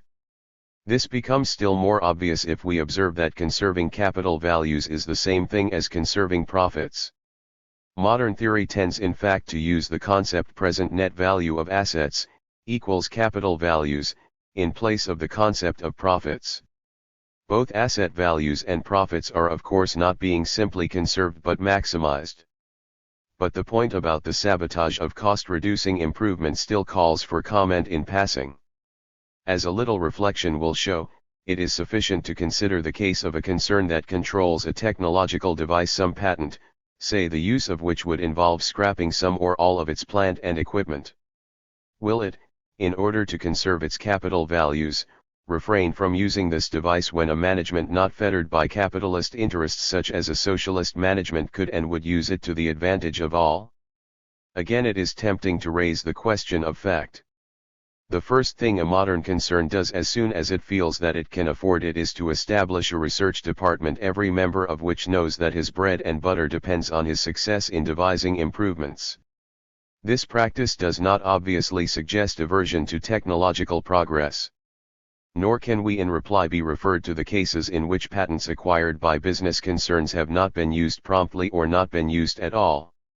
For there may be perfectly good reasons for this.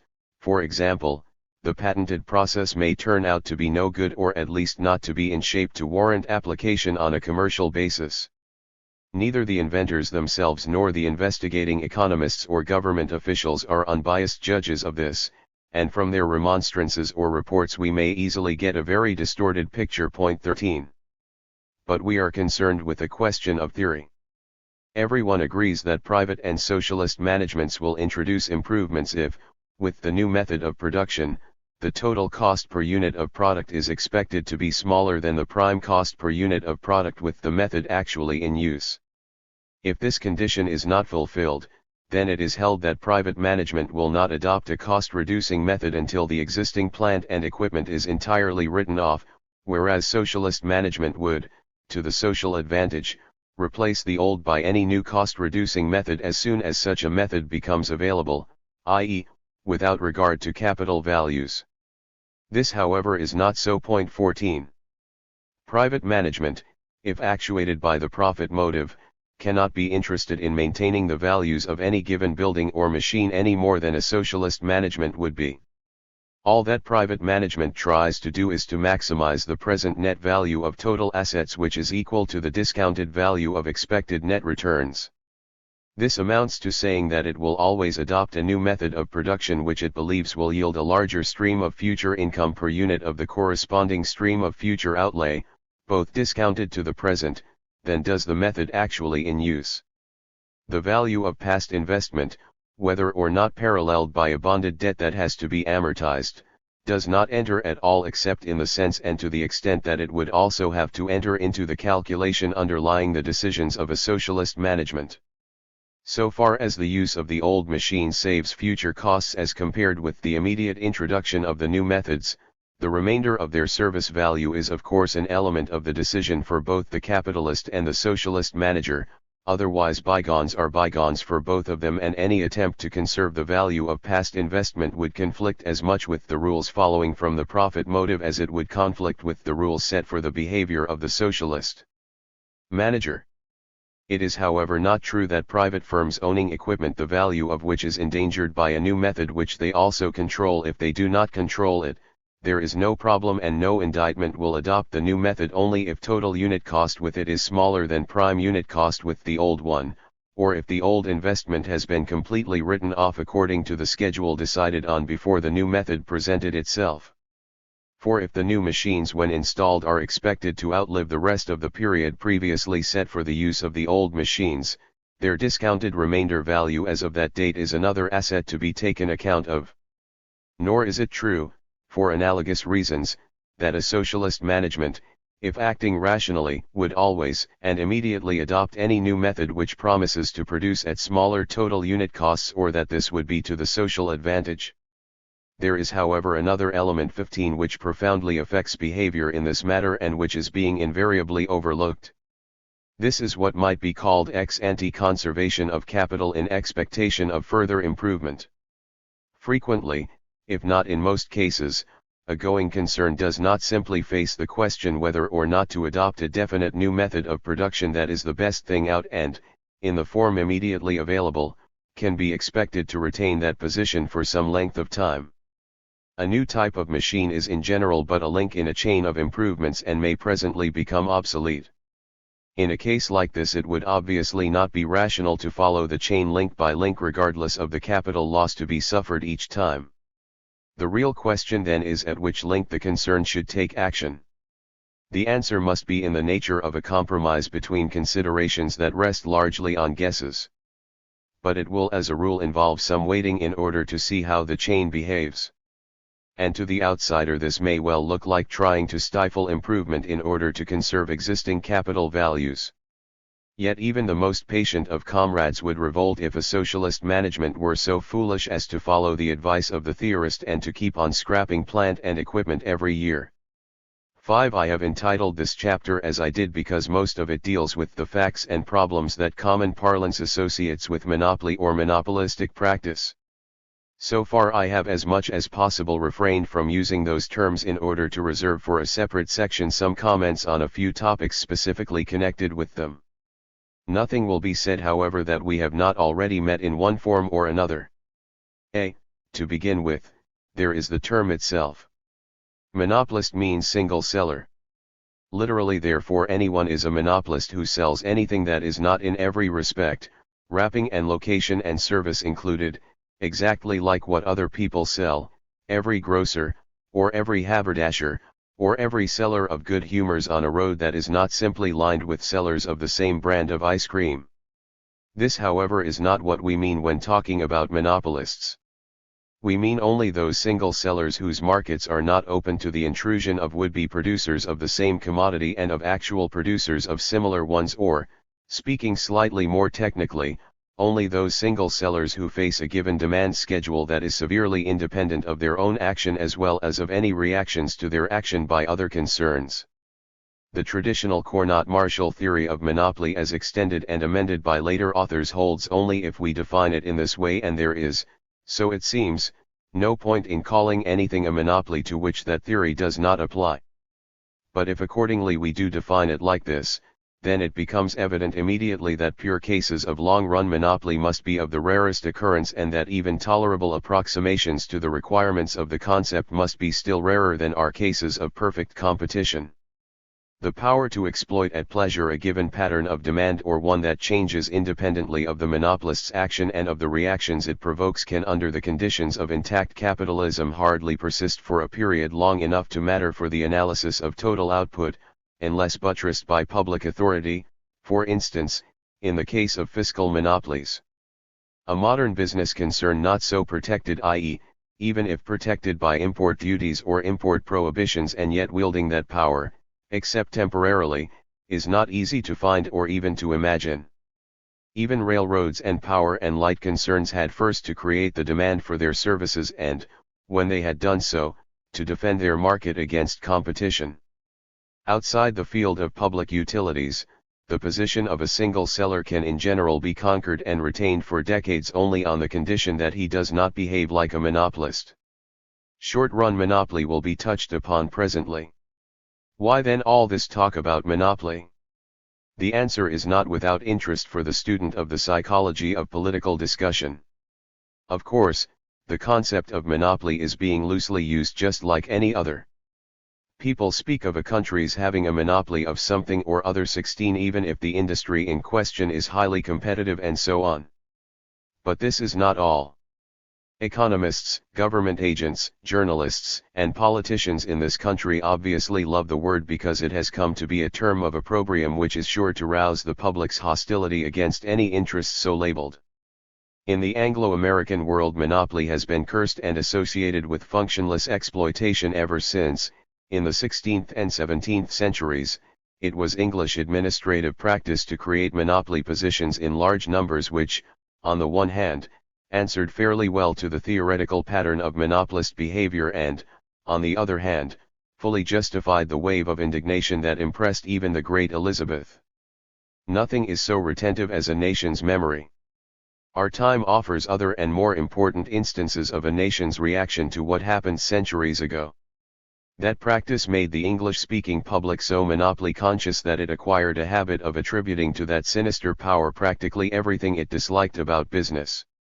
To the typical liberal bourgeois in particular, monopoly became the father of almost all abuses. In fact, it became his pet bogey. Adam Smith, 17, thinking primarily of monopolies of the Tudor and Stuart type, frowned on them in awful dignity. Sir Robert Peel, who like most conservatives occasionally knew how to borrow from the arsenal of the demagogue in his famous epilogue to his last period of office that gave so much offence to his associates, spoke of a monopoly of bread or wheat, though English grain production was of course perfectly competitive in spite of protection. 18 And in this country monopoly is being made practically synonymous with any large-scale business. B. The theory of simple and discriminating monopoly teaches that, excepting a limiting case, monopoly price is higher and monopoly output smaller than competitive price and competitive output. This is true provided that the method and organization of production and everything else are exactly the same in both cases. Actually, however, there are superior methods available to the monopolist which either are not available at all to a crowd of competitors or are not available to them so readily, for there are advantages which, though not strictly unattainable on the competitive level of enterprise, are as a matter of fact secured only on the monopoly level, for instance, because monopolization may increase the sphere of influence of the better, and decrease the sphere of influence of the inferior, Brains 19, or because the monopoly enjoys a disproportionately higher financial standing. Whenever this is so, then that proposition is no longer true. In other words, this element of the case for competition may fail completely because monopoly prices are not necessarily higher or monopoly outputs smaller than competitive prices, and outputs would be at the levels of productive and organizational efficiency that are within the reach of the type of firm compatible with the competitive hypothesis. There cannot be any reasonable doubt that under the conditions of our epoch such superiority is as a matter of fact the outstanding feature of the typical large-scale unit of control, though mere size is neither necessary nor sufficient for it. These units not only arise in the process of creative destruction and function in a way entirely different from the static schema, but in many cases of decisive importance they provide the necessary form for the achievement. They largely create what they exploit. Hence the usual conclusion about their influence on long-run output would be invalid even if they were genuine monopolies in the technical sense of the term. Motivation is quite immaterial.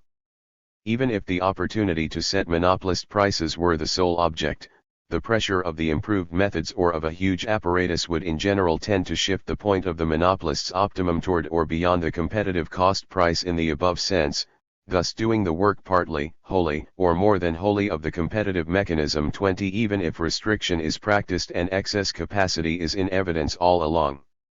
Of course, if the methods of production, organization, and so on are not improved by or in connection with monopolization as is the case with an ordinary cartel, the classical theorem about monopoly price and output comes into its own again. 21 So does another popular idea, viz., that monopolization has a soporific effect. For this, too, it is not difficult to find examples. But no general theory should be built upon it. For, especially in manufacturing industry, a monopoly position is in general no cushion to sleep on. As it can be gained, so it can be retained only by alertness and energy. What soporific influence there is in modern business is due to another cause that will be mentioned later. See, in the short run, genuine monopoly positions or positions approximating monopoly are much more frequent. The grocer in a village on the Ohio may be a true monopolist for hours or even days during an inundation. Every successful corner may spell monopoly for the moment. A firm specializing in paper labels for beer bottles may be so circumstanced potential competitors realizing that what seemed to be good profits would be immediately destroyed by their entering the field that it can move at pleasure on a moderate but still finite stretch of the demand curve, at least until the metal label smashes that demand curve to pieces. New methods of production or new commodities, especially the latter, do not per se confer monopoly, even if used or produced by a single firm. The product of the new method has to compete with the products of the old ones, and the new commodity has to be introduced, i.e., its demand schedule has to be built up. As a rule, neither patents nor monopolistic practices avail against that. But they may in cases of spectacular superiority of the new device, particularly if it can be leased like shoe machinery, or in cases of new commodities, the permanent demand schedule for which has been established before the patent has expired. Thus it is true that there is or may be an element of genuine monopoly gain in those entrepreneurial profits which are the prizes offered by capitalist society to the successful innovator. But the quantitative importance of that clement, its volatile nature and its function in the process in which it emerges put it in a class by itself. The main value to a concern of a single seller position that is secured by patent or monopolistic strategy does not consist so much in the opportunity to behave temporarily according to the monopolist schema, as in the protection it affords against temporary disorganization of the market and the space it secures for long-range planning. Here, however, the argument merges into the analysis submitted before. 6. Glancing back, we realize that most of the facts and arguments touched upon in this chapter tend to dim the halo that once surrounded perfect competition as much as they suggest a more favorable view of its alternative. I will now briefly restate our argument from this angle. Traditional theory itself, even within its chosen precincts of a stationary or steadily growing economy, has since the time of Marshall and Edgeworth been discovering an increasing number of exceptions to the old propositions about perfect competition and, incidentally, free trade, that have shaken that unqualified belief in its virtues cherished by the generation which flourished between Ricardo and Marshall, roughly, J.S. Mill's generation in England and Francesco Ferrara's on the continent. Especially the propositions that a perfectly competitive system is ideally economical of resources and allocates them in a way that is optimal with respect to a given distribution of income. Propositions very relevant to the question of the behavior of output cannot now be held with the old confidence. Point 22. Much more serious is the breach made by more recent work in the field of dynamic theory, Frisch, Tinbergen, Roos, Hicks, and others. Dynamic analysis is the analysis of sequences in time. In explaining why a certain economic quantity, for instance a price, is what we find it to be at a given moment, it takes into consideration not only the state of other economic quantities at the same moment, as static theory does, but also their state at preceding points of time, and the expectations about their future values.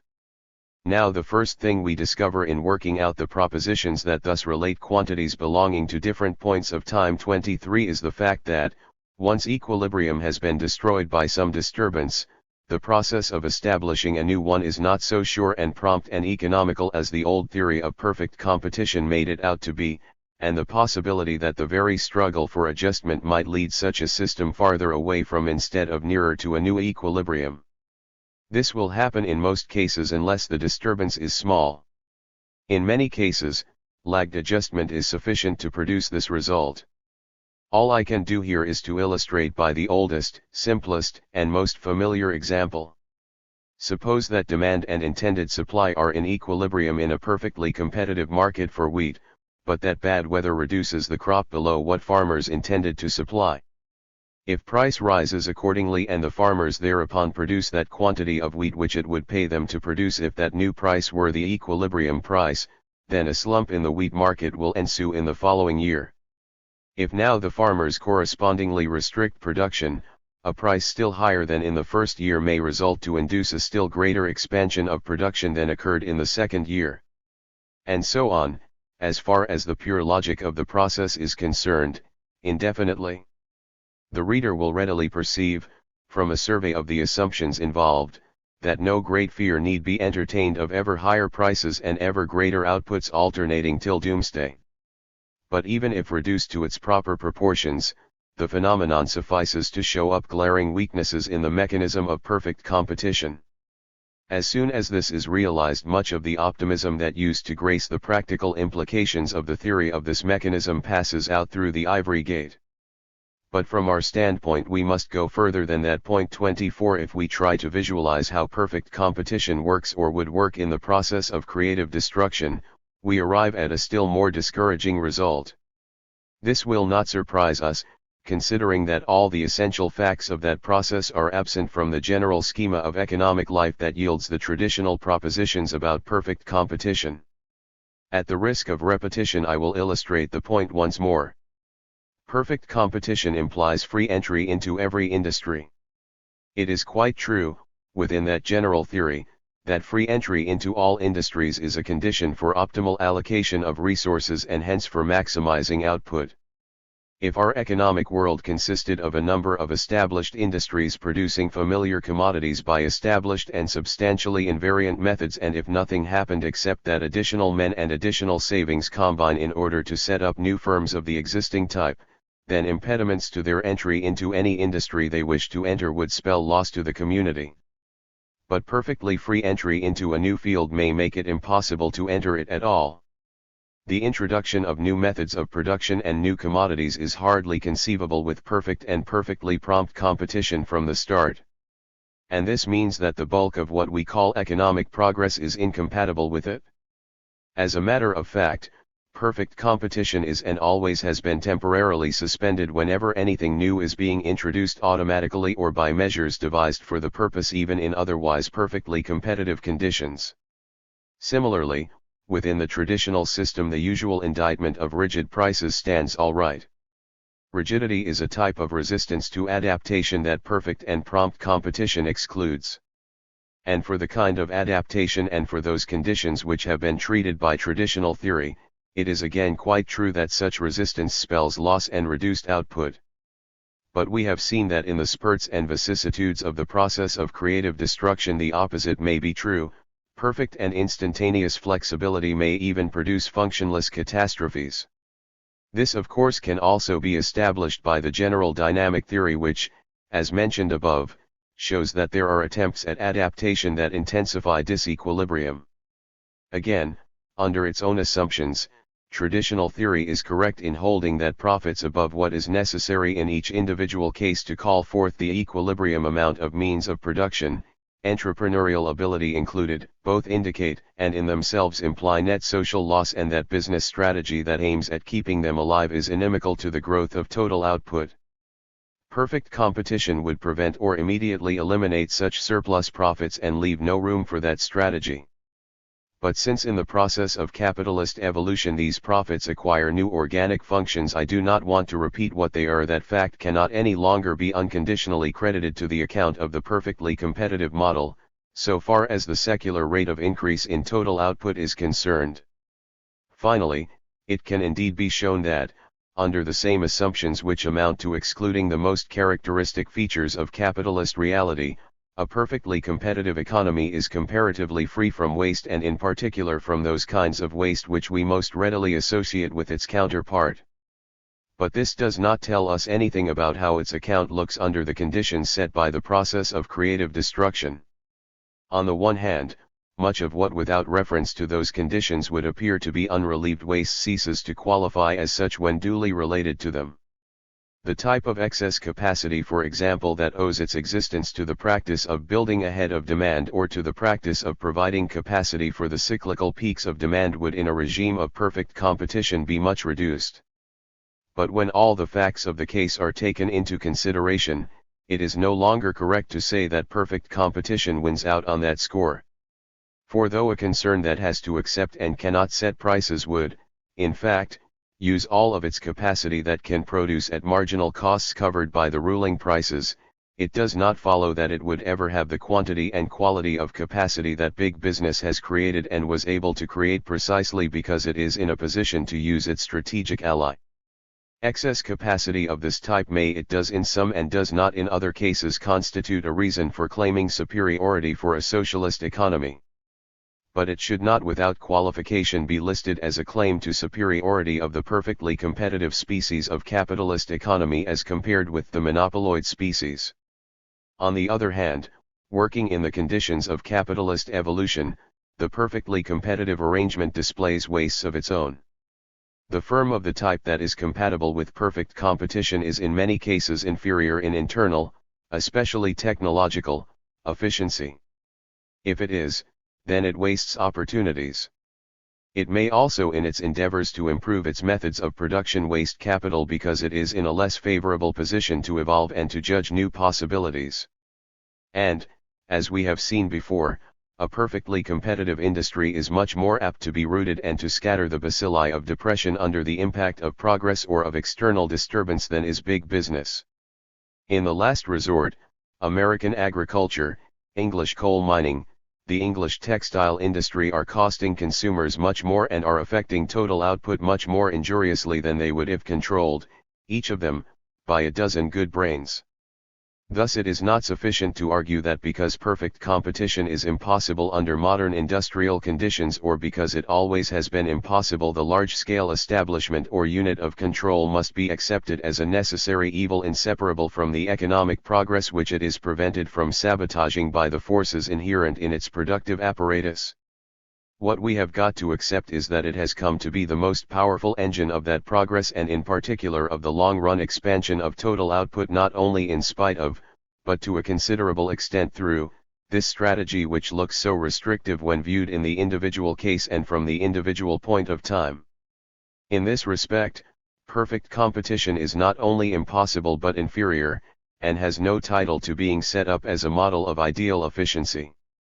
It is hence a mistake to base the theory of government regulation of industry on the principle that big business should be made to work as the respective industry would work in perfect competition. And socialists should rely for their criticisms on the virtues of a socialist economy rather than on those of the competitive model. 9. Closed season. It is for the reader to decide how far the preceding analysis has attained its object. Economics is only an observational and interpretative science, which implies that in questions like ours the room for difference of opinion can be narrowed but not reduced to zero. For the same reason the solution of our first problem only leads to the door of another which in an experimental science would not arise at all. The first problem was to find out whether there is, as I have put it, p. 63, an understandable relation between the structural features of capitalism as depicted by various analytic models and the economic performance as depicted, for the epoch of intact or relatively unfettered capitalism, by the index of total output. My affirmative answer to this question was based upon an analysis that ran on lines approved by most economists up to the point at which what is usually referred to as the modern tendency toward monopolistic control entered the scene.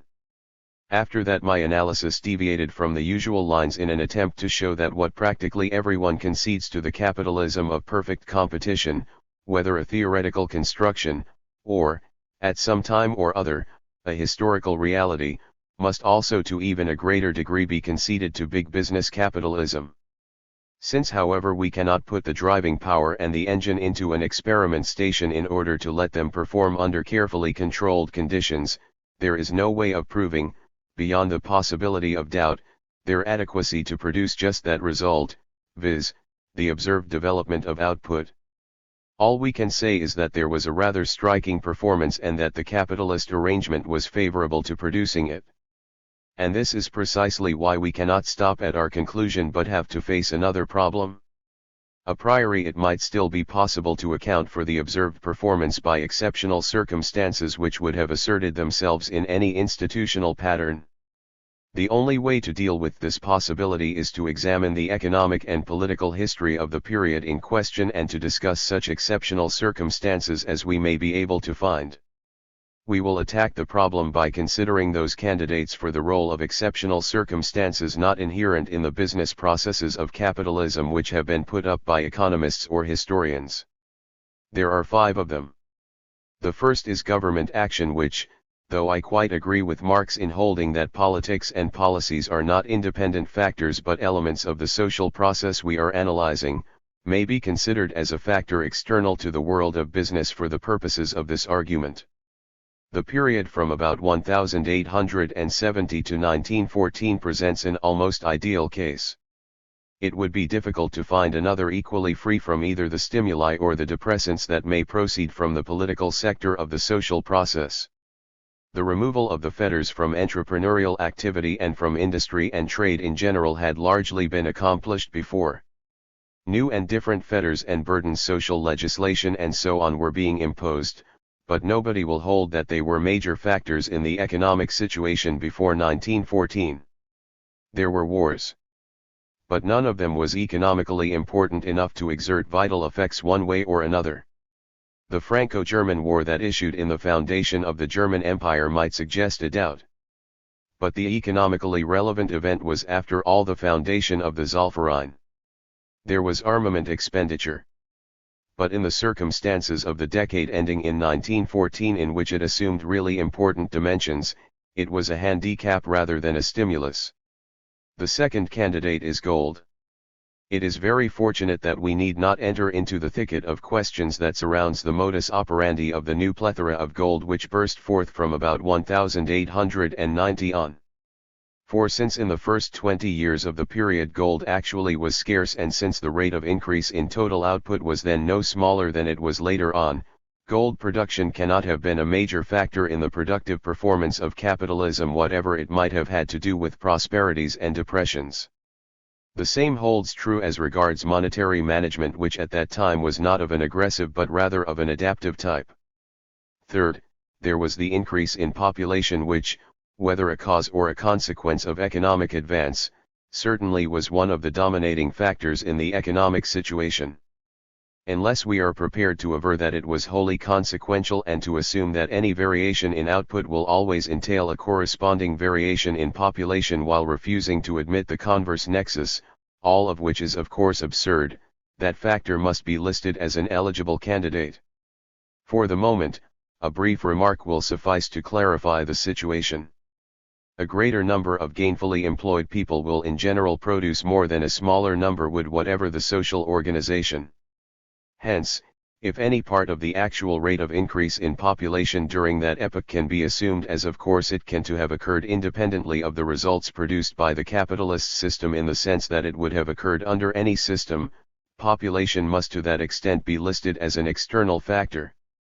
To the same extent, the observed increase in total output does not measure, but exaggerates, capitalist performance.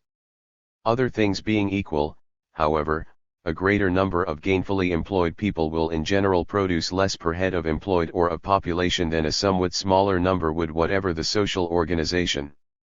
This follows from the fact that the greater the number of workers, the smaller will be the amount of other factors with which the individual worker cooperates. Point 1. Hence, if output per head of population is chosen for measuring capitalist performance, then the observed increase is apt to understate the actual achievement, because part of this achievement has all along been absorbed in compensating for the fall in per capita output that would have occurred in its absence.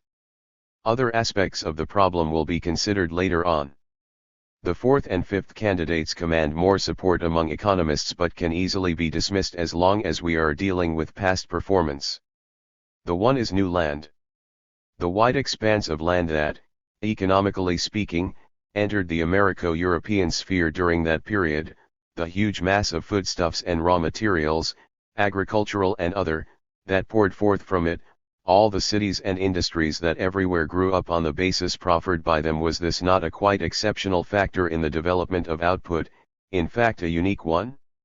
And was not this a boon that would have produced a vast access of wealth whatever the economic system it happened to impinge upon?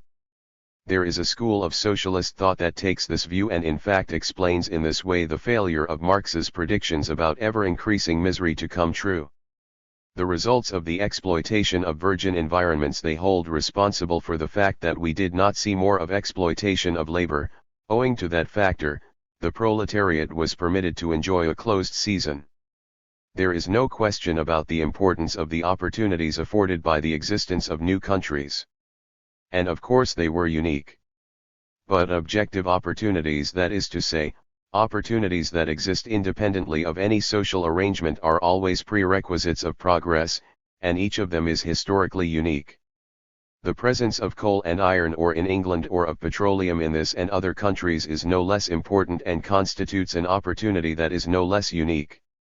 The whole capitalist process, like any other economic process that is evolutionary, consists in nothing else but exploiting such opportunities as they enter the businessman's horizon, and there is no point in trying to single out the one under discussion in order to construe it as an external factor. There is less reason for doing so because the opening up of these new countries was achieved step by step through business enterprise, and because business enterprise provided all the conditions for it: railroad and power plant construction, shipping, agricultural machinery and so on. Thus that process was part and parcel of capitalist achievement and on a par with the rest. Therefore the results rightfully enter our 2%. Again we might invoke the Communist Manifesto in support. The last candidate is technological progress. Was not the observed performance due to that stream of inventions that revolutionized the technique of production rather than to the businessman's hunt for profits? The answer is in the negative. The carrying into effect of those technological novelties was of the essence of that hunt. And even the inventing itself, as will be more fully explained in a moment, was a function of the capitalist process which is responsible for the mental habits that will produce invention. It is therefore quite wrong and also quite un-Marxian to say, as so many economists do, that capitalist enterprise was one, and technological progress a second, distinct factor in the observed development of output. They were essentially one and the same thing, or, as we may also put it, the former was the propelling force of the latter. Both the new land and the technological progress may become troublesome as soon as we proceed to extrapolation. Though achievements of capitalism, they may conceivably be achievements that cannot be repeated. And though we now have established a reasonable case to the effect that the observed behavior of output per head of population during the period of full-fledged capitalism was not an accident but may be held to measure roughly capitalist performance, we are faced by still another question, viz., the question to what extent it is legitimate to assume that the capitalist engine will or would, if allowed to do so, work on in the near future, say for another 40 years, about as successfully as it did in the past. 10. The vanishing of investment opportunity. The nature of this problem can be most tellingly displayed against the background of contemporaneous discussion. The present generation of economists has witnessed not only a worldwide depression of unusual severity and duration but also a subsequent period of halting and unsatisfactory recovery. I have already submitted my own interpretation one of these phenomena and stated the reasons why I do not think that they necessarily indicate a break in the trend of capitalist evolution. But it is natural that many if not most of my fellow economists should take a different view. As a matter of fact they feel, exactly as some of their predecessors felt between 1873 and 1896, though then this opinion was mainly confined to Europe, that a fundamental change is upon the capitalist process. According to this view, we have been witnessing not merely a depression and a bad recovery, accentuated perhaps by anti-capitalist policies, but the symptoms of a permanent loss of vitality which must be expected to go on and to supply the dominating theme for the remaining movements of the capitalist symphony. Hence no inference as to the future can be drawn from the functioning of the capitalist engine and of its performance in the past. This view is being held by many with whom the wish is not father to the thought. But we shall understand why socialists with whom it is, should have with particular alacrity availed themselves of the windfall, some of them to the point of shifting the base of their anti-capitalist argument completely to this ground. In doing so, they reap the additional advantage of being able to fall back once more upon Marxian tradition which, as I have pointed out before, the trained economists among them had felt compelled to discard more and more. For, in the sense explained in the first chapter, Marx had predicted such a state of things. According to him, capitalism, before actually breaking down, would enter into a stage of permanent crisis, temporarily interrupted by feeble upswings or by favorable chance occurrences. Nor is this all. One way of putting the matter from a Marxian standpoint is to stress the effects of capital accumulation and capital agglomeration on the rate of profits and, through the rate of profits, on the opportunity to invest. Since the capitalist process always has been geared to a large amount of current investment, even partial elimination of it would suffice to make plausible the forecast that the process is going to flop. This particular line in the Marxist argument no doubt seems to agree well not only with some outstanding facts of the past decade: unemployment, excess reserves, gluts in money markets, unsatisfactory margins of profits, stagnation of private investment, but also with several non-Marxist interpretations. There is surely no such gulf between Marx and Keynes as there was between Marx and Marshall or Wicksell. Both the Marxist doctrine and its non-Marxist counterpart are well expressed by the self-explanatory phrase that we shall use, the theory of vanishing investment opportunity. Point 2. It should be observed that this theory really raises three distinct problems. The first is akin to the question that heads this part. Since nothing in the social world can ever be perennious, and since the capitalist order is essentially the framework of a process not only of economic but also of social change, there is not much room for difference about the answer. The second question is whether the forces and mechanisms offered by the theory of vanishing investment opportunity are the ones to stress. In the following chapters I am going to submit another theory of what will eventually kill capitalism, but a number of parallelisms will remain. There is, however, a third problem. Even if the forces and mechanisms stressed by the theory of vanishing investment opportunity were in themselves adequate to establish the presence in the capitalist process of a long-run tendency toward ultimate deadlock, it does not necessarily follow that the vicissitudes of the past decade have been due to them, and which it is important to add for our purpose that similar vicissitudes should therefore have to be expected to persist for the next 40 years. For the moment we are mainly concerned with the third problem. But much of what I am going to say also bears on the second. The factors that are held to justify a pessimistic forecast concerning the performance of capitalism in the near future and to negative the idea that past performance may be repeated may be divided into three groups. There are, first, the environmental factors. It has been stated and will have to be established that the capitalist process produces a distribution of political power and a socio-psychological attitude expressing itself in corresponding policies that are hostile to it and may be expected to gather force so that they will eventually prevent the capitalist engine from functioning. This phenomenon I will set aside for later consideration. What follows now must be read with the appropriate proviso. But it should be noted that attitude and cognate factors also affect the motive power of the bourgeois profit economy itself, and that hence the proviso covers more than one might think at first sight, more, at any rate, than mere politics. Then there is the capitalist engine itself. The theory of vanishing investment opportunity does not necessarily include, but as a matter of fact is apt to be in alliance with, the other theory that modern largest-scale business represents a petrified form of capitalism in which restrictive practices, price rigidities, exclusive attention to the conservation of existing capital values and so on are naturally inherent. This has been dealt with already. Finally, there is what may be described as the material the capitalist engine feeds on, i.e., the opportunities open to new enterprise and investment. The theory under discussion puts so much emphasis on this element as to justify the label we have affixed to it.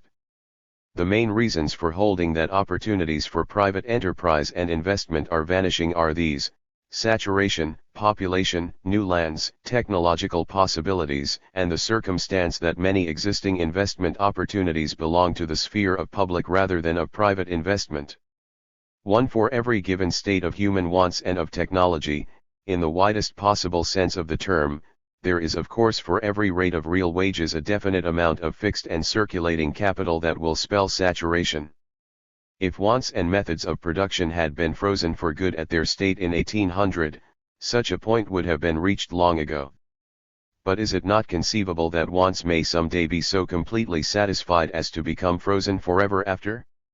Some implications of this case will presently be developed, but so long as we deal with what may happen during the next 40 years we evidently need not trouble ourselves about this possibility.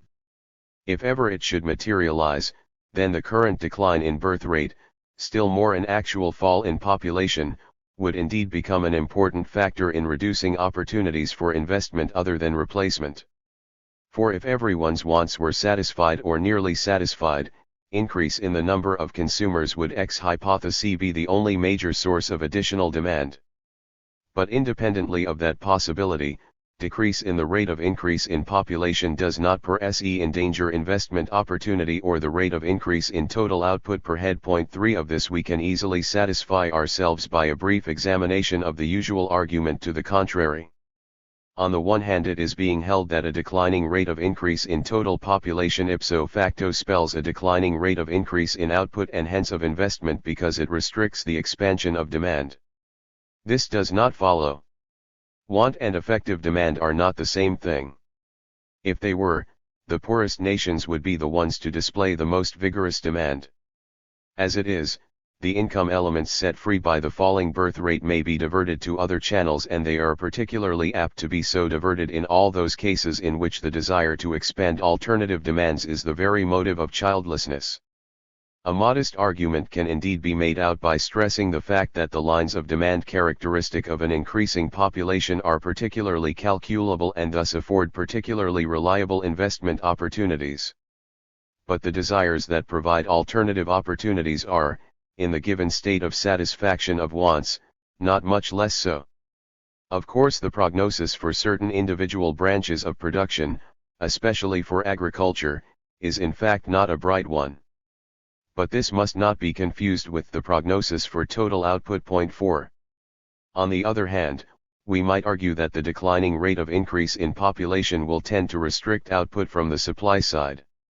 Rapid increase was in the past frequently one of the conditions of the observed development of output, and we might conclude a contrario that increasing scarcity of the labor factor might be expected to be a limiting factor. However, we do not hear much of this argument, and for very good reasons. The observation that at the beginning of 1940 output of manufacturing industry in the United States was about 1/20% of the average for 1923 to 1925, whereas factory employment was at about 100%, supplies an answer that is adequate for the calculable future.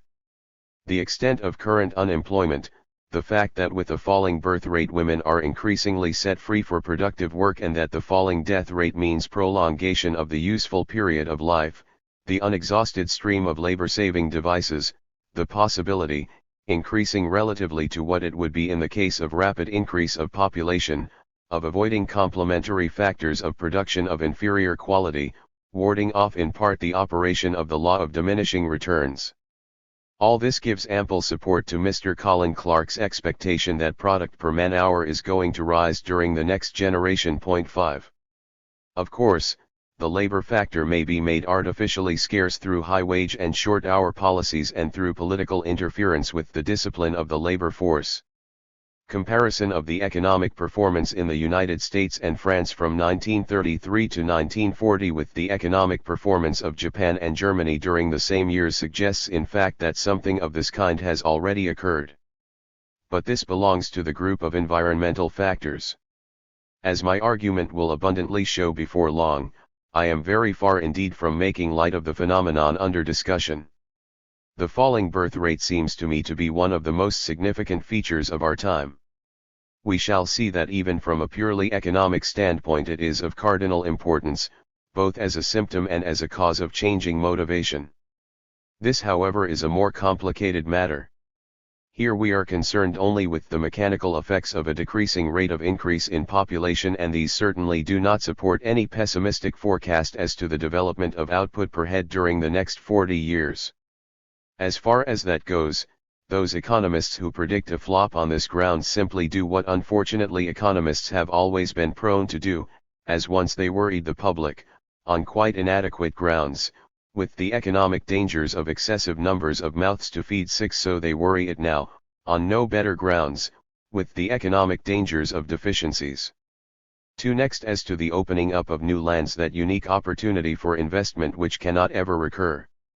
Even if, for the sake of argument, we grant that humanity's geographical frontier is closed for good, which is not in itself very obvious in view of the fact that at present there are deserts where once there were fields and populous cities, and even if we further grant that nothing will ever contribute to human welfare as much as did the foodstuffs and raw materials from those new lands, which is more plausible, it does not follow that total output per head must therefore decline, or increase at a smaller rate, during the next half-century.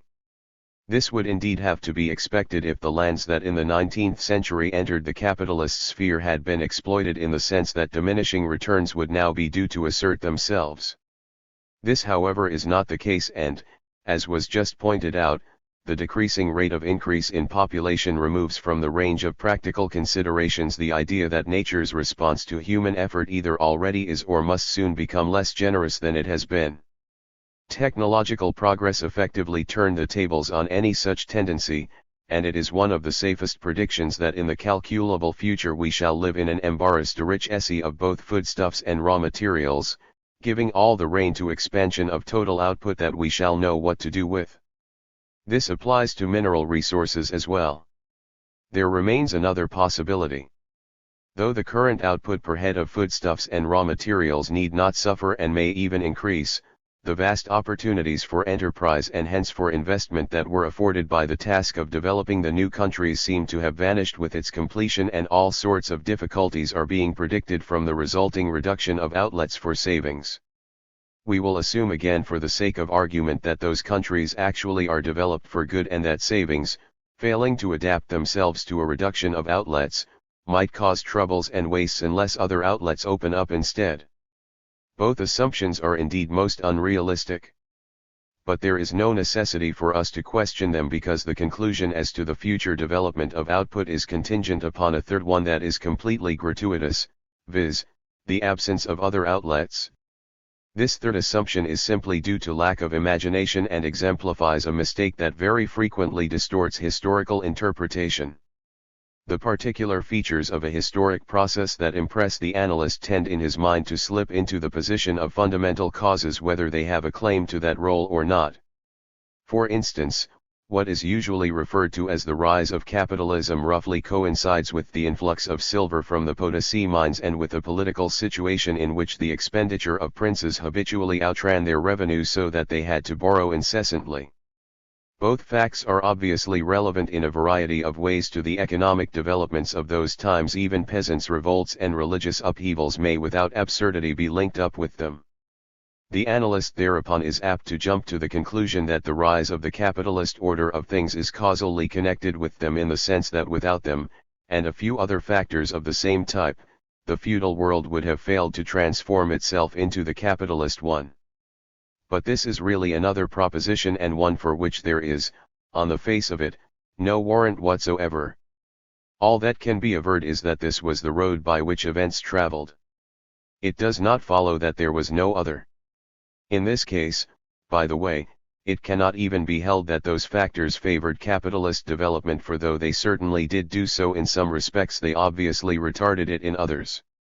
Similarly, as we have seen in the preceding chapter, the opportunities for enterprise afforded by the new areas to be exploited were certainly unique, but only in the sense in which all opportunities are.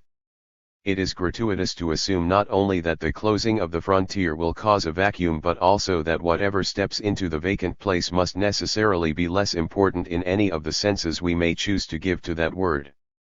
The conquest of the air may well be more important than the conquest of India was. We must not confuse geographical frontiers with economic ones. It is true that the relative positions of countries or regions may significantly change as one type of investment opportunity is replaced by another. The smaller a country or region is and the more closely its fortunes are wedded to one particular element in the productive process, the less confidence we shall feel as to the future in store for it when that element is played out. Thus agricultural countries or regions may lose permanently by the competitive synthetic products, rayon, dyes, synthetic rubber for instance, and it may be no comfort to them that, if the process be taken as a whole, there may be net gain in total output. It is also true that the possible consequences of this may be much intensified by the division of the economic world into hostile national spheres. And it is finally true that all we can assert is that the vanishing of the investment opportunities incident to the development of new countries, if they are already vanishing, need not cause a void that would necessarily affect the rate of increase in total output. We cannot assert that they actually will be replaced by at least equivalent ones. We may point to the fact that from that development further developments naturally arise in those same countries or in others. We may put some trust in the ability of the capitalist engine to find or create ever new opportunities, since it is geared to this very purpose, but such considerations do not carry us beyond our negative result. And recalling our reasons for embarking upon the subject, this is quite enough. 3. An analogous argument applies to the widely accepted view that the great stride in technological advance has been made and that but minor achievements remain.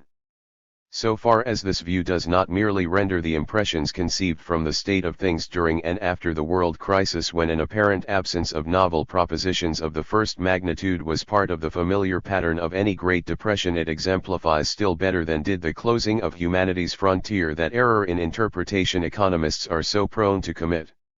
We are just now in the downgrade of a wave of enterprise that created the electrical power plant, the electrical industry, the electrified farm and home and the motor car. We find all that very marvelous, and we cannot for our lives see where opportunities of comparable importance are to come from.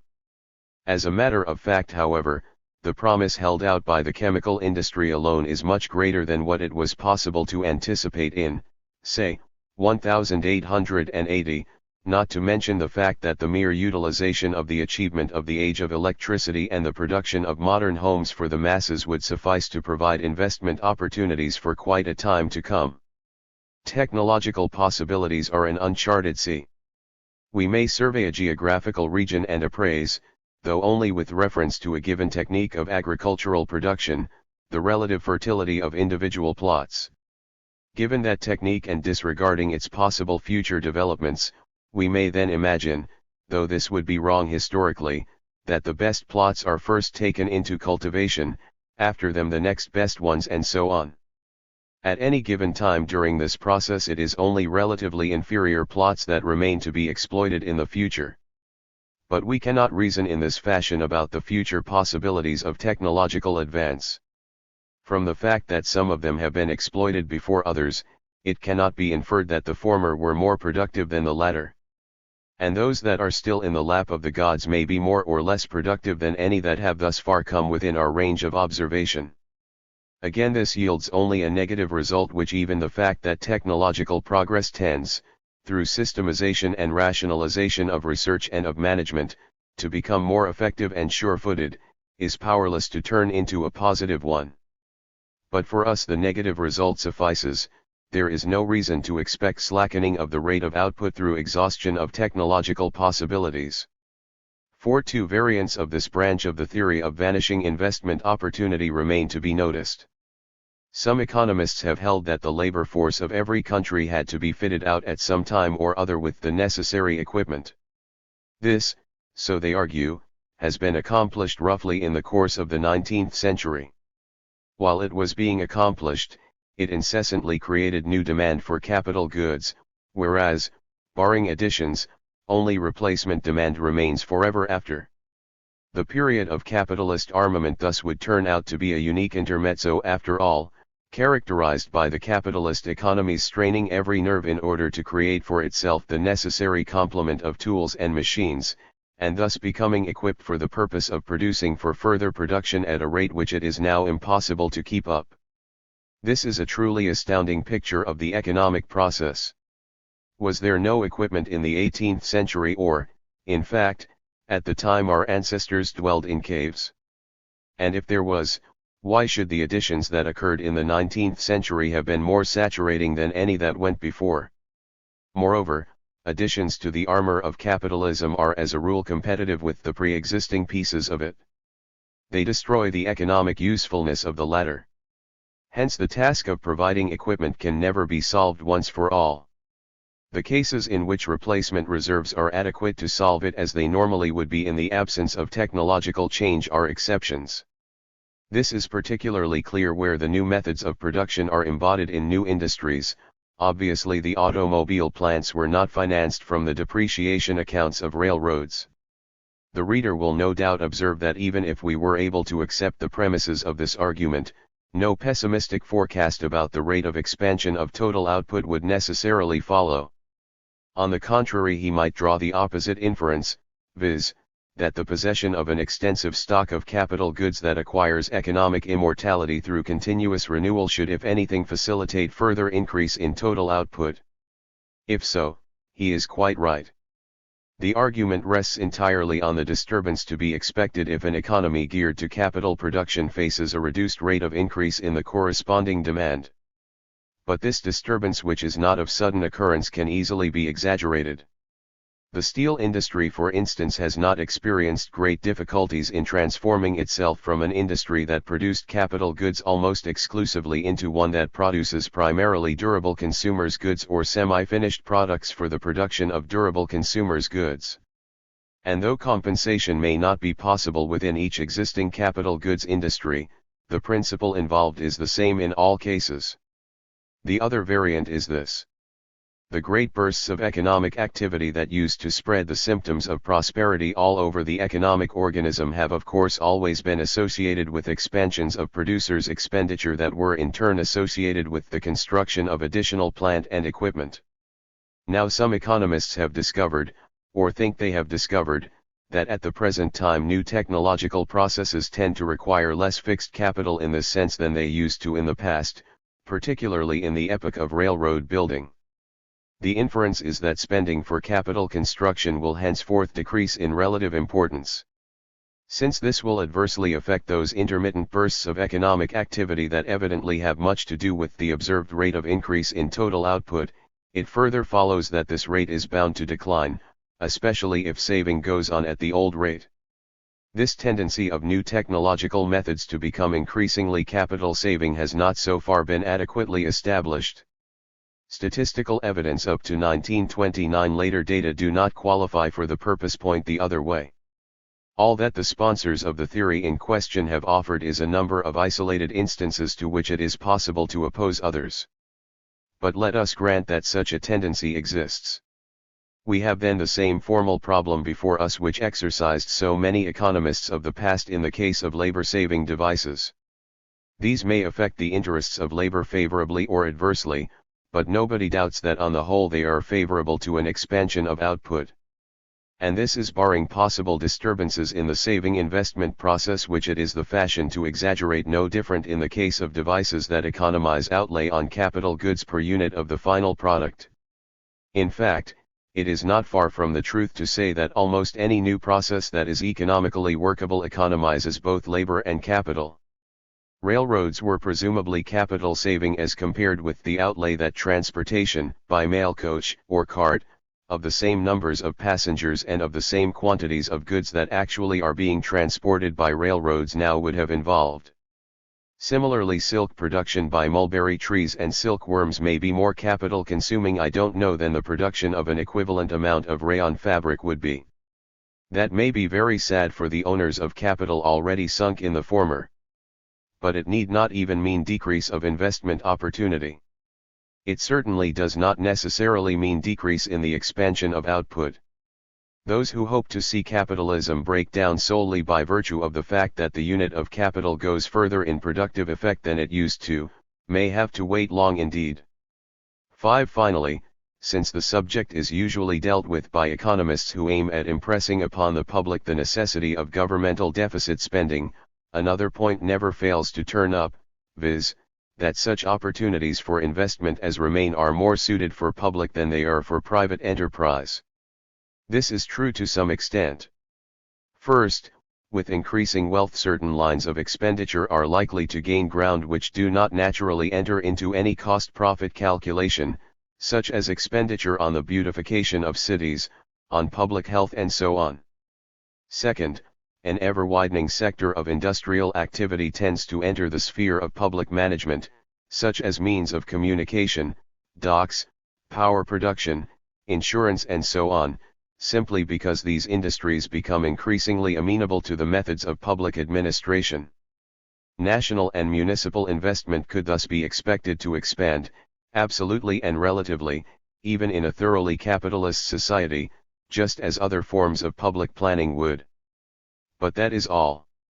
In order to recognize it, we need not make any hypothesis about the course of things in the private sector of industrial activity.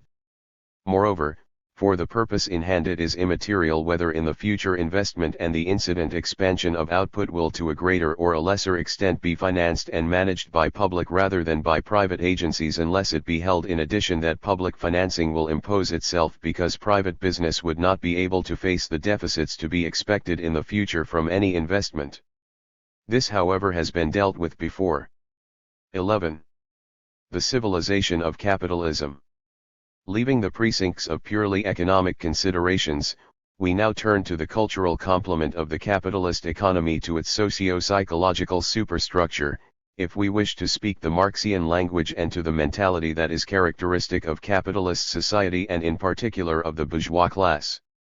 In desperate brevity, the salient facts may be conveyed as follows.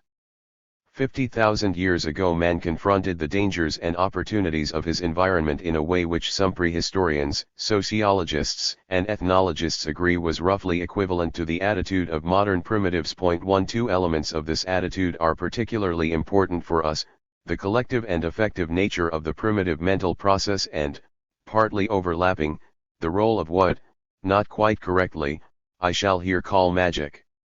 By the first I designate the fact that in small and undifferentiated or not much differentiated social groups collective ideas impose themselves much more stringently on the individual mind than they do in big and complex groups, and that conclusions and decisions are arrived at by methods which for our purpose may be characterized by a negative criterion, the disregard of what we call logic and, in particular, of the rule that excludes contradiction.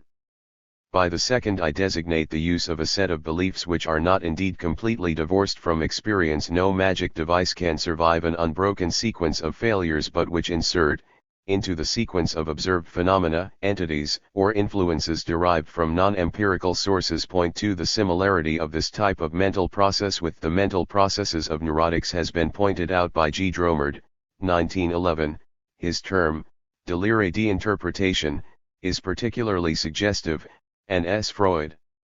Totem und Taboo, 1913. But it does not follow that it is foreign to the mind of normal man of our own time. On the contrary, any discussion of political issues may convince the reader that a large and for action most important body of our own processes is of exactly the same nature. Rational thought or behavior and a rationalistic civilization therefore do not imply absence of the criteria mentioned but only a slow though incessant widening of the sector of social life within which individuals or groups go about dealing with a given situation, first, by trying to make the best of it more or less never wholly according to their own lights, second, by doing so according to those rules of consistency which we call logic, and third, by doing so on assumptions which satisfy two conditions, that their number be a minimum and that every one of them be amenable to expression in terms of potential experience. Point 3. All this is very inadequate of course, but it suffices for our purpose. There is however one more point about the concept of rationalist civilizations that I will mention here for future reference. When the habit of rational analysis of, and rational behavior in, the daily tasks of life has gone far enough, it turns back upon the mass of collective ideas and criticizes and to some extent rationalizes them by way of such questions as why there should be kings and popes or subordination or tithes or property. Incidentally, it is important to notice that, while most of us would accept such an attitude as the symptom of a higher stage of mental development, this value judgment is not necessarily and in every sense borne out by the results. The rationalist attitude may go to work with information and technique so inadequate that actions and especially a general surgical propensity induced by it may, to an observer of a later period, appear to be, even from a purely intellectual standpoint, inferior to the actions and anti-surgical propensities associated with attitudes that at the time most people felt inclined to attribute to a low IQ. A large part of the political thought of the 17th and 18th centuries illustrates this ever-forgotten truth. Not only in depth of social vision but also in logical analysis, later conservative counter-criticism was clearly superior, although it would have been a mere matter of laughter for the writers of the Enlightenment. Now the rational attitude presumably forced itself on the human mind primarily from economic necessity. It is the everyday economic task to which we as a race owe our elementary training in rational thought and behavior. I have no hesitation in saying that all logic is derived from the pattern of the economic decision, or, to use a pet phrase of mine, that the economic pattern is the matrix of logic. This seems plausible for the following reason. Suppose that some primitive man uses that most elementary of all machines, already appreciated by our gorilla cousins, a stick, and that this stick breaks in his hand. If he tries to remedy the damage by reciting a magic formula, he might for instance murmur supply and demand or planning and control in the expectation that if he repeats this exactly 9 times the two fragments will unite again, then he is within the precincts of pre-rational thought. If he gropes for the best way to join the fragments or to procure another stick, he is being rational in our sense. Both attitudes are possible of course. But it stands to reason that in this and most other economic actions the failure of a magic formula to work will be much more obvious than could be any failure of a formula that was to make our man victorious in combat or lucky in love or to lift a load of guilt from his conscience. This is due to the inexorable definiteness and, in most cases, the quantitative character that distinguish the economic from other spheres of human action, perhaps also to the unemotional drabness of the unending rhythm of economic wants and satisfactions. Once hammered in, the rational habit spreads under the pedagogic influence of favorable experiences to the other spheres, and there also opens eyes for that amazing thing, the fact. This process is independent of any particular garb, hence also of the capitalistic garb, of economic activity. So is the profit motive and self-interest. Pre-capitalist man is in fact no less grabbing than capitalist man. Peasant serfs for instance or warrior lords assert their self-interest with a brutal energy all their own. But capitalism develops rationality and adds a new edge to it in two interconnected ways. First, it exalts the monetary unit, not itself a creation of capitalism, into a unit of account. That is to say, capitalist practice turns the unit of money into a tool of rational cost-profit calculations, of which the towering monument is double-entry bookkeeping. Point 4. Without going into this, we will notice that, primarily a product of the evolution of economic rationality, the cost-profit calculus in turn reacts upon that rationality. By crystallizing and defining numerically, it powerfully propels the logic of enterprise. And thus defined and quantified for the economic sector, this type of logic or attitude or method then starts upon its conqueror's career, subjugating, rationalizing man's tools and philosophies, his medical practice, his picture of the cosmos, his outlook on life, everything in fact, including his concepts of beauty and justice and his spiritual ambitions. In this respect, it is highly significant that modern mathematico-experimental science developed, in the 15th, 16th and 17th centuries, not only along with the social process usually referred to as the rise of capitalism, but also outside of the fortress of scholastic thought and in the face of its contemptuous hostility. In the 15th century, mathematics was mainly concerned with questions of commercial arithmetic and the problems of the architect. The utilitarian mechanical device, invented by men of the craftsman type, stood at the source of modern physics. The rugged individualism of Galileo was the individualism of the rising capitalist class. The surgeon began to rise above the midwife and the barber. The artist, who at the same time was an engineer and an entrepreneur, the type immortalized by such men as Vinci, Alberti, Cellini, even Dürer, busied himself with plans for fortifications, illustrates best of all what I mean. By cursing it all, scholastic professors in the Italian universities showed more sense than we give them credit for. The trouble was not with individual unorthodox propositions.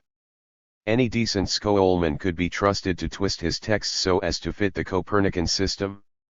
But those professors quite rightly sensed the spirit behind such exploits, the spirit of rationalist individualism, the spirit generated by rising capitalism. Second, rising capitalism produced not only the mental attitude of modern science, the attitude that consists in asking certain questions and in going about answering them in a certain way, but also the men and the means. By breaking up the feudal environment and disturbing the intellectual peace of manor and village, though there always was, of course, plenty to discuss and to fall out about in a convent, but especially by creating the social space for a new class that stood upon individual achievement in the economic field, it in turn attracted to that field the strong wills and the strong intellects. Pre-capitalist economic life left no scope for achievement that would carry over class boundaries or, to put it differently, be adequate to create social positions comparable to those of the members of the then ruling classes.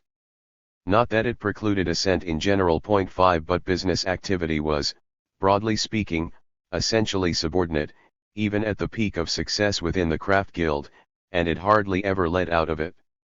The main avenues to advancement and large gain were the church, nearly as accessible throughout the Middle Ages as it is now, to which we may add the chanceries of the great territorial magnates, and the hierarchy of warrior lords, quite accessible to every man who was physically and psychically fit until about the middle of the 12th century, and not quite inaccessible thereafter. It was only when capitalist enterprise, first commercial and financial, then mining, finally industrial, unfolded its possibilities, that supernormal ability and ambition began to turn to business as a third avenue. Success was quick and conspicuous, but it has been much exaggerated as regards the social weight it carried at first. If we look closely at the career of Jacob Fugger, for instance, or of Agostino Chigi, we easily satisfy ourselves that they had very little to do with steering the policies of Charles V or of Pope Leo X, and that they paid heavily for such privileges as they enjoyed. Point 6. Yet entrepreneurial success was fascinating enough for everyone excepting the highest strata of feudal society to draw most of the best brains, and thus to generate further success, to generate additional steam for the rationalist engine. So, In this sense, capitalism, and not merely economic activity in general, has after all been the propelling force of the rationalization of human behavior. And now we are at long last face to face with the immediate goal 7 to which that complex yet inadequate argument was to lead. Not only the modern mechanized plant and the volume of the output that pours forth from it, not only modern technology and economic organization, but all the features and achievements of modern civilization are, directly or indirectly, the products of the capitalist process. They must be included in any balance sheet of it and in any verdict about its deeds or misdeeds. There is the growth of rational science and the long list of its applications. Airplanes, refrigerators, television, and that sort of thing are immediately recognizable as results of the profit economy. But although the modern hospital is not as a rule operated for profit, it is nonetheless the product of capitalism, not only, to repeat, because the capitalist process supplies the means and the will, but much more fundamentally because capitalist rationality supplied the habits of mind that evolved the methods used in these hospitals. And the victories, not yet completely won but in the offing, over cancer, syphilis, and tuberculosis will be as much capitalist achievements as motor cars or pipelines or Bessemer steel have been. In the case of medicine, there is a capitalist profession behind the methods, capitalist both because to a large extent it works in a business spirit and because it is an emulsion of the industrial and commercial bourgeoisie. But even if that were not so, modern medicine and hygiene would still be byproducts of the capitalist process, just as is modern education. There is the capitalist art and the capitalist style of life. If we limit ourselves to painting as an example, both for brevity's sake and because in that field my ignorance is slightly less complete than it is in others, and if, wrongly, as I think, we agree to start an epoch with Giotto's arena frescoes and then follow the line, nothing short of damnable though such linear arguments are, Giotto Masaccio Vinci Michelangelo Greco, no amount of emphasis on mystical ardors in the case of Greco can obliterate my point for anyone who has eyes that see. And Vinci's experiments are offered to doubters who wish, as it were, to touch the capitalist rationality with their fingertips. This line, if projected, yes, I know, could be made to land us, though perhaps gasping, in the contrast between Delacroix and Ingres. Well, and there we are, Cézanne, Van Gogh, Picasso, or Matisse will do the rest. Expressionist liquidation of the object forms an admirably logical conclusion. The story of the capitalist novel, culminating in the Goncourt novel, documents written up, would illustrate still better. But that is obvious. The evolution of the capitalist style of life could be easily and perhaps most tellingly described in terms of the genesis of the modern lounge suit. There is finally all that may be grouped around the symbolic centerpiece of Gladstonian liberalism. The term individualist democracy would do just as well, better in fact, because we want to cover some things that Gladstone would not have approved and a moral and spiritual attitude which, dwelling in the citadel of faith, he actually hated. At that I could leave this point if radical liturgy did not consist largely in picturesque denials of what I mean to convey. Radicals may insist that the masses are crying for salvation from intolerable sufferings and rattling their chains in darkness and despair, but of course there never was so much personal freedom of mind and body for all, never so much readiness to bear with and even to finance the mortal enemies of the leading class, never so much active sympathy with real and fake sufferings, never so much readiness to accept burdens, as there is in modern capitalist society, and whatever democracy there was. Outside of peasant communities, developed historically in the wake of both modern and ancient capitalism. Again, plenty of facts can be adduced from the past to make up a counterargument that will be effective but is irrelevant in a discussion of present conditions and future alternatives. Point 8. If we do decide to embark upon historical disquisition at all, then even many of those facts which to radical critics may seem to be the most eligible ones for their purpose will often look differently if viewed in the light of a comparison with the corresponding facts of pre-capitalist experience. And it cannot be replied that those were different times. For it is precisely the capitalist process that made the difference. 2 points in particular must be mentioned. I have pointed out before that social legislation or, more generally, Institutional change for the benefit of the masses is not simply something which has been forced upon capitalist society by an ineluctable necessity to alleviate the ever-deepening misery of the poor, but that, besides raising the standard of living of the masses by virtue of its automatic effects, the capitalist process also provided for that legislation the means and the will. The words in quotes require further explanation that is to be found in the principle of spreading rationality. The capitalist process rationalizes behavior and ideas, and by so doing chases from our minds, along with metaphysical belief, mystic and romantic ideas of all sorts. Thus it reshapes not only our methods of attaining our ends but also these ultimate ends themselves. Free thinking in the sense of materialistic monism, laicism and pragmatic acceptance of the world this side of the grave follow from this, not indeed by logical necessity but nevertheless very naturally. On the one hand, our inherited sense of duty, deprived of its traditional basis, becomes focused in utilitarian ideas about the betterment of mankind which, quite illogically to be sure, seem to withstand rationalist criticism better than, say, the fear of God does. On the other hand, the same rationalization of the soul rubs off all the glamour of super-empirical sanction from every species of class-wise rights.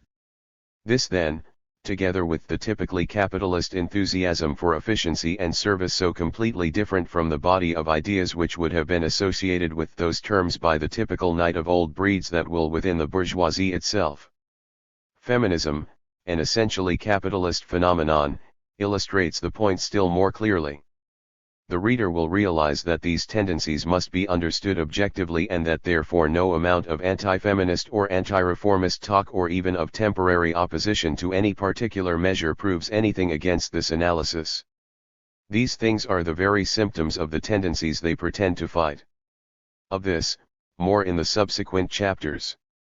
Also, capitalist civilization is rationalistic and anti-heroic. The two go together, of course.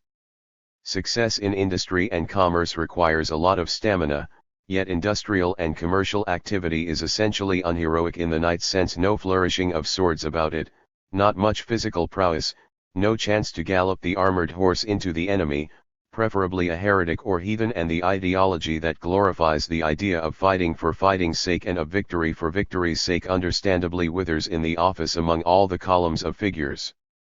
Therefore, owning assets that are apt to attract the robber or the tax-gatherer and not sharing or even disliking warrior ideology that conflicts with its rational utilitarianism, the industrial and commercial bourgeoisie is fundamentally pacifist and inclined to insist on the application of the moral precepts of private life to international relations.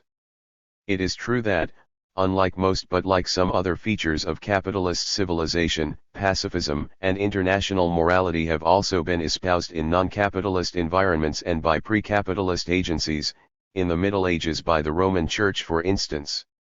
Modern pacifism and modern international morality are nonetheless products of capitalism. In view of the fact that Marxian doctrine, especially neo-Marxian doctrine, and even a considerable body of non-socialist opinion is, as we have seen in the first part of this book, strongly opposed to this proposition 9, it is necessary to point out that the latter is not meant to deny that many a bourgeoisie has put up a splendid fight for hearth and home, or that almost purely bourgeois commonwealths were often aggressive when it seemed to pay, like the Athenian or the Venetian commonwealths, or that no bourgeoisie ever disliked war profits and advantages to trade accruing from conquest, or refused to be trained in warlike nationalism by its feudal masters or leaders or by the propaganda of some specially interested group. All I hold is, first, that such instances of capitalist combativeness are not, as Marxism has it, to be explained exclusively or primarily in terms of class interests or class situations that systematically engender capitalist wars of conquest. Second, that there is a difference between doing that which you consider your normal business in life, for which you prepare yourself in season and out of season and in terms of which you define your success or failure, and doing what is not in your line, for which your normal work and your mentality do not fit you, and success in which will increase the prestige of the most unbourgeois of professions. And third, that this difference steadily tells in international as well as in domestic affairs against the use of military force and for peaceful arrangements, even where the balance of pecuniary advantage is clearly on the side of war, which, under modern circumstances, is not in general very likely. As a matter of fact, the more completely capitalist the structure and attitude of a nation, the more pacifist and the more prone to count the costs of war we observe it to be. Owing to the complex nature of every individual pattern, this could be fully brought out only by detailed historical analysis. But the bourgeois attitude to the military, standing armies, the spirit in which and the methods by which bourgeois societies wage war, and the readiness with which, in any serious case of prolonged warfare, they submit to non-bourgeois rule are conclusive in themselves. The Marxist theory that imperialism is the last stage of capitalist evolution therefore fails quite irrespective of purely economic objections. But I am not going to sum up as the reader presumably expects me to. That is to say, I am not going to invite him, before he decides to put his trust in an untried alternative advocated by untried men, to look once more at the impressive economic and the still more impressive cultural achievement of the capitalist order and at the immense promise held out by both. I am not going to argue that that achievement and that promise are in themselves sufficient to support an argument for allowing the capitalist process to work on and, as it might easily be put, to lift poverty from the shoulders of mankind. There would be no sense in this. Even if mankind were as free to choose as a businessman is free to choose between two competing pieces of machinery, no determined value judgment necessarily follows from the facts and relations between facts that I have tried to convey.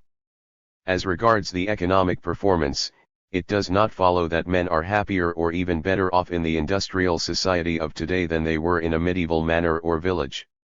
As regards the cultural performance, one may accept every word I have written and yet hated its utilitarianism and the wholesale destruction of meanings incident to it from the bottom of one's heart.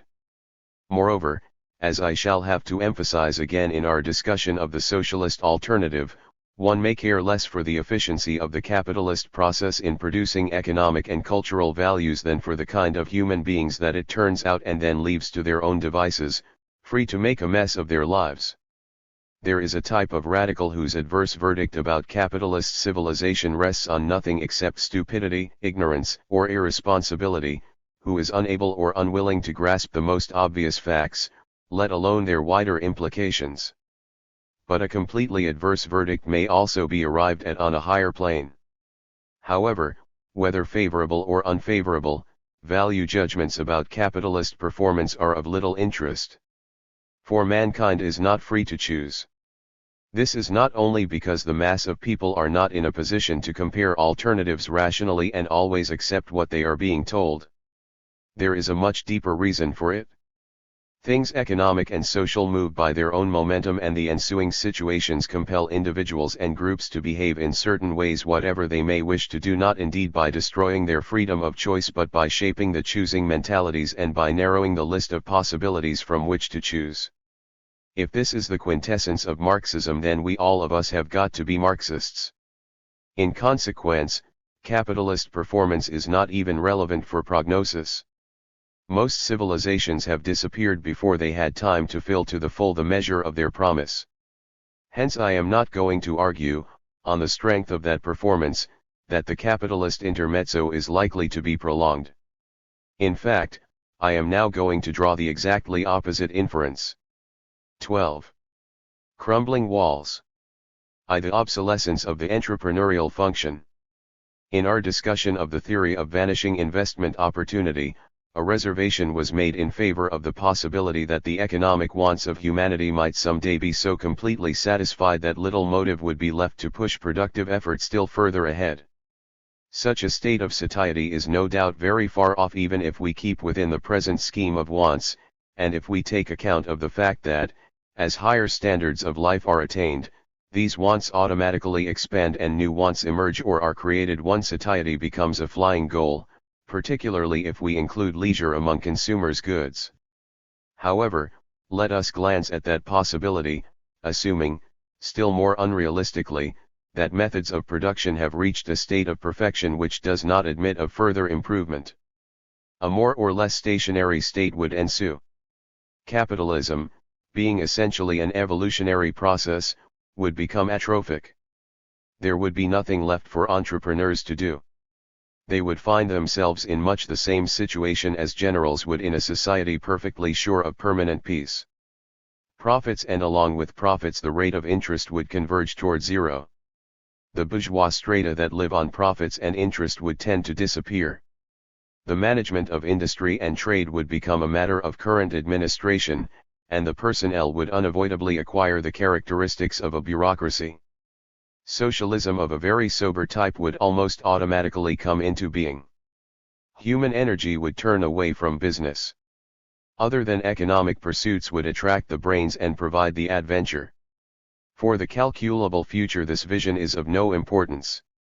But all the greater importance attaches to the fact that many of the effects on the structure of society and on the organization of the productive process that we might expect from an approximately complete satisfaction of wants or from absolute technological perfection can also be expected from a development that is clearly observable already. Progress itself may be mechanized as well as the management of a stationary economy, and this mechanization of progress may affect entrepreneurship and capitalist society nearly as much as the cessation of economic progress would. In order to see this, it is only necessary to restate, first, what the entrepreneurial function consists in, and, secondly, what it means for bourgeois society and the survival of the capitalist order. We have seen that the function of entrepreneurs is to reform or revolutionize the pattern of production by exploiting an invention or, more generally, an untried technological possibility for producing a new commodity or producing an old one in a new way, by opening up a new source of supply of materials or a new outlet for products, by reorganizing an industry, and so on.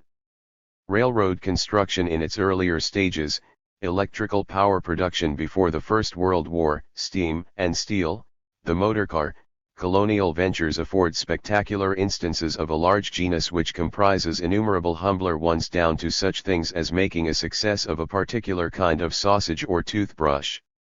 This kind of activity is primarily responsible for the recurrent prosperities that revolutionize the economic organism and the recurrent recessions that are due to the disequilibrating impact of the new products or methods.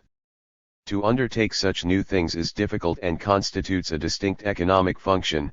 First, because they lie outside of the routine tasks which everybody understands, and, secondly, because the environment resists in many ways that vary, according to social conditions, from simple refusal either to finance or to buy a new thing, to physical attack on the man who tries to produce it.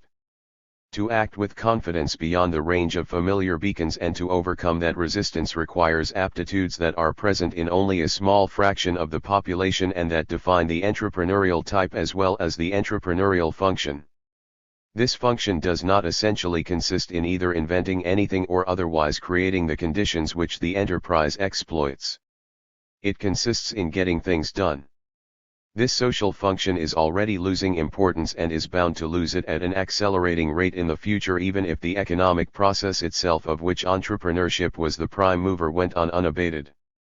For, on the one hand, it is much easier now than it has been in the past to do things that lie outside familiar routine. Innovation itself is being reduced to routine. Technological progress is increasingly becoming the business of teams of trained specialists who turn out what is required and make it work in predictable ways. The romance of earlier commercial adventure is rapidly wearing away, because so many more things can be strictly calculated that had of old to be visualized in a flash of genius. On the other hand, personality and willpower must count for less in environments which have become accustomed to economic change, best instanced by an incessant stream of new consumers and producers' goods, and which, instead of resisting, accept it as a matter of course. The resistance which comes from interests threatened by an innovation in the productive process is not likely to die out as long as the capitalist order persists. It is, for instance, the great obstacle on the road toward mass production of cheap housing, which presupposes radical mechanization and wholesale elimination of inefficient methods of work on the plot. But every other kind of resistance, the resistance, in particular, of consumers and producers to a new kind of thing because it is new, has well nigh vanished already. Thus, economic progress tends to become depersonalized and automatized. Bureau and committee work tends to replace individual action. Once more, reference to the military analogy will help to bring out the essential point. Of old, roughly up to and including the Napoleonic Wars, generalship meant leadership and success meant the personal success of the man in command who earned corresponding profits in terms of social prestige. The technique of warfare and the structure of armies being what they were, the individual decision and driving power of the leading man, even his actual presence on a showy horse, were essential elements in the strategical and tactical situations. Napoleon's presence was, and had to be, actually felt on his battlefields. This is no longer so. Rationalized and specialized office work will eventually blot out personality, the calculable result, the vision. The leading man no longer has the opportunity to fling himself into the fray. He is becoming just another office worker, and one who is not always difficult to replace. Or take another military analogy. Warfare in the Middle Ages was a very personal affair. The armored knights practiced an art that required lifelong training, and every one of them counted individually by virtue of personal skill and prowess. It is easy to understand why this craft should have become the basis of a social class in the fullest and richest sense of that term. But social and technological change undermined and eventually destroyed both the function and the position of that class. Warfare itself did not cease on that account. It simply became more and more mechanized, eventually so much so that success in what now is a mere profession no longer carries that connotation of individual achievement which would raise not only the man but also his group into a durable position of social leadership. Now a similar social process, in the last analysis the same social process, undermines the role and, along with the role, the social position of the capitalist entrepreneur. His role, though less glamorous than that of medieval warlords, great or small, also is or was just another form of individual leadership acting by virtue of personal force and personal responsibility for success. His position, like that of warrior classes, is threatened as soon as this function in the social process loses its importance, and no less if this is due to the cessation of the social needs it served than if those needs are being served by other, more impersonal, methods. But this affects the position of the entire bourgeois stratum. Although entrepreneurs are not necessarily or even typically elements of that stratum from the outset, they nevertheless enter it in case of success. Thus, though entrepreneurs do not per se form a social class, the bourgeois class absorbs them and their families and connections, thereby recruiting and revitalizing itself currently, while at the same time the families that sever their active relation to business drop out of it after a generation or two. Between, there is the bulk of what we refer to as industrialists, merchants, financiers, and bankers. They are in the intermediate stage between entrepreneurial venture and mere current administration of an inherited domain. The returns on which the class lives are produced by, and the social position of the class rests on, the success of this more or less active sector, which of course may, as it does in this country, form over 90% of the bourgeois stratum and of the individuals who are in the act of rising into that class. Economically and sociologically, directly and indirectly, the bourgeoisie therefore depends on the entrepreneur and, as a class, lives and will die with him, though a more or less prolonged transitional stage, eventually a stage in which it may feel equally unable to die and to live, is quite likely to occur, as in fact it did occur in the case of the feudal civilization. To sum up this part of our argument, if capitalist evolution progress either ceases or becomes completely automatic, the economic basis of the industrial bourgeoisie will be reduced eventually to wages such as are paid for current administrative work, excepting remnants of quasi-rents and monopolied gains that may be expected to linger on for some time. Since capitalist enterprise, by its very achievements, tends to automatize progress, we conclude that it tends to make itself superfluous to break to pieces under the pressure of its own success. The perfectly bureaucratized giant industrial unit not only ousts the small or medium-sized firm and expropriates its owners, but in the end it also ousts the entrepreneur and expropriates the bourgeoisie as a class, which in the process stands to lose not only its income but also what is infinitely more important, its function. The true pacemakers of socialism were not the intellectuals or agitators who preached it, but the Vanderbilts, Carnegies, and Rockefellers. This result may not in every respect be to the taste of Marxian socialists, still less to the taste of socialists of a more popular, Marx would have said, vulgar description. But so far as prognosis goes, it does not differ from theirs. To the destruction of the protecting strata. So far we have been considering the effects of the capitalist process upon the economic basis of the upper strata of capitalist society and upon their social position and prestige. But effects further extend to the institutional framework that protected them. In showing this we shall take the term in its widest acceptance so as to include not only legal institutions but also attitudes of the public mind and policies. One capitalist evolution first of all destroyed, or went far toward destroying, the institutional arrangements of the feudal world, the manor, the village, the craft guild. The facts and mechanisms of this process are too familiar to detain us. Destruction was wrought in three ways. The world of the artisan was destroyed primarily by the automatic effects of the competition that came from the capitalist entrepreneur. Political action in removing atrophic organizations and regulations only registered results. The world of the lord and the peasant was destroyed primarily by political, in some cases revolutionary action, and capitalism merely presided over adaptive transformations, say, of the German monoreal organizations into large-scale agricultural units of production.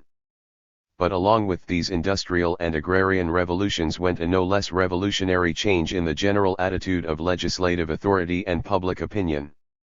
Together with the old economic organization vanished the economic and political privileges of the classes or groups that used to play the leading role in it, particularly the tax exemptions and the political prerogatives of the landed nobility and gentry and of the clergy.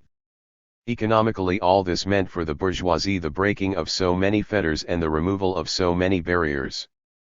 Politically, it meant the replacement of an order in which the bourgeois was a humble subject by another that was more congenial to his rationalist mind and to his immediate interests.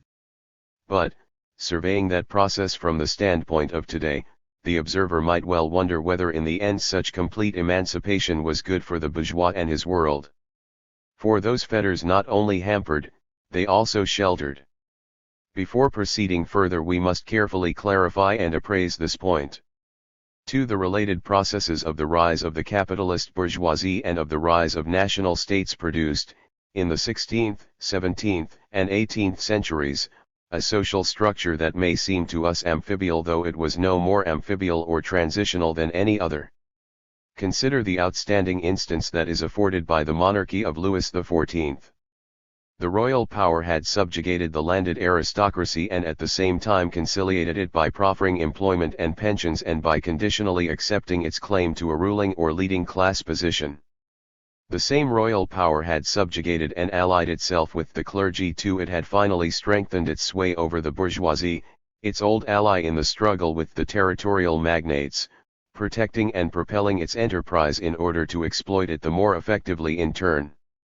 Peasants and the small, industrial proletariat were likewise managed, exploited, and protected by public authority, though the protection was in the case of the French Ancien Regime very much less in evidence than for instance in the Austria of Maria Theresa or of Joseph II, and, vicariously, by landlords or industrialists. This was not simply a government in the sense of 19th-century liberalism, i.e., a social agency existing for the performance of a few limited functions to be financed by a minimum of revenue. On principle, the monarchy managed everything, from consciences to the patterns of the silk fabrics of lions, and financially it aimed at a maximum of revenue. Though the king was never really absolute, public authority was all-comprehensive. Correct diagnosis of this pattern is of the utmost importance for our subject. The king, the court, the army, the church, and the bureaucracy lived to an increasing extent on revenue created by the capitalist process, even purely feudal sources of income being swelled in consequence of contemporaneous capitalist developments. To an increasing extent also, domestic and foreign policies and institutional changes were shaped to suit and propel that development. As far as that goes, the feudal elements in the structure of the so-called absolute monarchy come in only under the heading of atavisms, which in fact is the diagnosis one would naturally adopt at first sight. Looking more closely, however, we realize that those elements meant more than that. The steel frame of that structure still consisted of the human material of feudal society, and this material still behaved according to pre-capitalist patterns. It filled the offices of state, officered the army, devised policies. It functioned as a class dirigent and, though taking account of bourgeois interests, it took care to distance itself from the bourgeoisie. The centerpiece, the king, was king by the grace of God, and the root of his position was feudal, not only in the historical but also in the sociological sense, however much he availed himself of the economic possibilities offered by capitalism. All this was more than atavism. It was an active symbiosis of two social strata, one of which no doubt supported the other economically but was in turn supported by the other politically. Whatever we may think of the achievements or shortcomings of this arrangement, whatever the bourgeois himself may have thought of it at the time or later, and of the aristocratic scapegrace or idler, it was of the essence of that society. Three of that society only. The subsequent course of things, best exemplified by the English case, suggests the answer. The aristocratic element continued to rule the roost right to the end of the period of intact and vital capitalism. No doubt that element, though nowhere so effectively as in England, currently absorbed the brains from other strata that drifted into politics. It made itself the representative of bourgeois interests and fought the battles of the bourgeoisie. It had to surrender its last legal privileges, but with these qualifications, and for ends no longer its own, it continued to man the political engine, to manage the state, to govern. The economically operative part of the bourgeois strata did not offer much opposition to this. On the whole, that kind of division of labor suited them and they liked it. Where they did revolt against it, or where they got into the political saddle without having to revolt, they did not make a conspicuous success of ruling and did not prove able to hold their own. The question arises whether it is really safe to assume that these failures were merely due to lack of opportunity to acquire experience and, with experience, the attitudes of a politically ruling class. It is not. There is a more fundamental reason for those failures, such as are instanced by the French or German experiences with bourgeois attempts at ruling, a reason which again will best be visualized by contrasting the figure of the industrialist or merchant with that of the medieval lord. The latter's profession not only qualified him admirably for the defense of his own class interest, he was not only able to fight for it physically, but it also cast a halo around him and made of him a ruler of men. The first was important, but more so were the mystic glamour and the lordly attitude, that ability and habit to command and to be obeyed that carried prestige with all classes of society and in every walk of life. That prestige was so great and that attitude so useful that the class position outlived the social and technological conditions which had given rise to it, and proved adaptable, by means of a transformation of the class function, to quite different social and economic conditions. With the utmost ease and grace the lords and knights metamorphosed themselves into courtiers, administrators, diplomats, politicians, and into military officers of a type that had nothing whatever to do with that of the medieval knight. And most astonishing phenomenon when we come to think of it, a remnant of that old prestige survives even to this day, and not only with our ladies. Of the industrialist and merchant the opposite is true. There is surely no trace of any mystic glamour about him, which is what counts in the ruling of men. The stock exchange is a poor substitute for the Holy Grail. We have seen that the industrialist and merchant, as far as they are entrepreneurs, also fill a function of leadership. But economic leadership of this type does not readily expand, like the medieval lord's military leadership, into the leadership of nations. On the contrary, the ledger and the cost calculation absorb and confine. I have called the bourgeois rationalist and unheroic. He can only use rationalist and unheroic means to defend his position or to bend a nation to his will. He can impress by what people may expect from his economic performance, he can argue his case, he can promise to pay out money or threaten to withhold it, he can hire the treacherous services of a condottiere or politician or journalist. But that is all, and all of it is greatly overrated as to its political value. Nor are his experiences and habits of life of the kind that develop personal fascination. A genius in the business office may be, and often is, utterly unable outside of it to say boo to a goose both in the drawing room and on the platform. Knowing this, he wants to be left alone and to leave politics alone. Again, exceptions will occur to the reader. But again, they do not amount to much. Aptitude for, and interest and success in, city management is the only important exception in Europe, and this will be found to strengthen our case instead of weakening it. Before the advent of the modern metropolis, which is no longer a bourgeois affair, city management was akin to business management. Grasp of its problems and authority within its precincts came naturally to the manufacturer and trader, and the local interests of manufacturing and trading supplied most of the subject matter of its politics, which therefore lent itself to treatment by the methods and in the spirit of the business office. Under exceptionally favorable conditions, exceptional developments sprouted from those roots, such as the developments of the Venetian or Genoese republics. The case of the Low Countries enters into the same pattern, but it is particularly instructive by virtue of the fact that the Merchants' Republic invariably failed in the great game of international politics, and that in practically every emergency it had to hand over the reins to a warlord of feudal complexion. As regards the United States, it would be easy to list the uniquely favorable circumstances rapidly waning that explain its case. Point 3. For the inference is obvious, barring such exceptional conditions, the bourgeois class is ill-equipped to face the problems, both domestic and international, that have normally to be faced by a country of any importance. The bourgeois themselves feel this in spite of all the phraseology that seems to deny it, and so do the masses. Within a protecting framework not made of bourgeois material, the bourgeoisie may be successful, not only in the political defensive but also in the offensive, especially as an opposition. For a time it felt so safe as to be able to afford the luxury of attacking the protective frame itself. Such bourgeois opposition as there was in Imperial Germany illustrates this to perfection. But without protection by some non-bourgeois group, the bourgeoisie is politically helpless and unable not only to lead its nation but even to take care of its particular class interest. Which amounts to saying that it needs a master. But the capitalist process, both by its economic mechanics and by its psychosociological effects, did away with this protecting master, or, as in this country, never gave him, or a substitute for him, a chance to develop. The implications of this are strengthened by another consequence of the same process.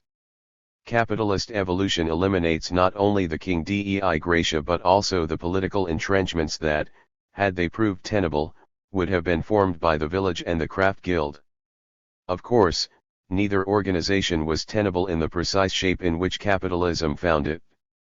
But capitalist policies wrought destruction much beyond what was unavoidable. They attacked the artisan in reservations in which he could have survived for an indefinite time. They forced upon the peasant all the blessings of early liberalism, the free and unsheltered holding and all the individualist rope he needed in order to hang himself. In breaking down the pre-capitalist framework of society, capitalism thus broke not only barriers that impeded its progress but also flying buttresses that prevented its collapse. That process, impressive in its relentless necessity, was not merely a matter of removing institutional deadwood, but of removing partners of the capitalist stratum, symbiosis with whom was an essential element of the capitalist schema. Having discovered this fact which so many slogans obscure, we might well wonder whether it is quite correct to look upon capitalism as a social form sui generis or, in fact, as anything else but the last stage of the decomposition of what we have called feudalism. On the whole, I am inclined to believe that its peculiarities suffice to make a type and to accept that symbiosis of classes which owe their existence to different epochs and processes as the rule rather than as an exception. At least it has been the rule these 6,000 years, i.e., ever since primitive tillers of the soil became the subjects of mounted nomads. But there is no great objection that I can see against the opposite view alluded to. 3. The destruction of the institutional framework of capitalist society. We return from our digression with a load of ominous facts. They are almost, though not quite, sufficient to establish our next point, viz., that the capitalist process, in much the same way in which it destroyed the institutional framework of feudal society, also undermines its own. It has been pointed out above that the very success of capitalist enterprise paradoxically tends to impair the prestige or social weight of the class primarily associated with it, and that the giant unit of control tends to oust the bourgeoisie from the function to which it owed that social weight. The corresponding change in the meaning, and the incidental loss in vitality, of the institutions of the bourgeois world and of its typical attitudes are easy to trace. On the one hand, the capitalist process unavoidably attacks the economic standing ground of the small producer and trader. What it did to the pre-capitalist strata it also does, and by the same competitive mechanism, to the lower strata of capitalist industry. Here of course Marx scores. It is true that the facts of industrial concentration do not quite live up to the ideas the public is being taught to entertain about it, see chapter 19. The process has gone less far and is less free from setbacks and compensatory tendencies than one would gather from many a popular exposition. In particular, large-scale enterprise not only annihilates but also, to some extent, creates space for the small producing, and especially trading, firm.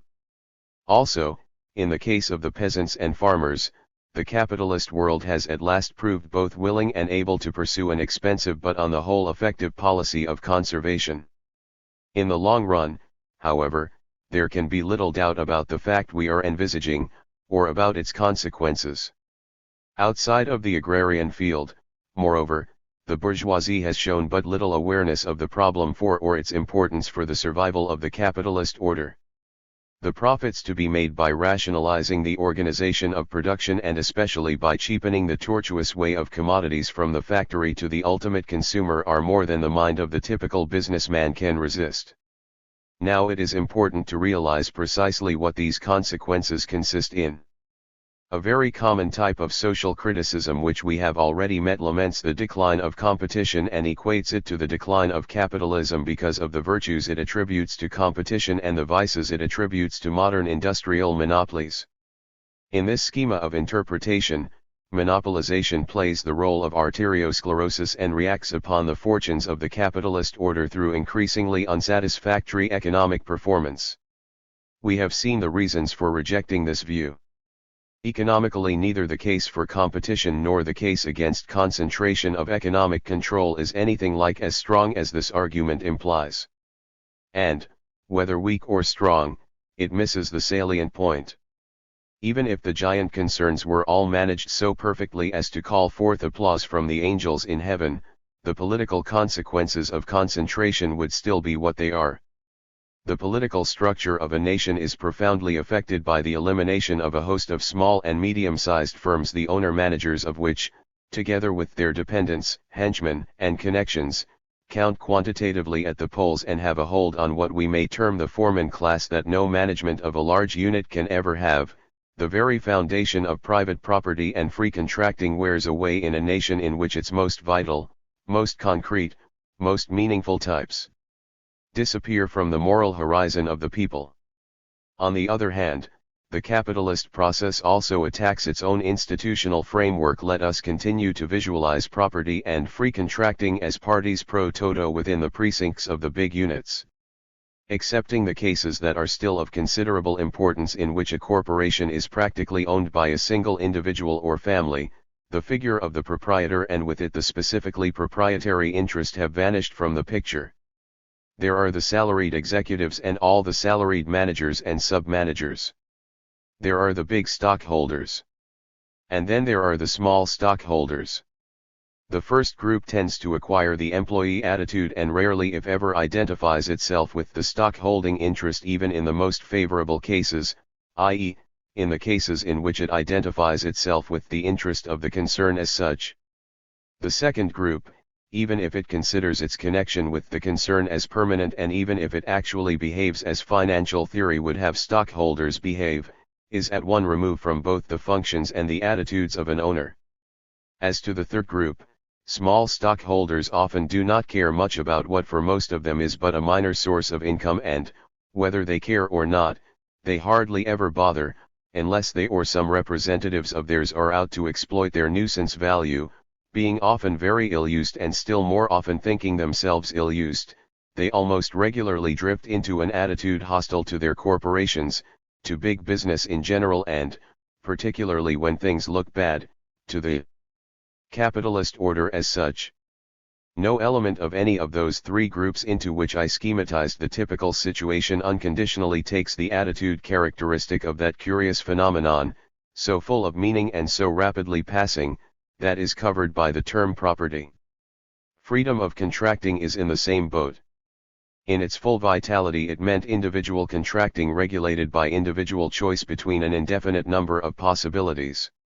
The stereotyped, unindividual, impersonal and bureaucratized contract of today this applies much more generally, but a posteriori we may fasten upon the labor contract which presents but restricted freedom of choice and mostly turns on essaye apprendre ou à laisser, has none of the old features the most important of which become impossible with giant concerns dealing with other giant concerns or impersonal masses of workmen or consumers. The void is being filled by a tropical growth of new legal structures and a little reflection shows that this could hardly be otherwise. Thus the capitalist process pushes into the background all those institutions, the institutions of property and free contracting in particular, that express the needs and ways of the truly private economic activity. Where it does not abolish them, as it already has abolished free contracting in the labor market, it attains the same end by shifting the relative importance of existing legal forms, the legal forms pertaining to corporate business for instance as against those pertaining to the partnership or individual firm, or by changing their contents or meanings. The capitalist process, by substituting a mere parcel of shares for the walls of and the machines in a factory, takes the life out of the idea of property. It loosens the grip that once was so strong, the grip in the sense of the legal right and the actual ability to do as one pleases with one's own, the grip also in the sense that the holder of the title loses the will to fight, economically, physically, politically, for his factory and his control over it, to die if necessary on its steps. And this evaporation of what we may term the material substance of property, its visible and touchable reality, affects not only the attitude of holders but also that of the workmen and of the public in general. Dematerialized, defunctionalized and absentee ownership does not impress and call forth moral allegiance as the vital form of property did. Eventually there will be nobody left who really cares to stand for it, nobody within and nobody without the precincts of the big concerns. 13. Growing hostility. The social atmosphere of capitalism. From the analysis of the two preceding chapters, it should not be difficult to understand how the capitalist process produced that atmosphere of almost universal hostility to its own social order to which I have referred at the threshold of this part. The phenomenon is so striking and both the Marxian and the popular explanations are so inadequate that it is desirable to develop the theory of it a little further. 1. The capitalist process, so we have seen, eventually decreases the importance of the function by which the capitalist class lives. We have also seen that it tends to wear away protective strata, to break down its own defenses, to disperse the garrisons of its entrenchments. And we have finally seen that capitalism creates a critical frame of mind which, after having destroyed the moral authority of so many other institutions, in the end turns against its own. The bourgeois finds to his amazement that the rationalist attitude does not stop at the credentials of kings and popes but goes on to attack private property and the whole scheme of bourgeois values. The bourgeois fortress thus becomes politically defenseless. Defenseless fortresses invite aggression, especially if there is rich booty in them. Aggressors will work themselves up into a state of rationalizing hostility. Aggressors always do. No doubt it is possible, for a time, to buy them off. But this last resource fails as soon as they discover that they can have all. In part, this explains what we are out to explain. So far as it goes, it does not go the whole way. Of course, this element of our theory is verified by the high correlation that exists historically between bourgeois defenselessness and hostility to the capitalist order. There was very little hostility on principle as long as the bourgeois position was safe, although there was then much more reason for it. It spread pari passu with the crumbling of the protecting walls. 2. But, so it might well be asked, in fact, so it is being asked in naive bewilderment by many an industrialist who honestly feels he is doing his duty by all classes of society, why should the capitalist order need any protection by extra capitalist powers or extra rational loyalties? Can it not come out of the trial with flying colors? Does not our own previous argument sufficiently show that it has plenty of utilitarian credentials to present? Cannot a perfectly good case be made out for it? And those industrialists will assuredly not fail to point out that a sensible workman, in weighing the pros and cons of his contract with, say, one of the big steel or automobile concerns, might well come to the conclusion that, everything considered, he is not doing so badly and that the advantages of this bargain are not all on one side. Yes, certainly, only all that is quite irrelevant. For, first, it is an error to believe that political attack arises primarily from grievance and that it can be turned by justification. Political criticism cannot be met effectively by rational argument. From the fact that the criticism of the capitalist order proceeds from a critical attitude of mind, i.e., from an attitude which spurns allegiance to extra-rational values, it does not follow that rational refutation will be accepted. Such refutation may tear the rational garb of attack but can never reach the extra-rational driving power that always lurks behind it. Capitalist rationality does not do away with sub- or super-rational impulses. It merely makes them get out of hand by removing the restraint of sacred or semi-sacred tradition. In a civilization that lacks the means and even the will to discipline and to guide them, they will revolt. And once they revolt, it matters little that, in a rationalist culture, their manifestations will in general be rationalized somehow. Just as the call for utilitarian credentials has never been addressed to kings, lords and popes in a judicial frame of mind that would accept the possibility of a satisfactory answer, so capitalism stands its trial before judges who have the sentence of death in their pockets. They are going to pass it, whatever the defense they may hear. The only success victorious defense can possibly produce is a change in the indictment. Utilitarian reason is in any case weak as a prime mover of group action. In no case is it a match for the extra-rational determinants of conduct. Second, the success of the indictment becomes quite understandable as soon as we realize what acceptance of the case for capitalism would imply. That case, were it even much stronger than it actually is, could never be made simple. People at large would have to be possessed of an insight and a power of analysis which are altogether beyond them. Why, practically every nonsense that has ever been said about capitalism has been championed by some professed economist. But even if this is disregarded, rational recognition of the economic performance of capitalism and of the hopes it holds out for the future would require an almost impossible moral feat by the have-not. That performance stands out only if we take a long-run view. Any pro-capitalist argument must rest on long-run considerations. In the short run, it is profits and inefficiencies that dominate the picture. In order to accept his lot, the leveler or the Chartist of old would have had to comfort himself with hopes for his great-grandchildren. In order to identify himself with the capitalist system, the unemployed of today would have completely to forget his personal fate and the politician of today his personal ambition. The long-run interests of society are so entirely lodged with the upper strata of bourgeois society that it is perfectly natural for people to look upon them as the interests of that class only. For the masses, it is the short-run view that counts. Like Louis XV, they feel après nous le déluge, and from the standpoint of individualist utilitarianism they are of course being perfectly rational if they feel like that.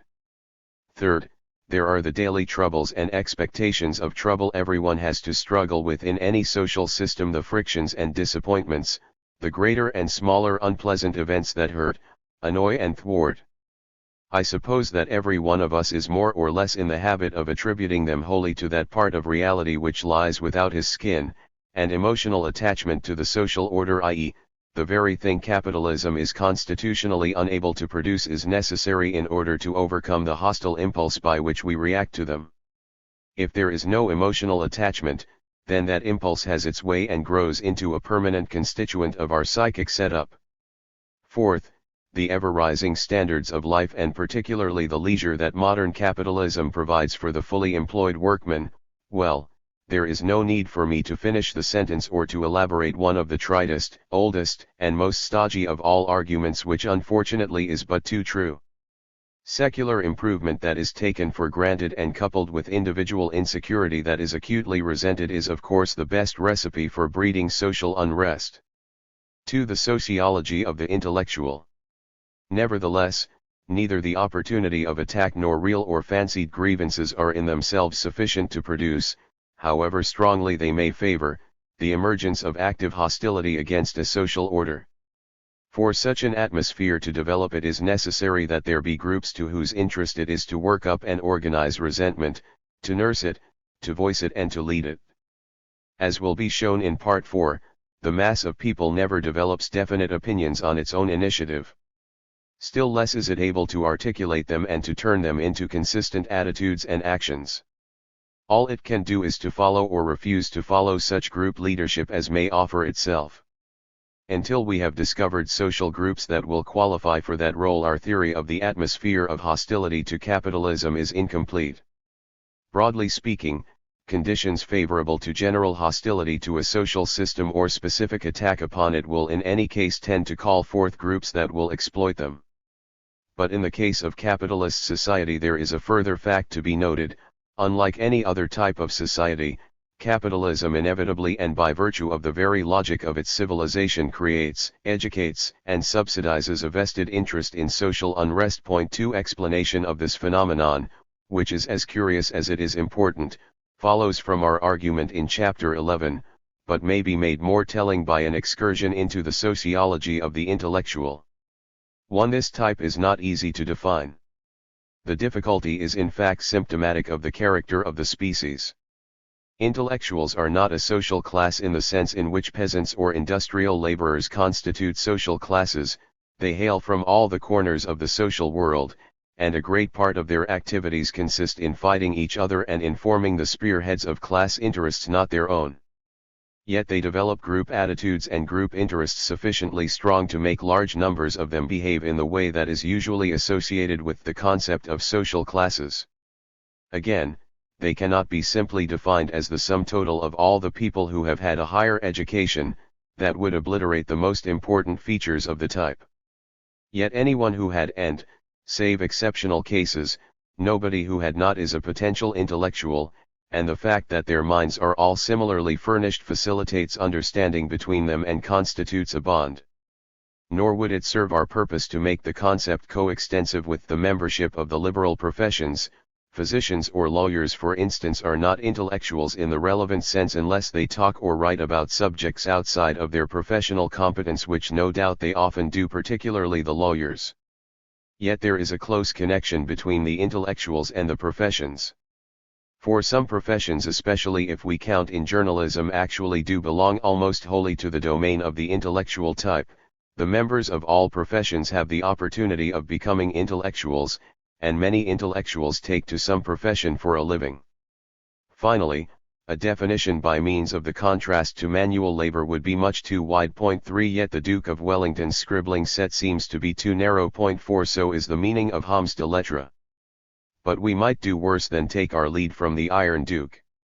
Intellectuals are in fact people who wield the power of the spoken and the written word, and one of the touches that distinguish them from other people who do the same is the absence of direct responsibility for practical affairs.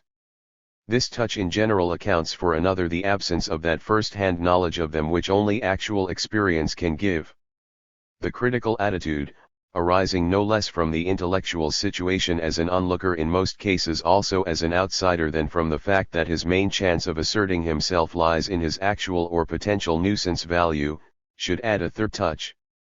The profession of the unprofessional? Professional dilettantism. The people who talk about everything because they understand nothing? Bernard Shaw's journalist in The Doctor's Dilemma? No, no. I have not said that, and I do not mean that. That sort of thing would be still more untrue than it would be offensive. Let us give up trying to define by words and instead define epideictically. In the Greek Museum we can see the object, nicely labeled.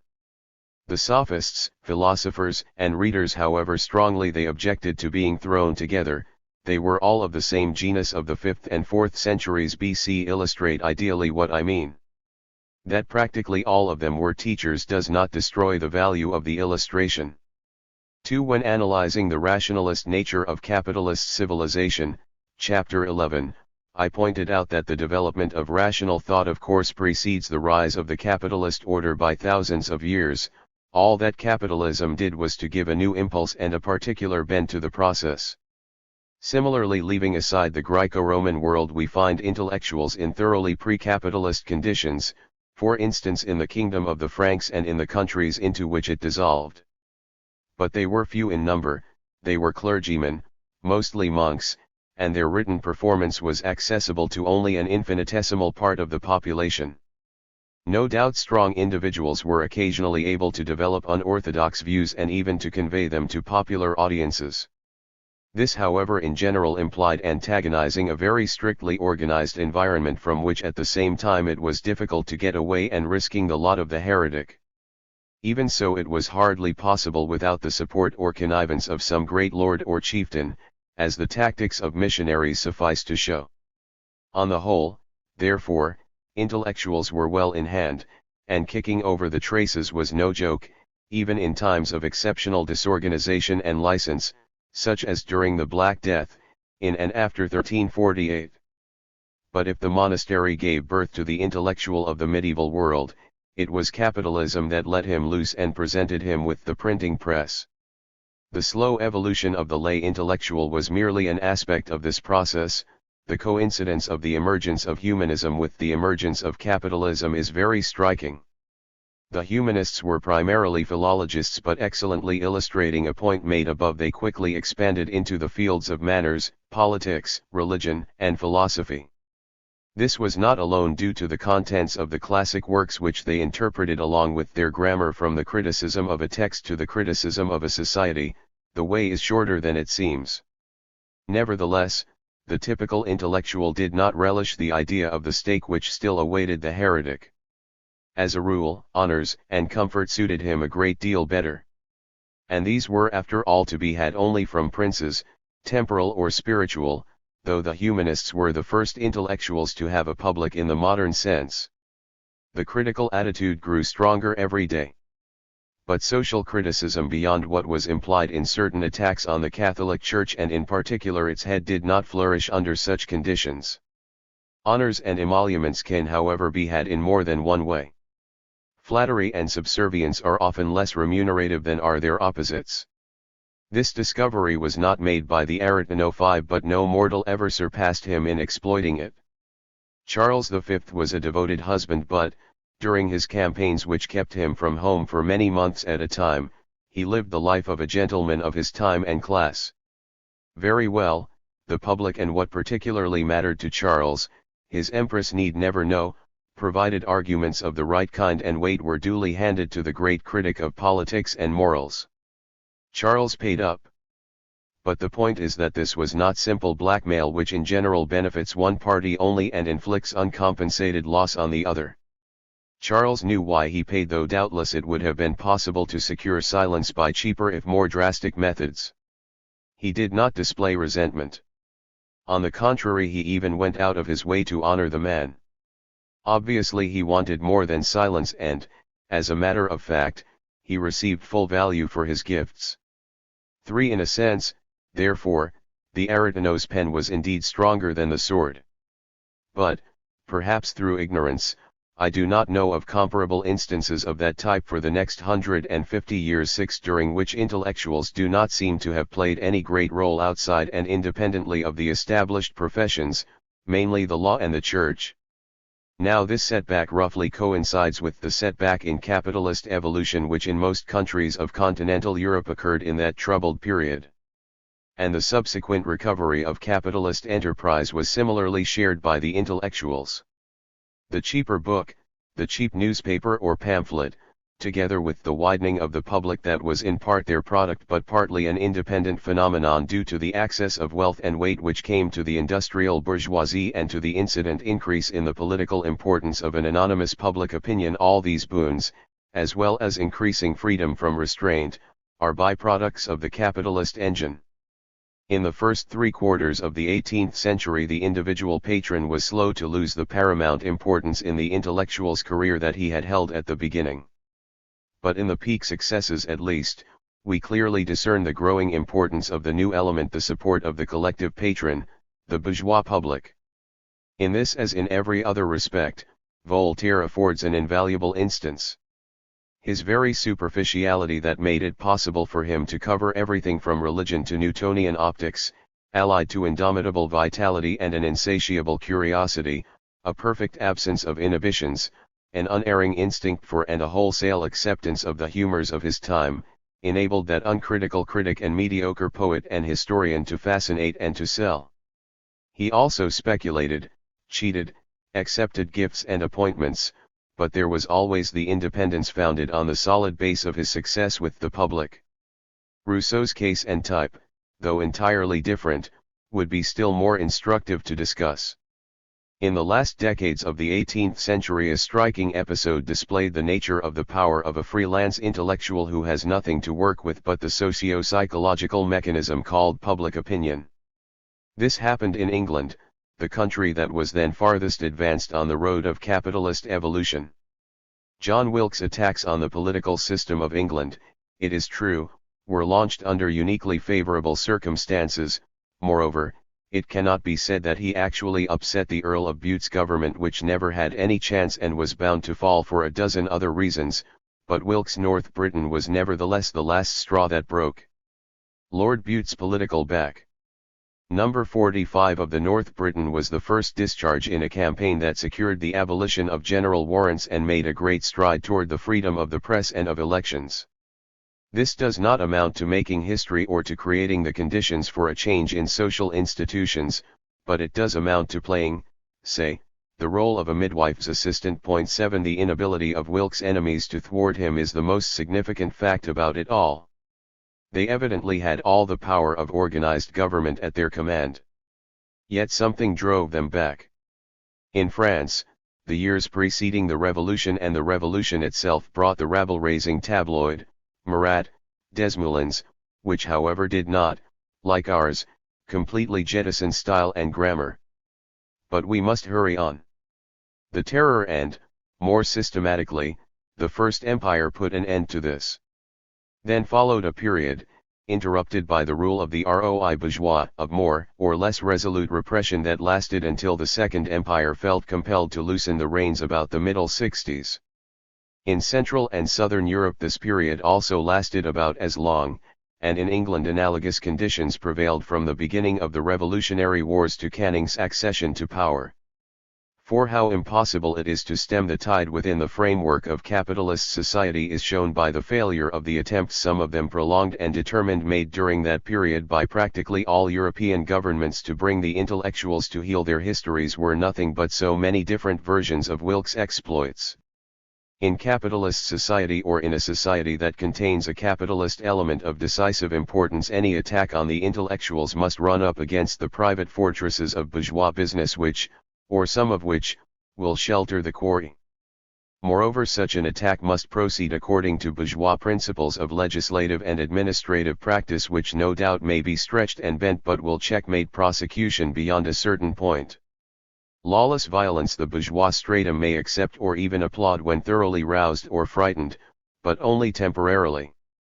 In a purely bourgeois regime like that of Louis Philippe, troops may fire on strikers, but the police cannot round up intellectuals or must release them forthwith, otherwise the bourgeois stratum, however strongly disapproving some of their doings, will rally behind them, because the freedom it disapproves cannot be crushed without also crushing the freedom it approves. Observe that I am not crediting the bourgeoisie with an unrealistic dose of generosity or idealism. Nor am I unduly stressing what people think and feel and want, on the importance of which I almost, though not quite, agree with Marx. In defending the intellectuals as a group, not of course every individual, the bourgeois defends itself and its scheme of life. Only a government of non-bourgeois nature and non-bourgeois creed under modern circumstances, only a socialist or fascist one, is strong enough to discipline them. In order to do that, it would have to change typically bourgeois institutions and drastically reduce the individual freedom of all strata of the nation. And such a government is not likely. It would not even be able to stop short of private enterprise. From this follows both the unwillingness and the inability of the capitalist order to control its intellectual sector effectively. The unwillingness in question is unwillingness to use methods consistently that are ungenial to the mentality shaped by the capitalist process. The inability is the inability to do so within the frame of institutions shaped by the capitalist process and without submitting to non-bourgeois rule. Thus, on the one hand, freedom of public discussion involving freedom to nibble at the foundations of capitalist society is inevitable in the long run. On the other hand, the intellectual group cannot help nibbling, because it lives on criticism and its whole position depends on criticism that stings, and criticism of persons and of current events will, in a situation in which nothing is sacrosanct, fatally issue in criticism of classes and institutions. 5. A few strokes will complete the modern picture. There are the increasing means. There is the increase in the standard of life and in the leisure of the masses that changed and is still changing the composition of the collective patron for the tastes of whom the intellectuals have to provide. There was and is the further cheapening of the book and newspaper and the large-scale newspaper concern. 8. There is now the radio. And there was and is the tendency toward complete removal of restraints, steadily breaking down those short-run attempts at resistance by which bourgeois society proves itself so incompetent and occasionally so childish a disciplinarian. There is, however, another factor.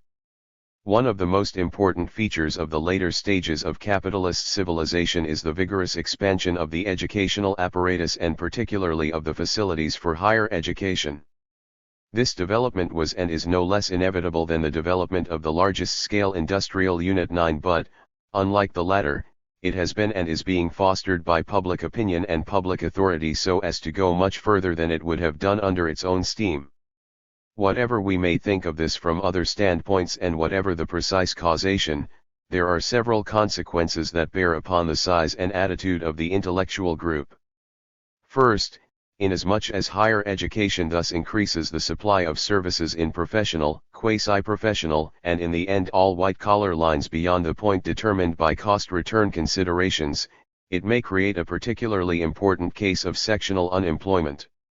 Second, along with or in place of such unemployment, it creates unsatisfactory conditions of employment in substandard work or at wages below those of the better-paid manual workers.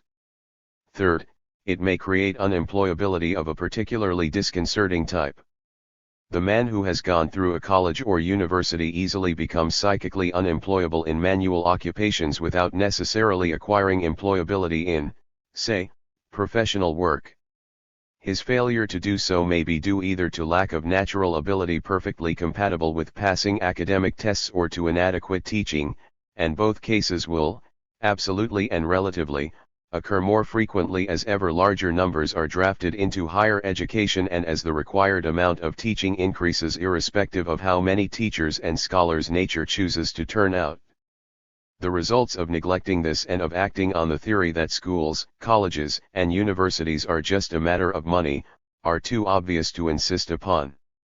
Cases in which among a dozen applicants for a job, all formally qualified, there is not one who can fill it satisfactorily, are known to everyone who has anything to do with appointments, to everyone, that is, who is himself qualified to judge.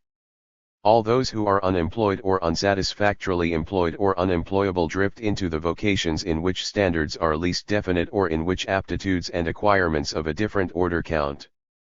They swell the host of intellectuals in the strict sense of the term, whose numbers hence increase disproportionately. They enter it in a thoroughly discontented frame of mind. Discontent breeds resentment. And it often rationalizes itself into that social criticism which, as we have seen before, is in any case the intellectual spectator's typical attitude toward men, classes, and institutions, especially in a rationalist and utilitarian civilization. Well, here we have numbers, a well-defined group situation of proletarian hue, and a group interest shaping a group attitude that will much more realistically account for hostility to the capitalist order than could the theory itself, a rationalization in the psychological sense according to which the intellectual's righteous indignation about the wrongs of capitalism simply represents the logical inference from outrageous facts, and which is no better than the theory of lovers that their feelings represent nothing but the logical inference from the virtues of the beloved. 10 Moreover, our theory also accounts for the fact that this hostility increases, instead of diminishing, with every achievement of capitalist evolution. Of course, the hostility of the intellectual group amounting to moral disapproval of the capitalist order is one thing, and the general hostile atmosphere which surrounds the capitalist engine is another thing. The latter is the really significant phenomenon, and it is not simply the product of the former but flows partly from independent sources, some of which have been mentioned before. So far as it does, it is raw material for the intellectual group to work on. There are give and take relations between the two which it would require more space to unravel than I can spare. The general contours of such an analysis are however sufficiently obvious, and I think it safe to repeat that the role of the intellectual group consists primarily in stimulating, energizing, verbalizing and organizing this material, and only secondarily in adding to it. Some particular aspects will illustrate the principle. 6. Capitalist evolution produces a labor movement which obviously is not the creation of the intellectual group. But it is not surprising that such an opportunity and the intellectual demiurge should find each other. Labor never craved intellectual leadership, but intellectuals invaded labor politics.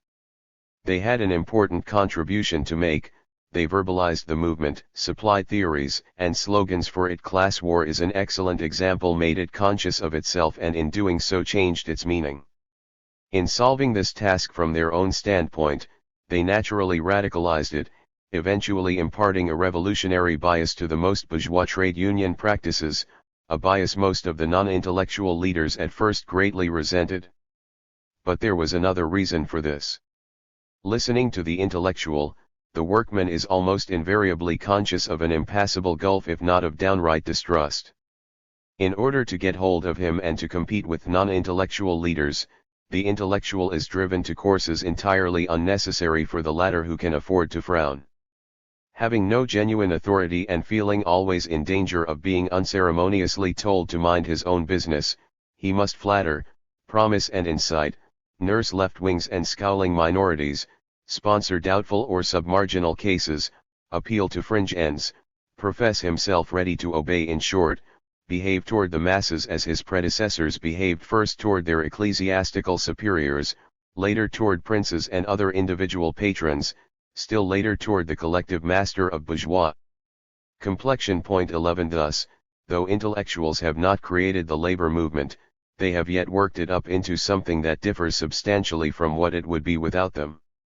The social atmosphere, for the theory of which we have been gathering stones and mortar, explains why public policy grows more and more hostile to capitalist interests, eventually so much so as to refuse on principle to take account of the requirements of the capitalist engine and to become a serious impediment to its functioning. The intellectual group's activities have, however, a relation to anti-capitalist policies that is more direct than what is implied in their share in verbalizing them. Intellectuals rarely enter professional politics and still more rarely conquer responsible office. But they staff political bureaus, write party pamphlets and speeches, act as secretaries and advisors, make the individual politician's newspaper reputation, which, though it is not everything, few men can afford to neglect. In doing these things they to some extent impress their mentality on almost everything that is being done. The actual influence exerted varies greatly with the state of the political game, from mere formulation to making a measure politically possible or impossible. But there is always plenty of scope for it. When we say that individual politicians and parties are exponents of class interests, we are at best emphasizing one half of the truth. The other half, just as important if not more so, comes into view when we consider that politics is a profession which evolves interests of its own, interests that may clash with as well as conform to the interests of the groups that a man or party represents. 12. Individual and party opinion is, more than anything else, sensitive to those factors in the political situation that directly affect the career or the standing of the individual or party.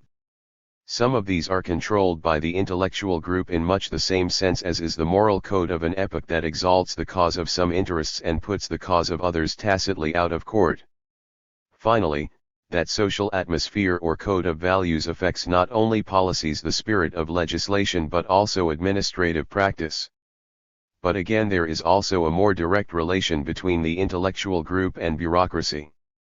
The bureaucracies of Europe are of pre- and extra-capitalist origin. However much they may have changed in composition as the centuries rolled on, they never identified themselves wholly with the bourgeoisie, its interests, or its scheme of values, and never saw much more in it than an asset to be managed in the interest of the monarch or of the nation.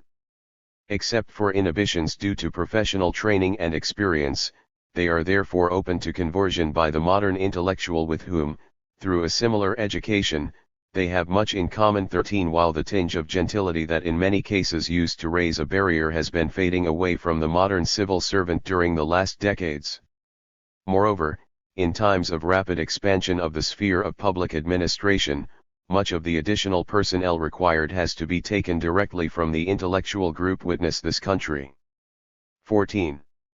Decomposition. One faced by the increasing hostility of the environment and by the legislative, administrative, and judicial practice born of that hostility, entrepreneurs and capitalists, in fact the whole stratum that accepts the bourgeois scheme of life, will eventually cease to function. Their standard aims are rapidly becoming unattainable, their efforts futile. The most glamorous of these bourgeois aims, the foundation of an industrial dynasty, has in most countries become unattainable already, and even more modest ones are so difficult to attain that they may cease to be thought worth the struggle as the permanence of these conditions is being increasingly realized. Considering the role of bourgeois motivation in the explanation of the economic history of the last 2 or 3 centuries, its smothering by the unfavorable reactions of society or its weakening by disuse no doubt constitutes a factor adequate to explain a flop in the capitalist process, should we ever observe it as a permanent phenomenon, and one that is much more important than any of those that are presented by the theory of vanishing investment opportunity. It is hence interesting to observe that motivation not only is threatened by forces external to the bourgeois mind, but that it also tends to die out from internal causes. There is of course close interdependence between the two. But we cannot get at the true diagnosis unless we try to disentangle them. One of those internal causes we have already met with. I have dubbed it evaporation of the substance of property. We have seen that, normally, the modern businessman, whether entrepreneur or mere managing administrator, is of the executive type. From the logic of his position he acquires something of the psychology of the salaried employee working in a bureaucratic organization. Whether a stockholder or not, his will to fight and to hold on is not and cannot be what it was with the man who knew ownership and its responsibilities in the full-blooded sense of those words. His system of values and his conception of duty undergo a profound change. Mere stockholders of course have ceased to count at all, quite independently of the clipping of their share by a regulating and taxing state. Thus the modern corporation, although the product of the capitalist process, socializes the bourgeois mind, it relentlessly narrows the scope of capitalist motivation. Not only that, it will eventually kill its roots. 1. 2. Still more important, however, is another internal cause, viz., the disintegration of the bourgeois family. The facts to which I am referring are too well known to need explicit statement. To men and women in modern capitalist societies, family life and parenthood mean less than they meant before, and hence are less powerful molders of behavior. The rebellious son or daughter who professes contempt for Victorian standards is, however incorrectly, expressing an undeniable truth. The weight of these facts is not impaired by our inability to measure them statistically. The marriage rate proves nothing because the term marriage covers as many sociological meanings as does the term property, and the kind of alliance that used to be formed by the marriage contract may completely die out without any change in the legal construction or in the frequency of the contract. Nor is the divorce rate more significant. It does not matter how many marriages are dissolved by judicial decree, what matters is how many lack the content essential to the old pattern. If in our statistical age readers insist on a statistical measure, the proportion of marriages that produce no children or only one child, though still inadequate to quantify the phenomenon I mean, might come as near as we can hope to come to indicating its numerical importance. The phenomenon by now extends, more or less, to all classes. But it first appeared in the bourgeois and intellectual stratum, and its symptomatic as well as causal value for our purposes lies entirely there. It is wholly attributable to the rationalization of everything in life, which we have seen is one of the effects of capitalist evolution. In fact, it is but one of the results of the spread of that rationalization to the sphere of private life. All the other factors which are usually adduced in explanation can be readily reduced to that one. As soon as men and women learn the utilitarian lesson and refuse to take for granted the traditional arrangements that their social environment makes for them, as soon as they acquire the habit of weighing the individual advantages and disadvantages of any prospective course of action, or, as we might also put it, as soon as they introduce into their private life a sort of inarticulate system of cost accounting, they cannot fail to become aware of the heavy personal sacrifices that family ties, and especially parenthood, entail under modern conditions, and of the fact that at the same time, excepting the cases of farmers and peasants, children cease to be economic assets.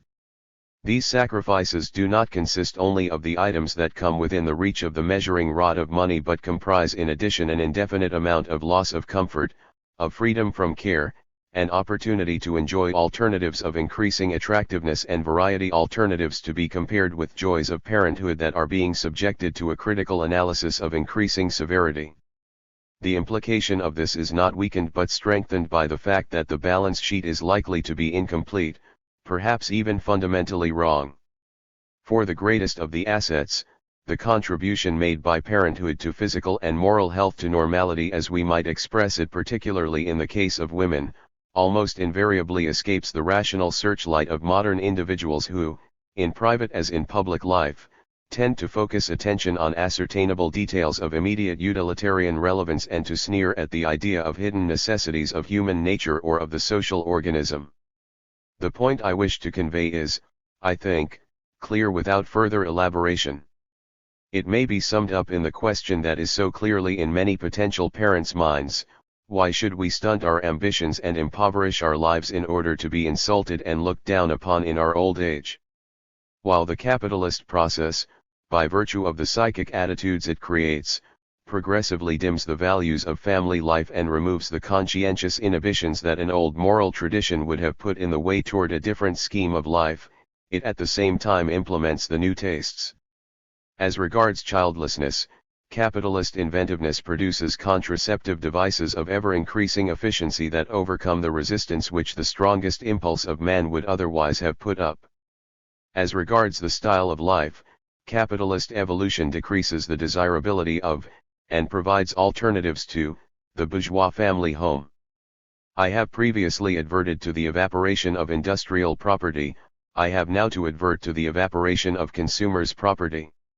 Until the later decades of the 19th century, the townhouse and the country place were everywhere not only pleasant and convenient shells of private life on the higher levels of income, but they were indispensable. Not only hospitality on any scale and in any style, but even the comfort, dignity, repose, and refinement of the family depended upon its having an adequate foyer of its own that was adequately staffed. The arrangements summarized by the term home were accordingly accepted as a matter of course by the average man and woman of bourgeois standing, exactly as they looked upon marriage and children, the founding of a family, as a matter of course. Now, on the one hand, the amenities of the bourgeois home are becoming less obvious than are its burdens. To the critical eye of a critical age it is likely to appear primarily as a source of trouble and expense which frequently fail to justify themselves. This would be so even independently of modern taxation and wages and of the attitude of modern household personnel, all of which are typical results of the capitalist process and of course greatly strengthen the case against what in the near future will be almost universally recognized as an outmoded and uneconomical way of life. In this respect as in others we are living in a transitional stage. The average family of bourgeois standing tends to reduce the difficulties of running the big house and the big country place by substituting for it small and mechanized establishments plus a maximum of outside service and outside life, hospitality in particular being increasingly shifted to the restaurant or club. On the other hand, the home of the old type is no longer an indispensable requirement of comfortable and refined living in the bourgeois sphere. The apartment house and the apartment hotel represent a rationalized type of abode and another style of life which when fully developed will no doubt meet the new situation and provide all the essentials of comfort and refinement. To be sure, neither that style nor its shell are fully developed anywhere as yet, and they proffer cost advantage only if we count in the trouble and annoyance incident to running a modern home. But other advantages they proffer already: the facility of using to the full the variety of modern enjoyments, of travel, of ready mobility, of shifting the load of the current little things of existence to the powerful shoulders of highly specialized organizations. It is easy to see how this in turn bears, in the upper strata of capitalist society, upon the problems of the child. Again there is interaction, the passing of the spacious home in which alone the rich life of a numerous family can unfold to, and the increasing friction with which it functions supply another motive for avoiding the cares of parenthood, but the decline of philoprogenitivity in turn renders the spacious home less worthwhile. I have said that the new style of bourgeois life does not as yet offer any decisive cost advantage. But this refers only to the current or prime costs of servicing the wants of private life. As to overhead, even the purely pecuniary advantage is obvious already. And inasmuch as the outlay on the most durable elements of home life, especially the house, the pictures, the furniture, used to be financed mainly from previous earnings, we may say that the need for accumulation of consumers' capital is drastically reduced by that process. This does not mean, of course, that demand for consumers' capital is at present, even relatively, smaller than it was. The increasing demand for durable consumers' goods from small and medium incomes more than counterbalances this effect. But it does mean that, so far as the hedonistic component in the pattern of acquisitive motives is concerned, the desirability of incomes beyond a certain level is reduced. In order to satisfy himself of this, the reader need only visualize the situation in a thoroughly practical spirit: the successful man or couple, or the society man or couple, who can pay for the best available accommodation in hotel, ship, and train, and for the best available qualities of the objects of personal consumption and use, which qualities are increasingly being turned out by the conveyor of mass production. 3. Will, things being what they are, as a rule have all they want with any intensity for themselves. And it is easy to see that a budget framed on those lines will be far below the requirements of a seigneurial style of life. 3. In order to realize what all this means for the efficiency of the capitalist engine of production, we need only recall that the family and the family home used to be the mainspring of the typically bourgeois kind of profit motive. Economists have not always given due weight to this fact. When we look more closely at their idea of the self-interest of entrepreneurs and capitalists, we cannot fail to discover that the results it was supposed to produce are really not at all what one would expect from the rational self-interest of the detached individual or the childless couple who no longer look at the world through the windows of a family home. Consciously or unconsciously they analyzed the behavior of the man whose views and motives are shaped by such a home, and who means to work and to save primarily for wife and children. As soon as these fade out from the moral vision of the businessman, we have a different kind of homo economicus before us, who cares for different things and acts in different ways. For him, and from the standpoint of his individualistic utilitarianism, the behavior of that old type would in fact be completely irrational. He loses the only sort of romance and heroism that is left in the unromantic and unheroic civilization of capitalism, the heroism of navigare necesse est, vivere non necesse est. 4. And he loses the capitalist ethics that enjoins working for the future irrespective of whether or not one is going to harvest the crop oneself. The last point may be put more tellingly. In the preceding chapter it was observed that the capitalist order entrusts the long-run interests of society to the upper strata of the bourgeoisie. They are really entrusted to the family motive operative in those strata. The bourgeoisie worked primarily in order to invest, and it was not so much a standard of consumption as a standard of accumulation that the bourgeoisie struggled for and tried to defend against governments that took the short-run view. 5. With the decline of the driving power supplied by the family motive, the businessman's time horizon shrinks, roughly, to his life expectation. And he might now be less willing than he was to fulfill that function of earning, saving, and investing, even if he saw no reason to fear that the results would but swell his tax bills. He drifts into an anti-saving frame of mind and accepts with an increasing readiness anti-saving theories that are indicative of a short-run philosophy. But anti-saving theories are not all that he accepts.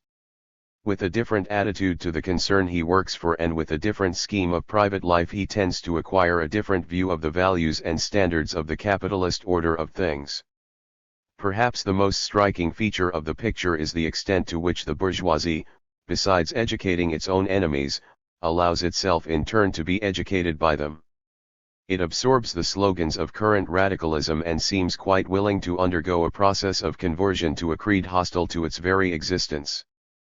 Haltingly and grudgingly it concedes in part the implications of that creed. This would be most astonishing and indeed very hard to explain were it not for the fact that the typical bourgeois is rapidly losing faith in his own creed. And this again becomes fully understandable as soon as we realize that the social conditions which account for its emergence are passing. This is verified by the very characteristic manner in which particular capitalist interests and the bourgeoisie as a whole behave when facing direct attack. They talk and plead or hire people to do it for them. They snatch at every chance of compromise, they are ever ready to give in, they never put up a fight under the flag of their own ideals and interests. In this country there was no real resistance anywhere against the imposition of crushing financial burdens during the last decade or against labor legislation incompatible with the effective management of industry. Now, as the reader will surely know by this time, I am far from overestimating the political power of either big business or the bourgeoisie in general. Moreover, I am prepared to make large allowances for cowardice. But still, means of defense were not entirely lacking as yet, and history is full of examples of the success of small groups who, believing in their cause, were resolved to stand by their guns. The only explanation for the meekness we observe is that the bourgeois order no longer makes any sense to the bourgeoisie itself, and that, when all is said and nothing is done, it does not really care. Thus the same economic process that undermines the position of the bourgeoisie by decreasing the importance of the functions of entrepreneurs and capitalists, by breaking up protective strata and institutions, by creating an atmosphere of hostility, also decomposes the motor forces of capitalism from within. Nothing else shows so well that the capitalist order not only rests on props made of extra-capitalist material but also derives its energy from extra-capitalist patterns of behavior which at the same time it is bound to destroy. We have rediscovered what from different standpoints and, so I believe, on inadequate grounds has often been discovered before, there is inherent in the capitalist system a tendency toward self-destruction which, in its earlier stages, may well assert itself in the form of a tendency toward retardation of progress. I shall not stay to repeat how objective and subjective, economic and extra-economic factors, reinforcing each other in imposing accord, contribute to that result. Nor shall I stay to show what should be obvious and in subsequent chapters will become more obvious still, viz., that those factors make not only for the destruction of the capitalist but for the emergence of a socialist civilization. They all point in that direction. The capitalist process not only destroys its own institutional framework but it also creates the conditions for another. Destruction may not be the right word after all. Perhaps I should have spoken of transformation. The outcome of the process is not simply a void that could be filled by whatever might happen to turn up. Things and souls are transformed in such a way as to become increasingly amenable to the socialist form of life. With every peg from under the capitalist structure vanishes an impossibility of the socialist plan. In both these respects Marx's vision was right. We can also agree with him in linking the particular social transformation that goes on under our eyes with an economic process as its prime mover. What our analysis, if correct, disproves is after all of secondary importance, however essential the role may be which it plays in the socialist credo. In the end there is not so much difference as one might think between saying that the decay of capitalism is due to its success and saying that it is due to its failure. But our answer to the question that heads this part posits far more problems than it solves. In view of what is to follow in this book, the reader should bear in mind. First, that so far we have not learned anything about the kind of socialism that may be looming in the future. For Marx and for most of his followers, and this was and is one of the most serious shortcomings of their doctrine, socialism meant just one definite thing. but the definiteness really goes no further than nationalization of industry would carry us, and with this an indefinite variety of economic and cultural possibilities will be seen to be compatible. Second, that similarly we know nothing as yet about the precise way by which socialism may be expected to come, except that there must be a great many possibilities ranging from a gradual bureaucratization to the most picturesque revolution. Strictly speaking, we do not even know whether socialism will actually come to stay. For to repeat, perceiving a tendency and visualizing the goal of it is one thing, and predicting that this goal will actually be reached and that the resulting state of things will be workable, let alone permanent, is quite another thing. Before humanity chokes, or basks, in the dungeon, or paradise, of socialism, it may well burn up in the horrors, or glories, of imperialist wars. 6. Third, that the various components of the tendency we have been trying to describe, while everywhere discernible, have as yet nowhere fully revealed themselves. Things have gone to different lengths in different countries, but in no country far enough to allow us to say with any confidence precisely how far they will go, or to assert that their underlying trend has grown too strong to be subject to anything more serious than temporary reverses. Industrial integration is far from being complete. Competition, actual and potential, is still a major factor in any business situation. Enterprise is still active, the leadership of the bourgeois group still the prime mover of the economic process. The middle class is still a political power. Bourgeois standards and bourgeois motivations, though being increasingly impaired, are still alive. Survival of traditions and family ownership of controlling parcels of stock still make many an executive behave as the owner-manager did of old. The bourgeois family has not yet died. In fact, it clings to life so tenaciously that no responsible politician has as yet dared to touch it by any method other than taxation. From the standpoint of immediate practice as well as for the purposes of short-run forecasting, and in these things, a century is a short-run 7. All this surface may be more important than the tendency toward another civilization that slowly works deep down below. Part 3. Can socialism work? 15. Clearing decks. Can socialism work? Of course it can.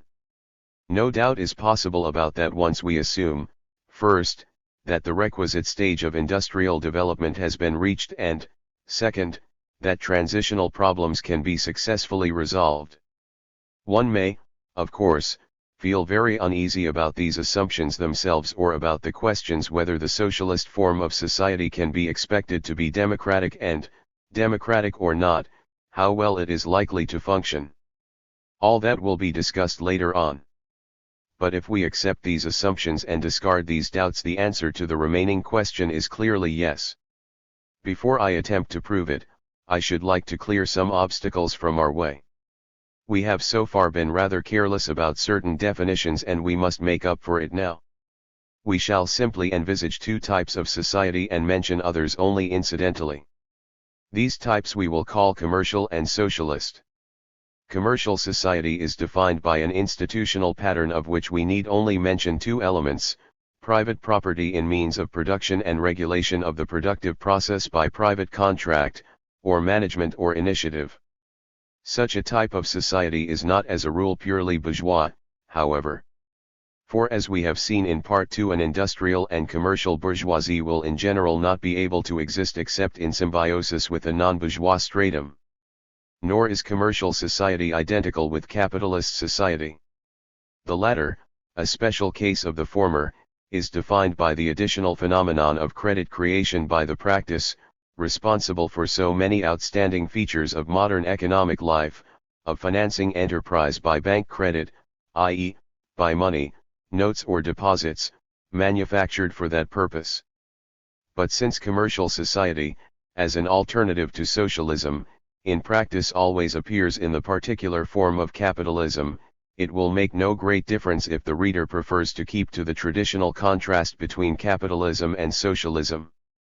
By socialist society we shall designate an institutional pattern in which the control over means of production and over production itself is vested with a central authority, or, as we may say, in which, as a matter of principle, the economic affairs of society belong to the public and not to the private sphere.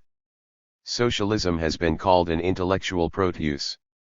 There are many ways of defining it, many acceptable ways, that is, besides the silly ones such as that socialism means bread for all and ours is not necessarily the best.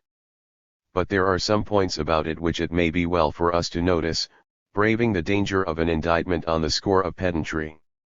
Our definition excludes guild socialism, syndicalism and other types. This is because what may be termed centralist socialism seems to me to hold the field so clearly that it would be waste of space to consider other forms. But if we adopt this term in order to indicate the only kind of socialism we shall consider, we must be careful to avoid a misunderstanding. The term centralist socialism is only intended to exclude the existence of a plurality of units of control such that each of them would on principle stand for a distinct interest of its own, in particular the existence of a plurality of autonomous territorial sectors that would go far toward reproducing the antagonisms of capitalist society. This exclusion of sectional interests may well be thought unrealistic. Nonetheless, it is essential. But our term is not intended to suggest centralism either in the sense that the central authority, which we shall alternatively call central board or ministry of production, is necessarily absolute, or in the sense that all the initiative that pertains to the executive proceeds from it alone.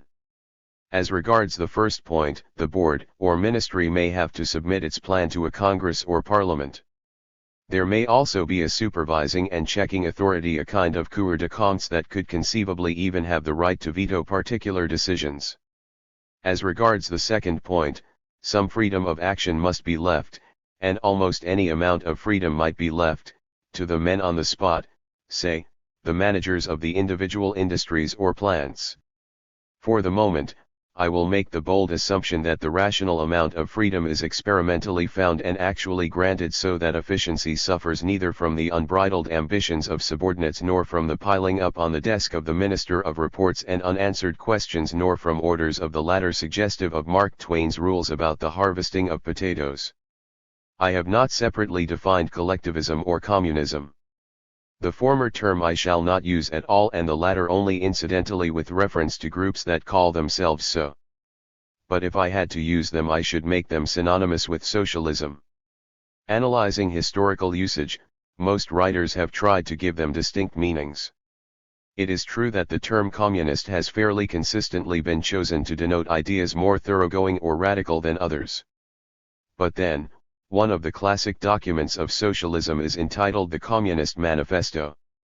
And the difference of principle has never been fundamental. What there is of it is no less pronounced within the socialist camp than it is as between it and the communist one. Bolsheviks call themselves communists and at the same time the true and only socialists. Whether or not the true and only ones, they are certainly socialists. I have avoided the term state ownership of, or property in, natural resources, plant and equipment. This point is of some importance in the methodology of the social sciences.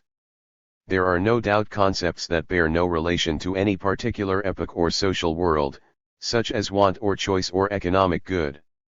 There are others which, while in their everyday meaning they do bear such a relation, have been refined by the analyst to the point of losing it. Price or cost may serve as examples. Point 1. But there are still others which by virtue of their nature cannot stand transplantation and always carry the flavor of a particular institutional framework. It is extremely dangerous, in fact it amounts to a distortion of historical description, to use them beyond the social world or culture whose denizens they are. Now ownership or property also, so I believe, taxation are such denizens of the world of commercial society, exactly as knights and fiefs are denizens of the feudal world. But so is the state. We might of course define it by the criterion of sovereignty and then speak of a socialist state. But if there is to be meat in the concept and not merely legal or philosophic gas, the state should not be allowed to intrude into discussions of either feudal or socialist society, neither of which did or would display that dividing line between the private and the public sphere from which the better part of its meaning flows. To conserve that meaning with all its wealth of functions, methods, and attitudes, it seems best to say that the state, the product of the clashes and compromises between feudal lords and bourgeoisie, will form part of the ashes from which the socialist phoenix is to rise. Therefore, I did not use it in my definition of socialism. Of course, socialism may come about by an act of the state. But there is no inconvenience that I can see in saying that the state dies in this act, as has been pointed out by Marx and repeated by Lenin. In one respect, finally, our definition agrees with all the others that I have ever come across, viz., in that it turns on an exclusively economic point. Every socialist wishes to revolutionize society from the economic angle, and all the blessings he expects are to come through a change in economic institutions. This of course implies a theory about social causation, the theory that the economic pattern is the really operative element in the sum total of the phenomena that we call society. Two remarks, however, suggest themselves. First, it has been pointed out in the preceding part with reference to capitalism, and must now be pointed out with reference to socialism, that neither for us, the observers, nor for the people that are to put their trust in socialism, is the economic aspect the only or even the most important one. In defining as I did not intend to deny that. And in fairness to all the civilized socialists whom I have ever met or read, it should be stated that the same holds true for them, that in stressing the economic element because of the causative importance their creed attributes to it, they do not mean to suggest that nothing is worth struggling for except beefsteaks and radios. There are indeed insufferable stick-in-the-muds who mean precisely that. And many who are not stick-in-the-muds will nevertheless, in the hunt for votes, emphasize the economic promise because of its immediate appeal. In doing so they distort and degrade their creed. We will not do the same. Instead, we will keep in mind that socialism aims at higher goals than full bellies, exactly as Christianity means more than the somewhat hedonistic values of heaven and hell. First and foremost, socialism means a new cultural world. For the sake of it, one might conceivably be a fervent socialist even though believing that the socialist arrangement is likely to be inferior as to economic performance. Point 2. Hence no merely economic argument for or against can ever be decisive, however successful in itself.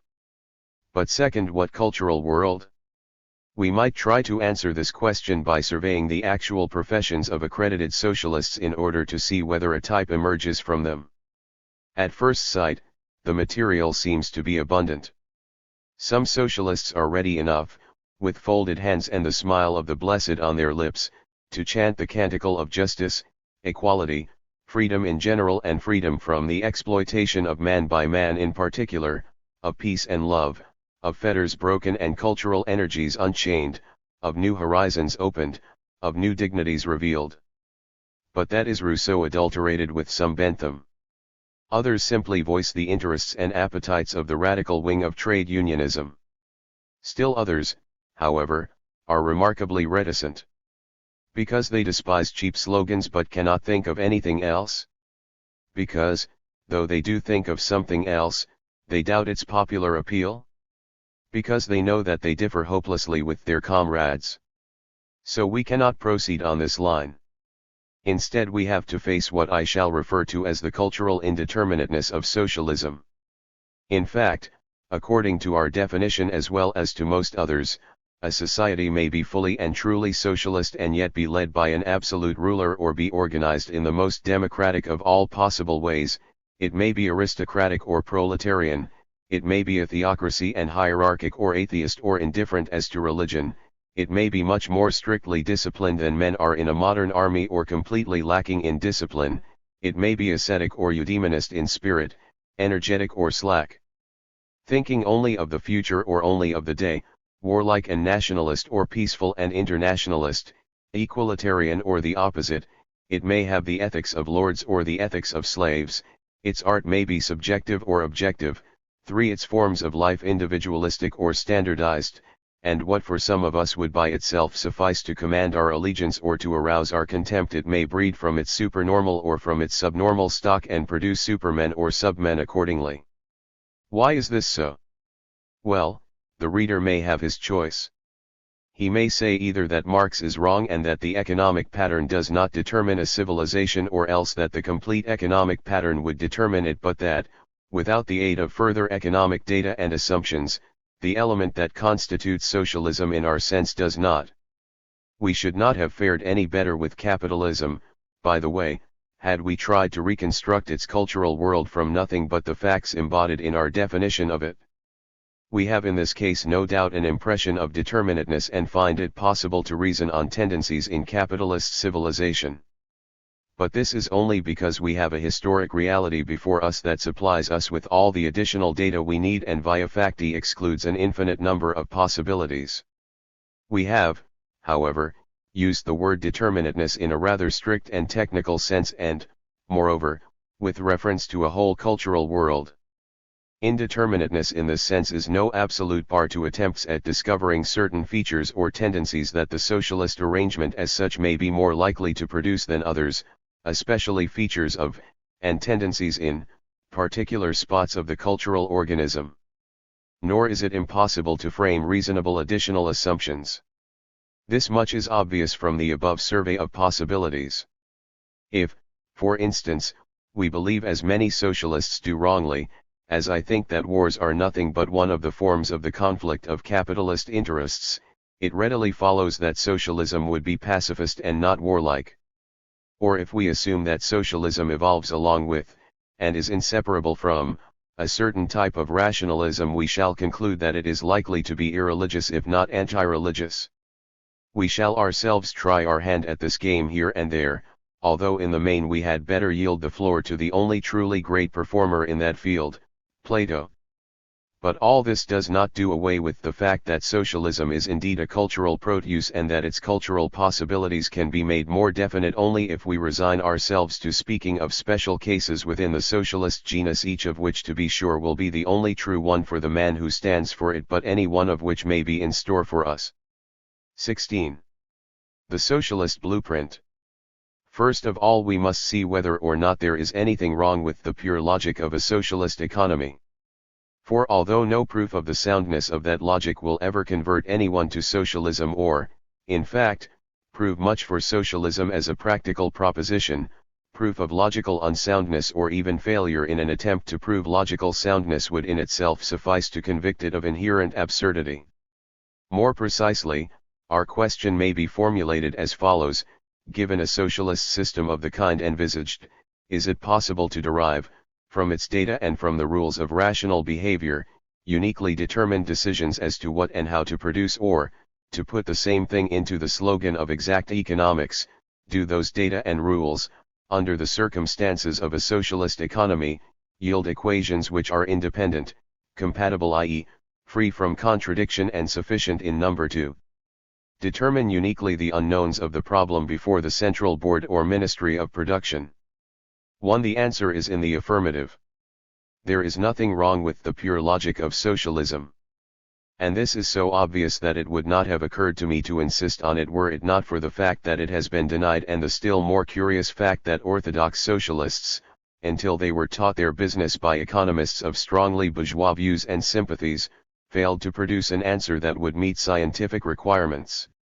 The only authority standing for denial that we need to mention is Professor L. von Mises. Point 1. Starting from the proposition that rational economic behavior presupposes rational cost calculations, hence prices of cost factors, hence markets which price them, he concluded that in a socialist society, since there would be no such markets, the beacon lights of rational production would be absent, so that the system would have to function in a haphazard manner if at all.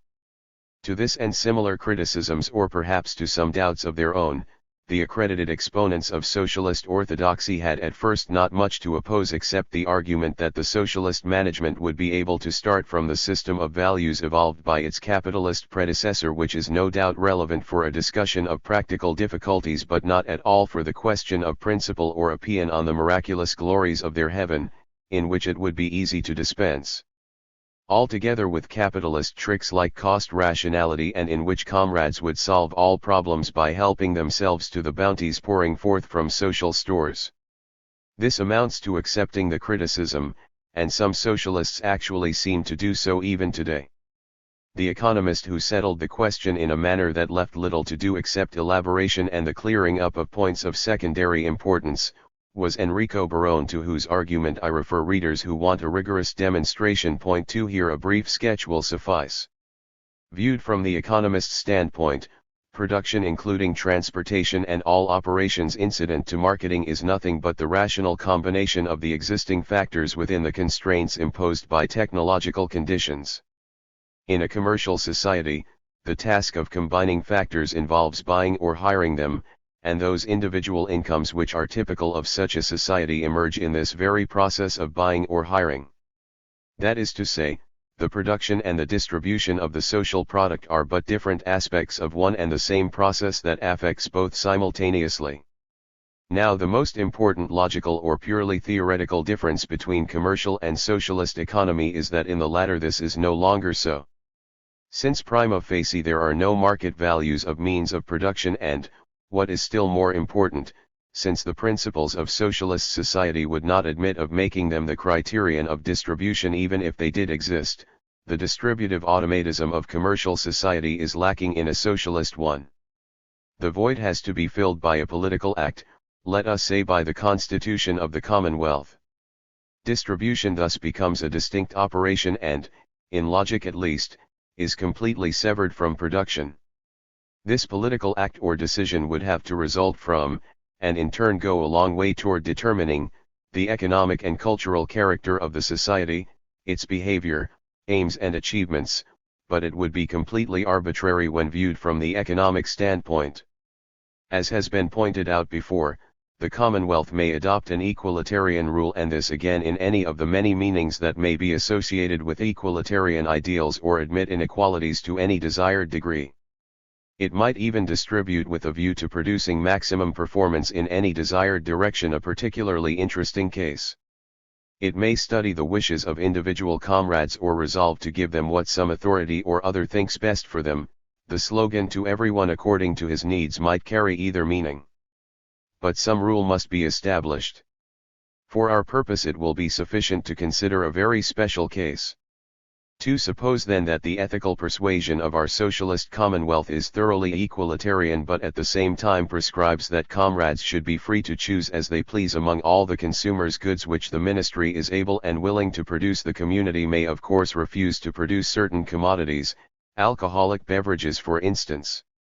Furthermore, let us assume that the particular equalitarian ideal adopted is satisfied by handing out to every person children and possibly other individuals counting for fractional persons, as the competent authority may decide a voucher representing his or her claim to a quantity of consumers' goods equal to the social product available in the current period of account divided by the number of claimants, all vouchers to become valueless at the end of that period. These vouchers can be visualized as claims to the XTH part of all food, clothing, household goods, houses, motor cars, movie plays and so on that have been or are being produced for consumption, for the purpose of being delivered to consumers, during the period under consideration. It is only to avoid a complex and unnecessary mass of exchanges that would otherwise have to take place among the comrades, that we express the claims not in goods but by equal amounts of conveniently chosen but meaningless units. We can call them simply units, or moons or suns or even dollars, and rule that units of each good will be handed over against the surrender of a stated number of them. These prices charged by the social stores would under our assumptions have always to fulfill the condition that, each of them multiplied by the existing quantity of the commodity to which it refers, they add up to the otherwise arbitrary total of the comrades' claims. But the ministry need not fix the individual prices except by way of initial suggestions.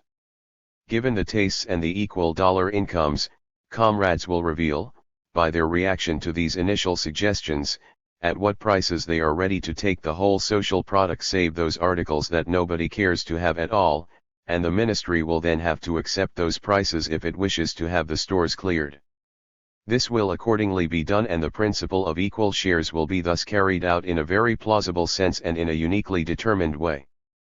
But of course this presupposes that a definite quantity of every good has already been produced.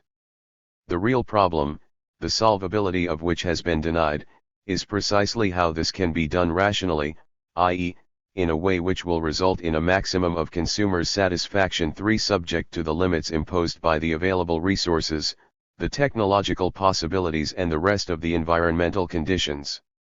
It is clear that decision on the plan of production by, say, a majority vote of the comrades would entirely fail to fulfill this requirement, because in this case certainly some people and possibly all the people would not get what they want and what it would still be possible to give them without reducing the satisfaction of others.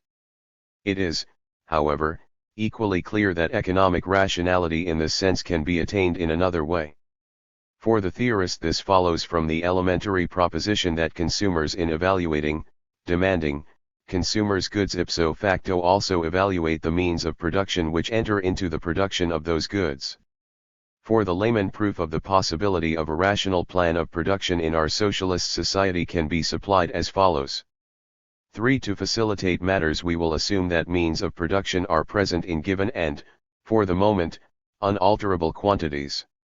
Now let the central board resolve itself into a committee on a particular industry, or, still better, let us set up an authority for each industry that is to manage it and to cooperate with the central board, which controls and coordinates all these industrial managers or managing boards.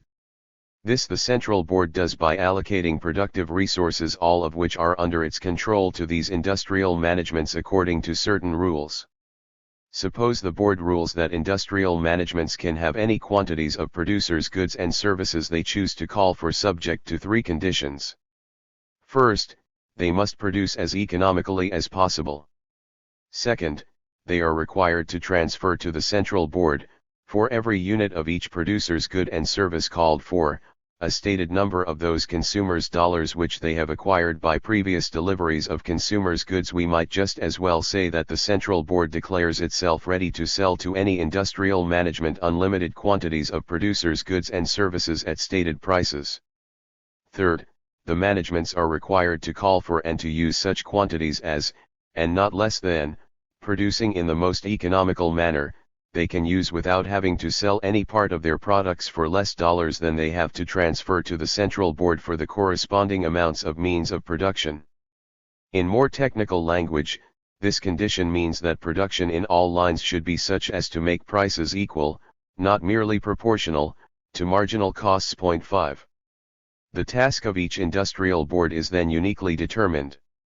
Exactly as today every firm in a perfectly competitive industry knows what and how much to produce and how to produce it as soon as technical possibilities, reactions of consumers, their tastes and incomes, and prices of means of production are given, so the industrial managements in our socialist commonwealth would know what to produce, how to produce, and what factor quantities to buy from the central board as soon as the latter's prices are published and as soon as the consumers have revealed their demands. In a sense, these prices, unlike the prices of consumers' goods, are unilaterally set by the central board. We may also say, however, that industrial managers display a uniquely determined demand for the producer's goods, much as consumers do for consumers' goods. All we still need to complete our proof is a rule, conforming to the maximum criterion, for that price-fixing activity of the central board. But this rule is obvious. The board has simply to set a single price on every kind and quality of producers' goods. If the board discriminates, i.e., charges different prices for the same kind and quality to different managements, this would in general have to be justified on non-economic grounds, and to see to it that that price exactly clears the market, i.e., that no unused quantities of producers' goods remain on its hands and that no additional quantities are called at those prices. This rule will normally suffice to ensure rational cost accounting, hence economically rational allocation of productive resources, for the former is nothing but a method of ensuring and verifying the latter, hence rationality of the plan of production in socialist societies.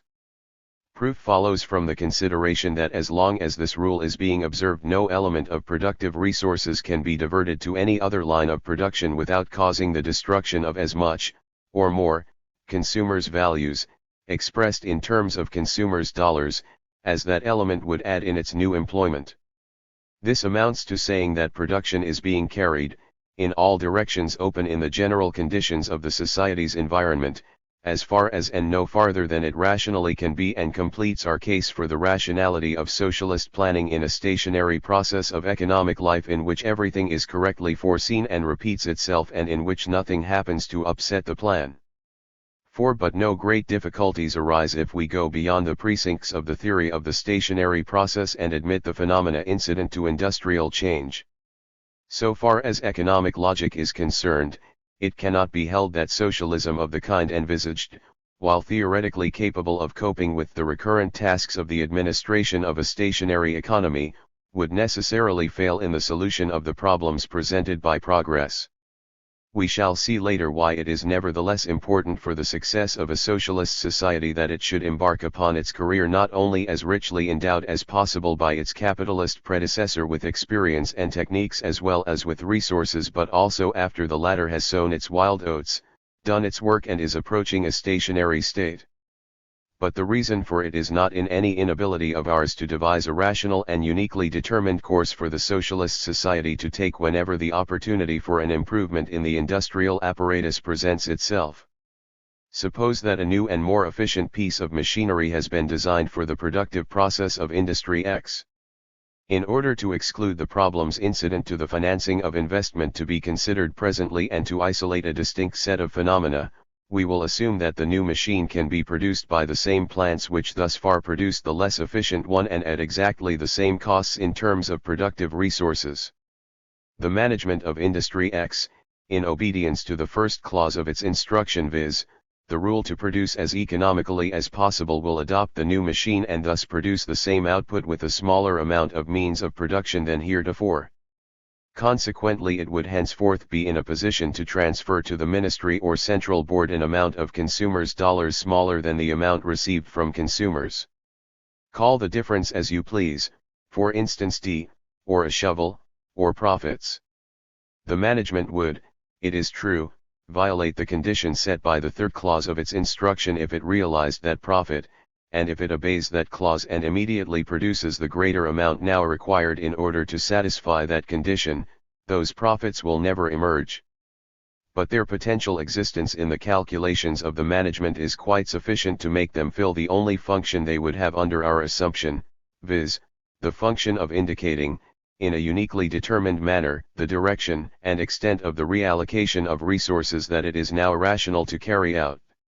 If, at a time when the available resources of the society are fully employed in the task of providing a given level of consumption, an improvement such as a new bridge or a new railway which requires the use of additional factors or, as we may also say, additional investment suggests itself, the comrades would either have to work beyond the hours which so far we have assumed to be fixed by law or to restrict their consumption or both. In this case our assumptions, framed for the purpose of solving the fundamental problem in the simplest possible way, preclude an automatic solution, i.e., a decision at which the Central Board and the industrial managements could arrive merely by passively following, within the three rules, the guidance of objective indications. But this of course is a disability of our schema and not of the socialist economy. All we have to do if we wish to have such an automatic solution is to repeal the law invalidating all claims to consumers' goods that are not used during the period for which they are issued, to renounce the principle of absolute equality of incomes and to grant power to the Central Board to offer premiums for overtime and what shall we call it, well, let us say saving. The condition that possible improvements or investments be undertaken to such an extent that the least tempting one of them would yield a profit equal to the premiums which have to be offered in order to call forth the amounts of overtime or saving, or both, required for it, then uniquely determines all the new variables that our problem introduces, provided overtime and saving are in the relevant interval single-valued functions of the respective premiums. 7 The dollars that are handed out in discharge of the latter may conveniently be assumed to be additional to the income dollars issued before. The readjustments this would impose in various directions need not detain us. But this argument about investment makes it still clearer that the schema which seemed best adapted to our particular purpose is neither the only possible blueprint of a socialist economy, nor necessarily the one that would recommend itself to a socialist society. Socialism need not be equalitarian, but no amount of inequality of incomes that we could reasonably expect a socialist society to tolerate is likely to produce the rate of investment that capitalist society produces in the average of cyclical phases. Even capitalist inequalities are not sufficient for that, and they have to be reinforced by corporate accumulation and created bank credit, methods which are not particularly automatic or uniquely determined either.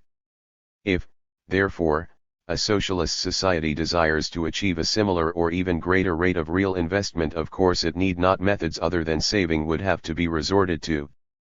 Accumulation out of profits which could be allowed to materialize instead of remaining potential only, or, as suggested above, something analogous to credit creation would be quite feasible. It would be much more natural, however, to leave the matter to the Central Board and the Congress or Parliament, who between them could settle it as part of the social budget, while the vote on the automatic part of the society's economic operations would be purely formal or perhaps supervisory in character. The vote on the investment item, at least on its amount, would involve a real decision and stand on a par with the vote on army estimates and so on. Coordination of this decision with the automatic decisions about the quantities and qualities of individual consumers' goods would not present any insurmountable difficulties. But in accepting this solution we should renounce allegiance to the basic principle of our schema in a very important point. Other features of our blueprint can be altered even within its general framework. For example, with a conditional exception as to overtime, I have not left it to the individual comrades to decide how much work they are going to do, though as voters and in other ways they may have as much influence on this decision as they have on the distribution of incomes and so on. Nor have I allowed them more freedom of choice of occupation than the Central Board, within the requirements of its general plan, may be able and willing to grant them. The arrangement may be visualized by means of the analogy with compulsory military service.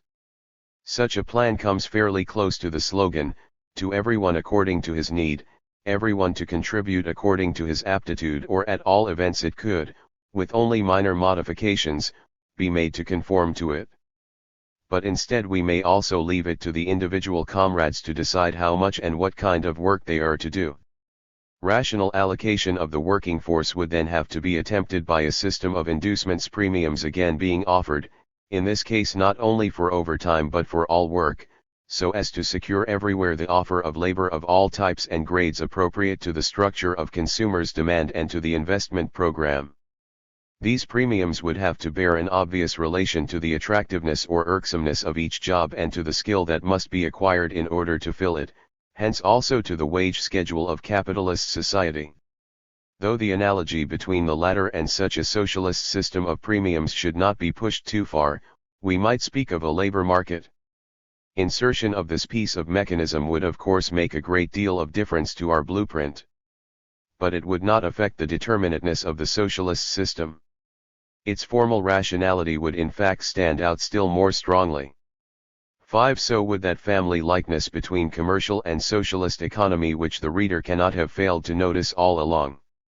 Since this resemblance seems to have given pleasure to non-socialists and some socialists and to have annoyed other socialists, it is just as well to restate explicitly in what it consists and to what it is due. It will then be seen how little reason there is for either the pleasure or the annoyance. In trying to construct a rational schema of a socialist economy we have made use of mechanisms and concepts traditionally specified by terms that are familiar to us from our discussions of the processes and problems of capitalist economy. We have described a mechanism which is immediately understood as soon as we utter the words market, buying and selling, competing and so on. We seem to have used, or barely avoided using, such terms savoring of capitalism as prices, costs, incomes, and even profits, while rent, interest, wages and others, money among them, have, as it were, hovered about our path. Let us consider what to most socialists would certainly seem to be one of the worst cases, that of rent, meaning thereby returns from the productive use of natural agents, let us say land. Our schema evidently cannot imply that ground rent would be paid to any landholders. What then does it imply? Simply that any kind of land which is not plentiful beyond all requirements in the calculable future must be used economically or allocated rationally exactly like labor or any other type of productive resources, and that for this purpose it must receive an index of economic significance with which any new use that may suggest itself must be compared and by means of which the land enters the social bookkeeping process. If this were not done the Commonwealth would be behaving irrationally. But no concession to capitalism or to the spirit of capitalism is implied in doing it. All that is commercial or capitalist about ground rent, in both its economic and its sociological associations, and all that can possibly be sympathetic to the advocate of private property, private income, the landlord, and so on, has been completely removed. The incomes with which we endowed the comrades at the start are not wages. In fact, they would on analysis be seen to be composites of disparate economic elements of which one only could be linked to marginal productivity of labor. The premiums which we introduced later have more to do with the wages of capitalist society. But the counterpart of the latter really exists nowhere except in the books of the Central Board, and again consists in a mere index of significance associated, for the purposes of rational allocation, with every type and grade of labor, an index from which has vanished a whole bundle of meanings that pertain to the capitalist world. In passing, we may observe that since we can call as we please the units into which we split the vouchers that represent the comrades' claims to consumers' goods, we can also call them hours of labor. And since the total number of these units is within the limits set by convenience no less arbitrary, we could make it equal to the hours actually worked, adjusting all kinds and grades of labor to some standard quality in the Ricardo-Marxian way. Finally, our Commonwealth can adopt, just as well as any other, the principle that incomes should be proportional to the hours of standard work contributed by each comrade. Then we should have a system of labor notes. And the interesting point about it is that, barring technical difficulties which do not concern us now, such a system would prove quite workable. But it is easy to see why even then these incomes would not be wages. It is no less obvious that the workability of such an arrangement does not prove anything for the labor theory of value. It is hardly necessary to perform the same operation on profits, interest, prices, and costs. The cause of that family likeness is by now clearly visible. Without doing so, our socialism borrows nothing from capitalism, but capitalism borrows much from the perfectly general logic of choice. Any rational behavior must of course display certain formal similarities with any other rational behavior, and it so happens that in the sphere of economic behavior the molding influence of mere rationality goes pretty far, at least with regard to the pure theory of it. The concepts which express the behaviorist pattern are then drenched with all the particular meanings of a historical epoch, and will tend to retain, in the layman's mind, the colors thus acquired. If our historical acquaintance with economic phenomena had been made in socialist environments, we should now seem to be borrowing socialist concepts when analyzing a capitalist process. So far, there is nothing for capitalist-minded economists to congratulate themselves on in the discovery that socialism could after all only use capitalist mechanisms and categories. There should be as little reason for socialists to object. For only the most naive mind can feel disappointed at the fact that the socialist miracle does not create a logic of its own, and only the crudest and most stupid variants of the socialist creed can be endangered by any demonstration to that effect, those variants according to which the capitalist process is nothing but a wild jumble without any logic or order at all. Reasonable people of both persuasions can agree on such resemblance as there is and remain just as far apart as ever. But an objection on the score of terminology might remain. It may be argued that it is not convenient to use terms loaded with adventitious yet very important meaning which not everyone can be trusted to discard. Moreover, we must not forget that one may accept the result arrived at about the essential sameness of the economic logic of socialist and commercial production, and yet object to the particular schema or model by means of which we have arrived at it. See below. This is not all, however. Some socialist as well as non-socialist economists have been not only willing but anxious to recognize a particularly strong family likeness between a socialist economy of the type envisaged and a commercial economy of the perfectly competitive type.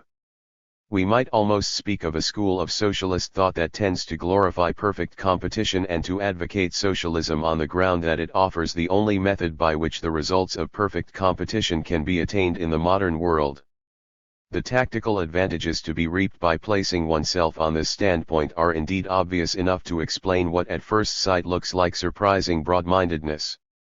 A competent socialist who sees as clearly as any other economist all the weaknesses of Marxian and of popular arguments can thus admit whatever he feels should be admitted without compromising his convictions, because the admissions refer to a historical stage that, so far as it ever did exist, is safely dead and buried, he is enabled, by judiciously confining his condemnatory verdict to the non-competitive case, to lend qualified support to some indictments, such as that in modern capitalism, production is for profit and not for the consumption of the people, which otherwise would be merely silly, and he can baffle and puzzle good bourgeois by telling them that socialism will only do what they really wanted all along and what their own economic ulamas always taught them.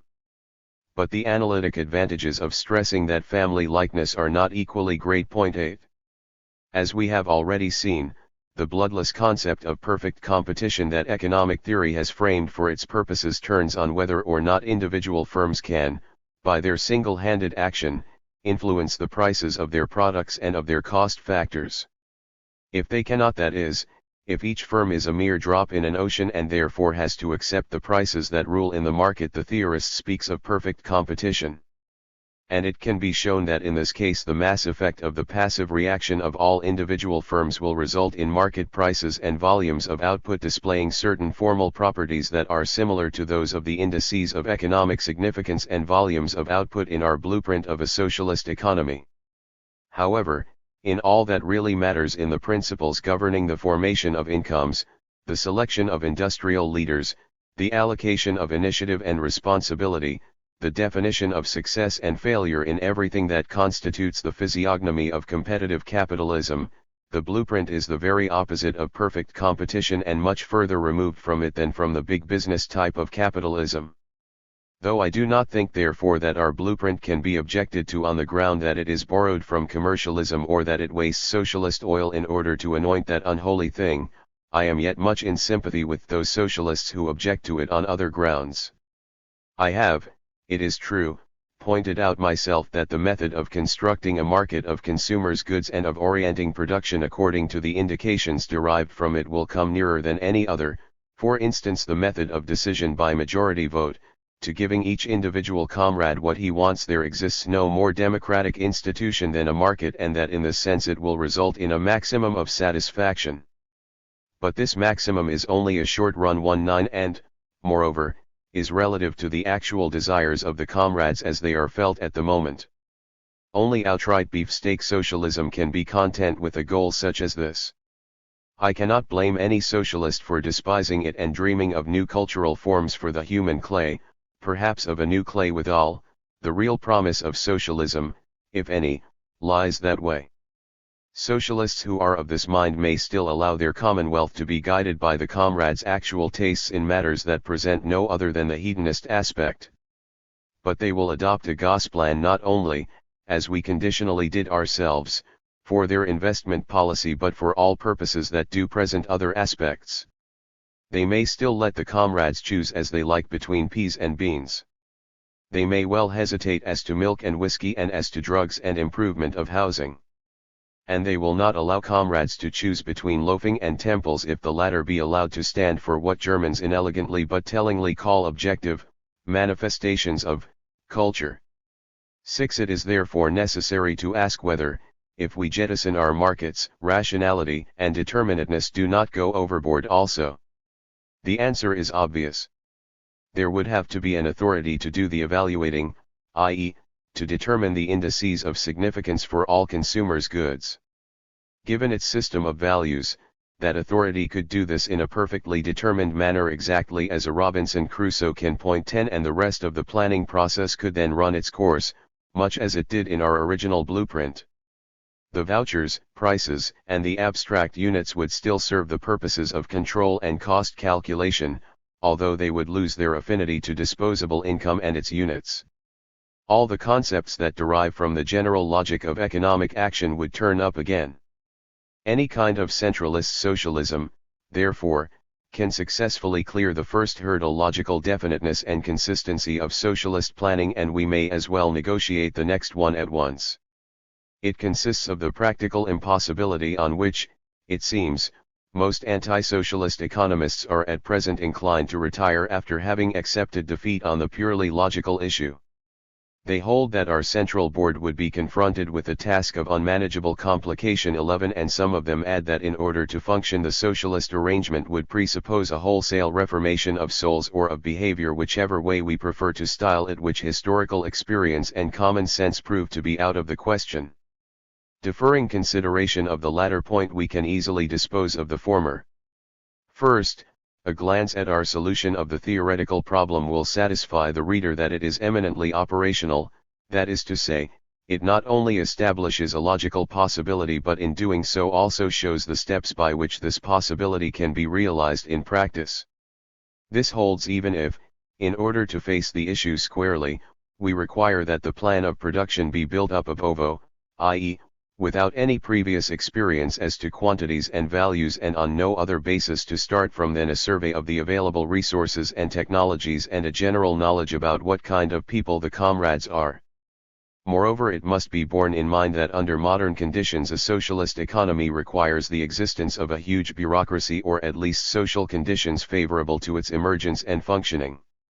This requirement constitutes one of the reasons why the economic problems of socialism should never be discussed without reference to given states of the social environment or to historical situations.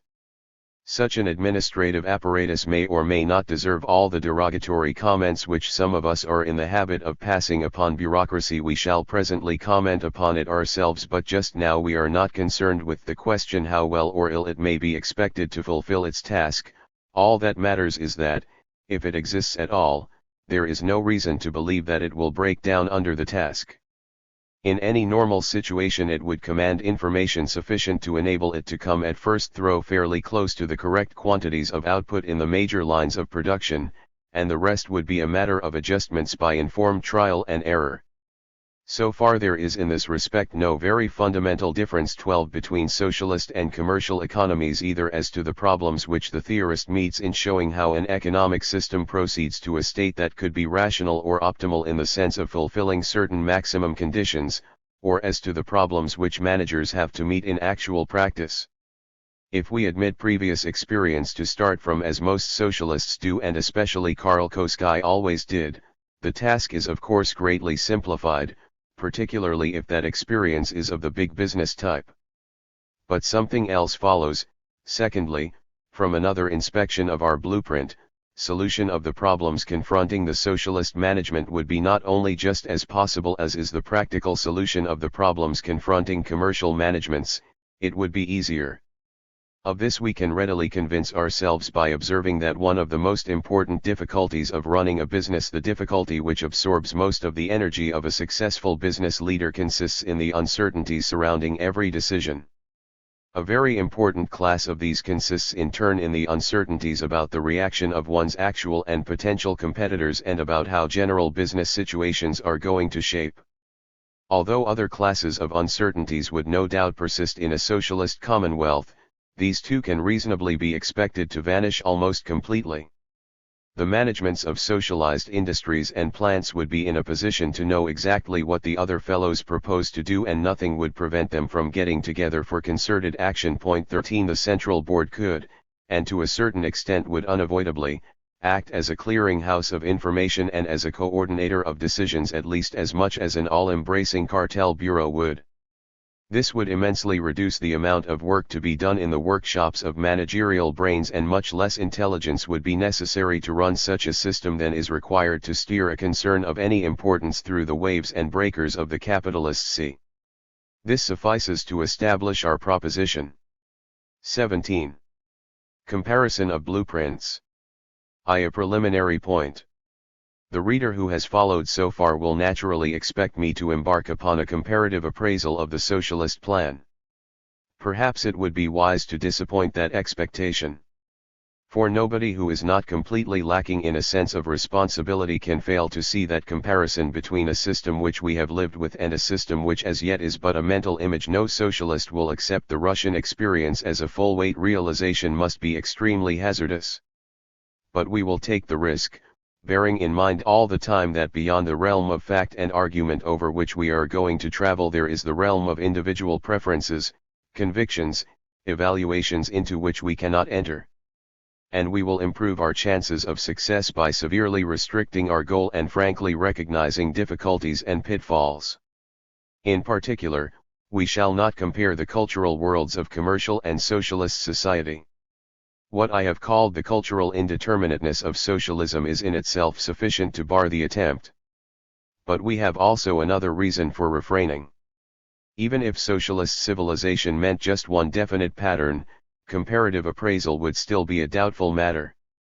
There are idealists and monomaniacs who can see no difficulty in it and gaily adopt for a standard of comparison some feature which they value to the exclusion of everything else and which they expect their socialism to display.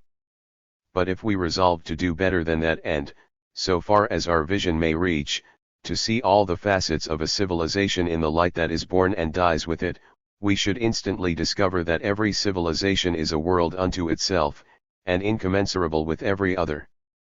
There is one point however that bears upon comparison of actual and possible cultural achievement and yet comes within the scope of our type of analysis.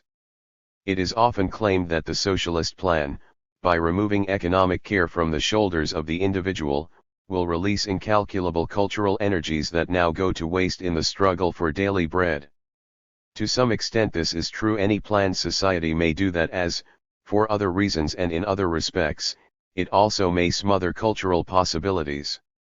It might be objected that public authorities as we know them are hardly up to the responsibility of discovering and nursing talent to the stage of fruition, and that there is no sound reason to believe that they would have appreciated Van Gogh any sooner than capitalist society did. But this objection misses the point. For public authority need not go as far as this. All that is necessary is that Van Gogh gets his income as everyone else does and that he is not worked too hard. This would suffice in any normal case, though, when I come to think of it, I am no longer sure whether it would have sufficed in the case of Van Gogh to give the necessary opportunity for the assertion of creative ability. But another objection carries more weight. In this matter as in others, the advocate of socialism is likely to overlook often he is passionately resolved not to admit the degree to which certain ideals of his are satisfied in the modern world. Capitalism provides, to a much greater extent than most of us believe, the ladders for talent to climb. There is an element of truth in the brutal slogan of the typical bourgeois which many worthy men find so irritating, viz., that those who cannot climb by these ladders are not worth troubling about. The ladders may not be up to any standard we choose to set, but it cannot be said that they do not exist. Not only does modern capitalism systematically proffer means to shelter and nurse almost any kind of ability in the early stages of its development, so much so that in some lines the difficulty is not how to find the means for talent but how to find anything that has any claim to be called a talent for the means proffered, but by the very law of its structure it tends to send up the able individual and, much more effectively, the able family. Thus, though there may be social losses, one particularly in the class of semi-pathological genius, it is not likely that they are very great. To a discussion of comparative efficiency. Let us stay however within the economic sphere, though I hope I have made it quite clear that I do not attribute to it more than secondary importance. 1. The restrictions of our scope are most obvious and hence the pitfalls least dangerous at the first step, which is still concerned with nothing but blueprints. Again, deferring discussion of transitional difficulties, to be dealt with separately, and provisionally assuming that they have been successfully overcome, we need only glance at the implications of our proof of the possibility and practicability of the socialist schema in order to realize that there is a strong case for believing in its superior economic efficiency. That superiority need be proved only with respect to big business or monopolistic capitalism, because superiority over competitive capitalism then follows a fortiori. This is evident from our analysis in Chapter 8. Many economists, on the strength of the fact that under completely unrealistic conditions all sorts of flattering propositions can be established about competitive capitalism, have acquired a habit of extolling it at the expense of its monopolistic successor.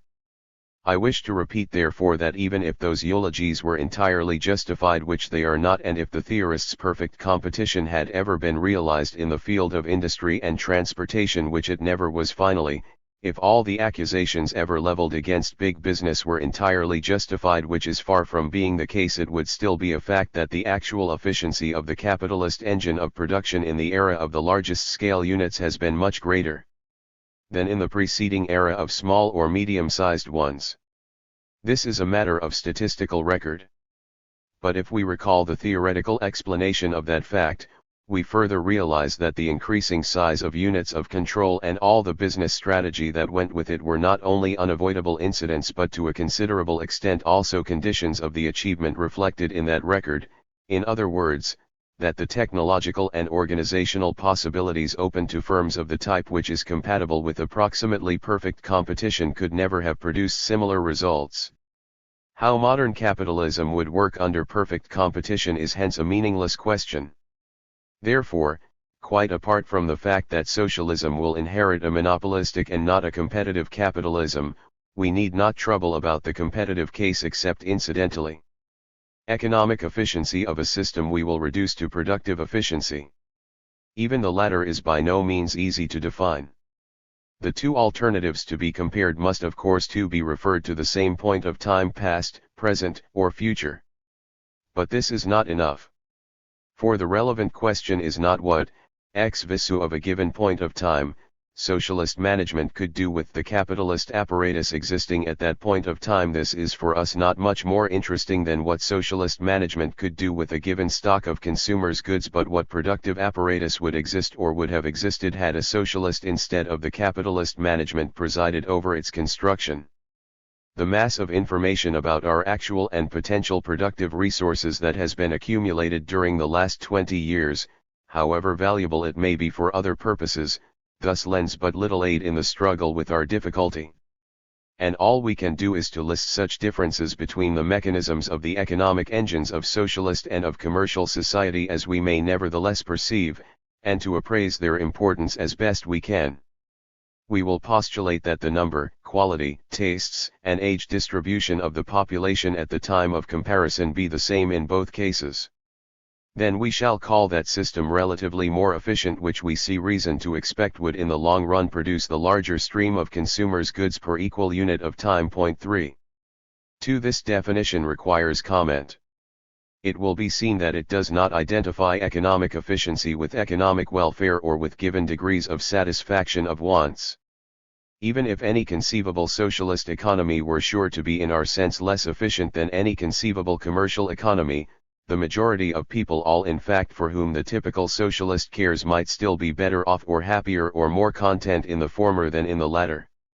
My first and main reply is that relative efficiency retains independent meaning even in such cases, and that in all cases it will be an important consideration. But secondly, I do not think that we lose much by adopting a criterion that neglects those aspects. This, however, is a very debatable matter on which it is just as well to be a little more explicit. To begin with, convinced socialists will derive satisfaction from the mere fact of living in a socialist society. Point 4. Socialist bread may well taste sweeter to them than capitalist bread simply because it is socialist bread, and it would do so even if they found mice in it. If, moreover, the particular socialist system adopted happens to agree with one's moral principles, as for instance equalitarian socialism would with the moral principles of many socialists, this fact and the consequent gratification of one's sense of justice will of course be listed among that system's titles to superiority. For the working of the system such moral allegiance is by no means indifferent. Its importance even for efficiency in our sense will have to be noticed later. But beyond that, all of us had better admit that our phraseology about justice and so on reduces largely to whether we like a certain form of society or not. There seems, however, to be a purely economic argument in favor of equalitarian socialism, or any socialism the structure of which admits of greater equality of incomes. Those economists at least who feel no compunction about treating satisfactions of wants as measurable quantities and about comparing and adding the satisfactions of different persons have a right to argue that a given stock or stream of consumers' goods will in general produce the maximum of satisfaction if equally distributed.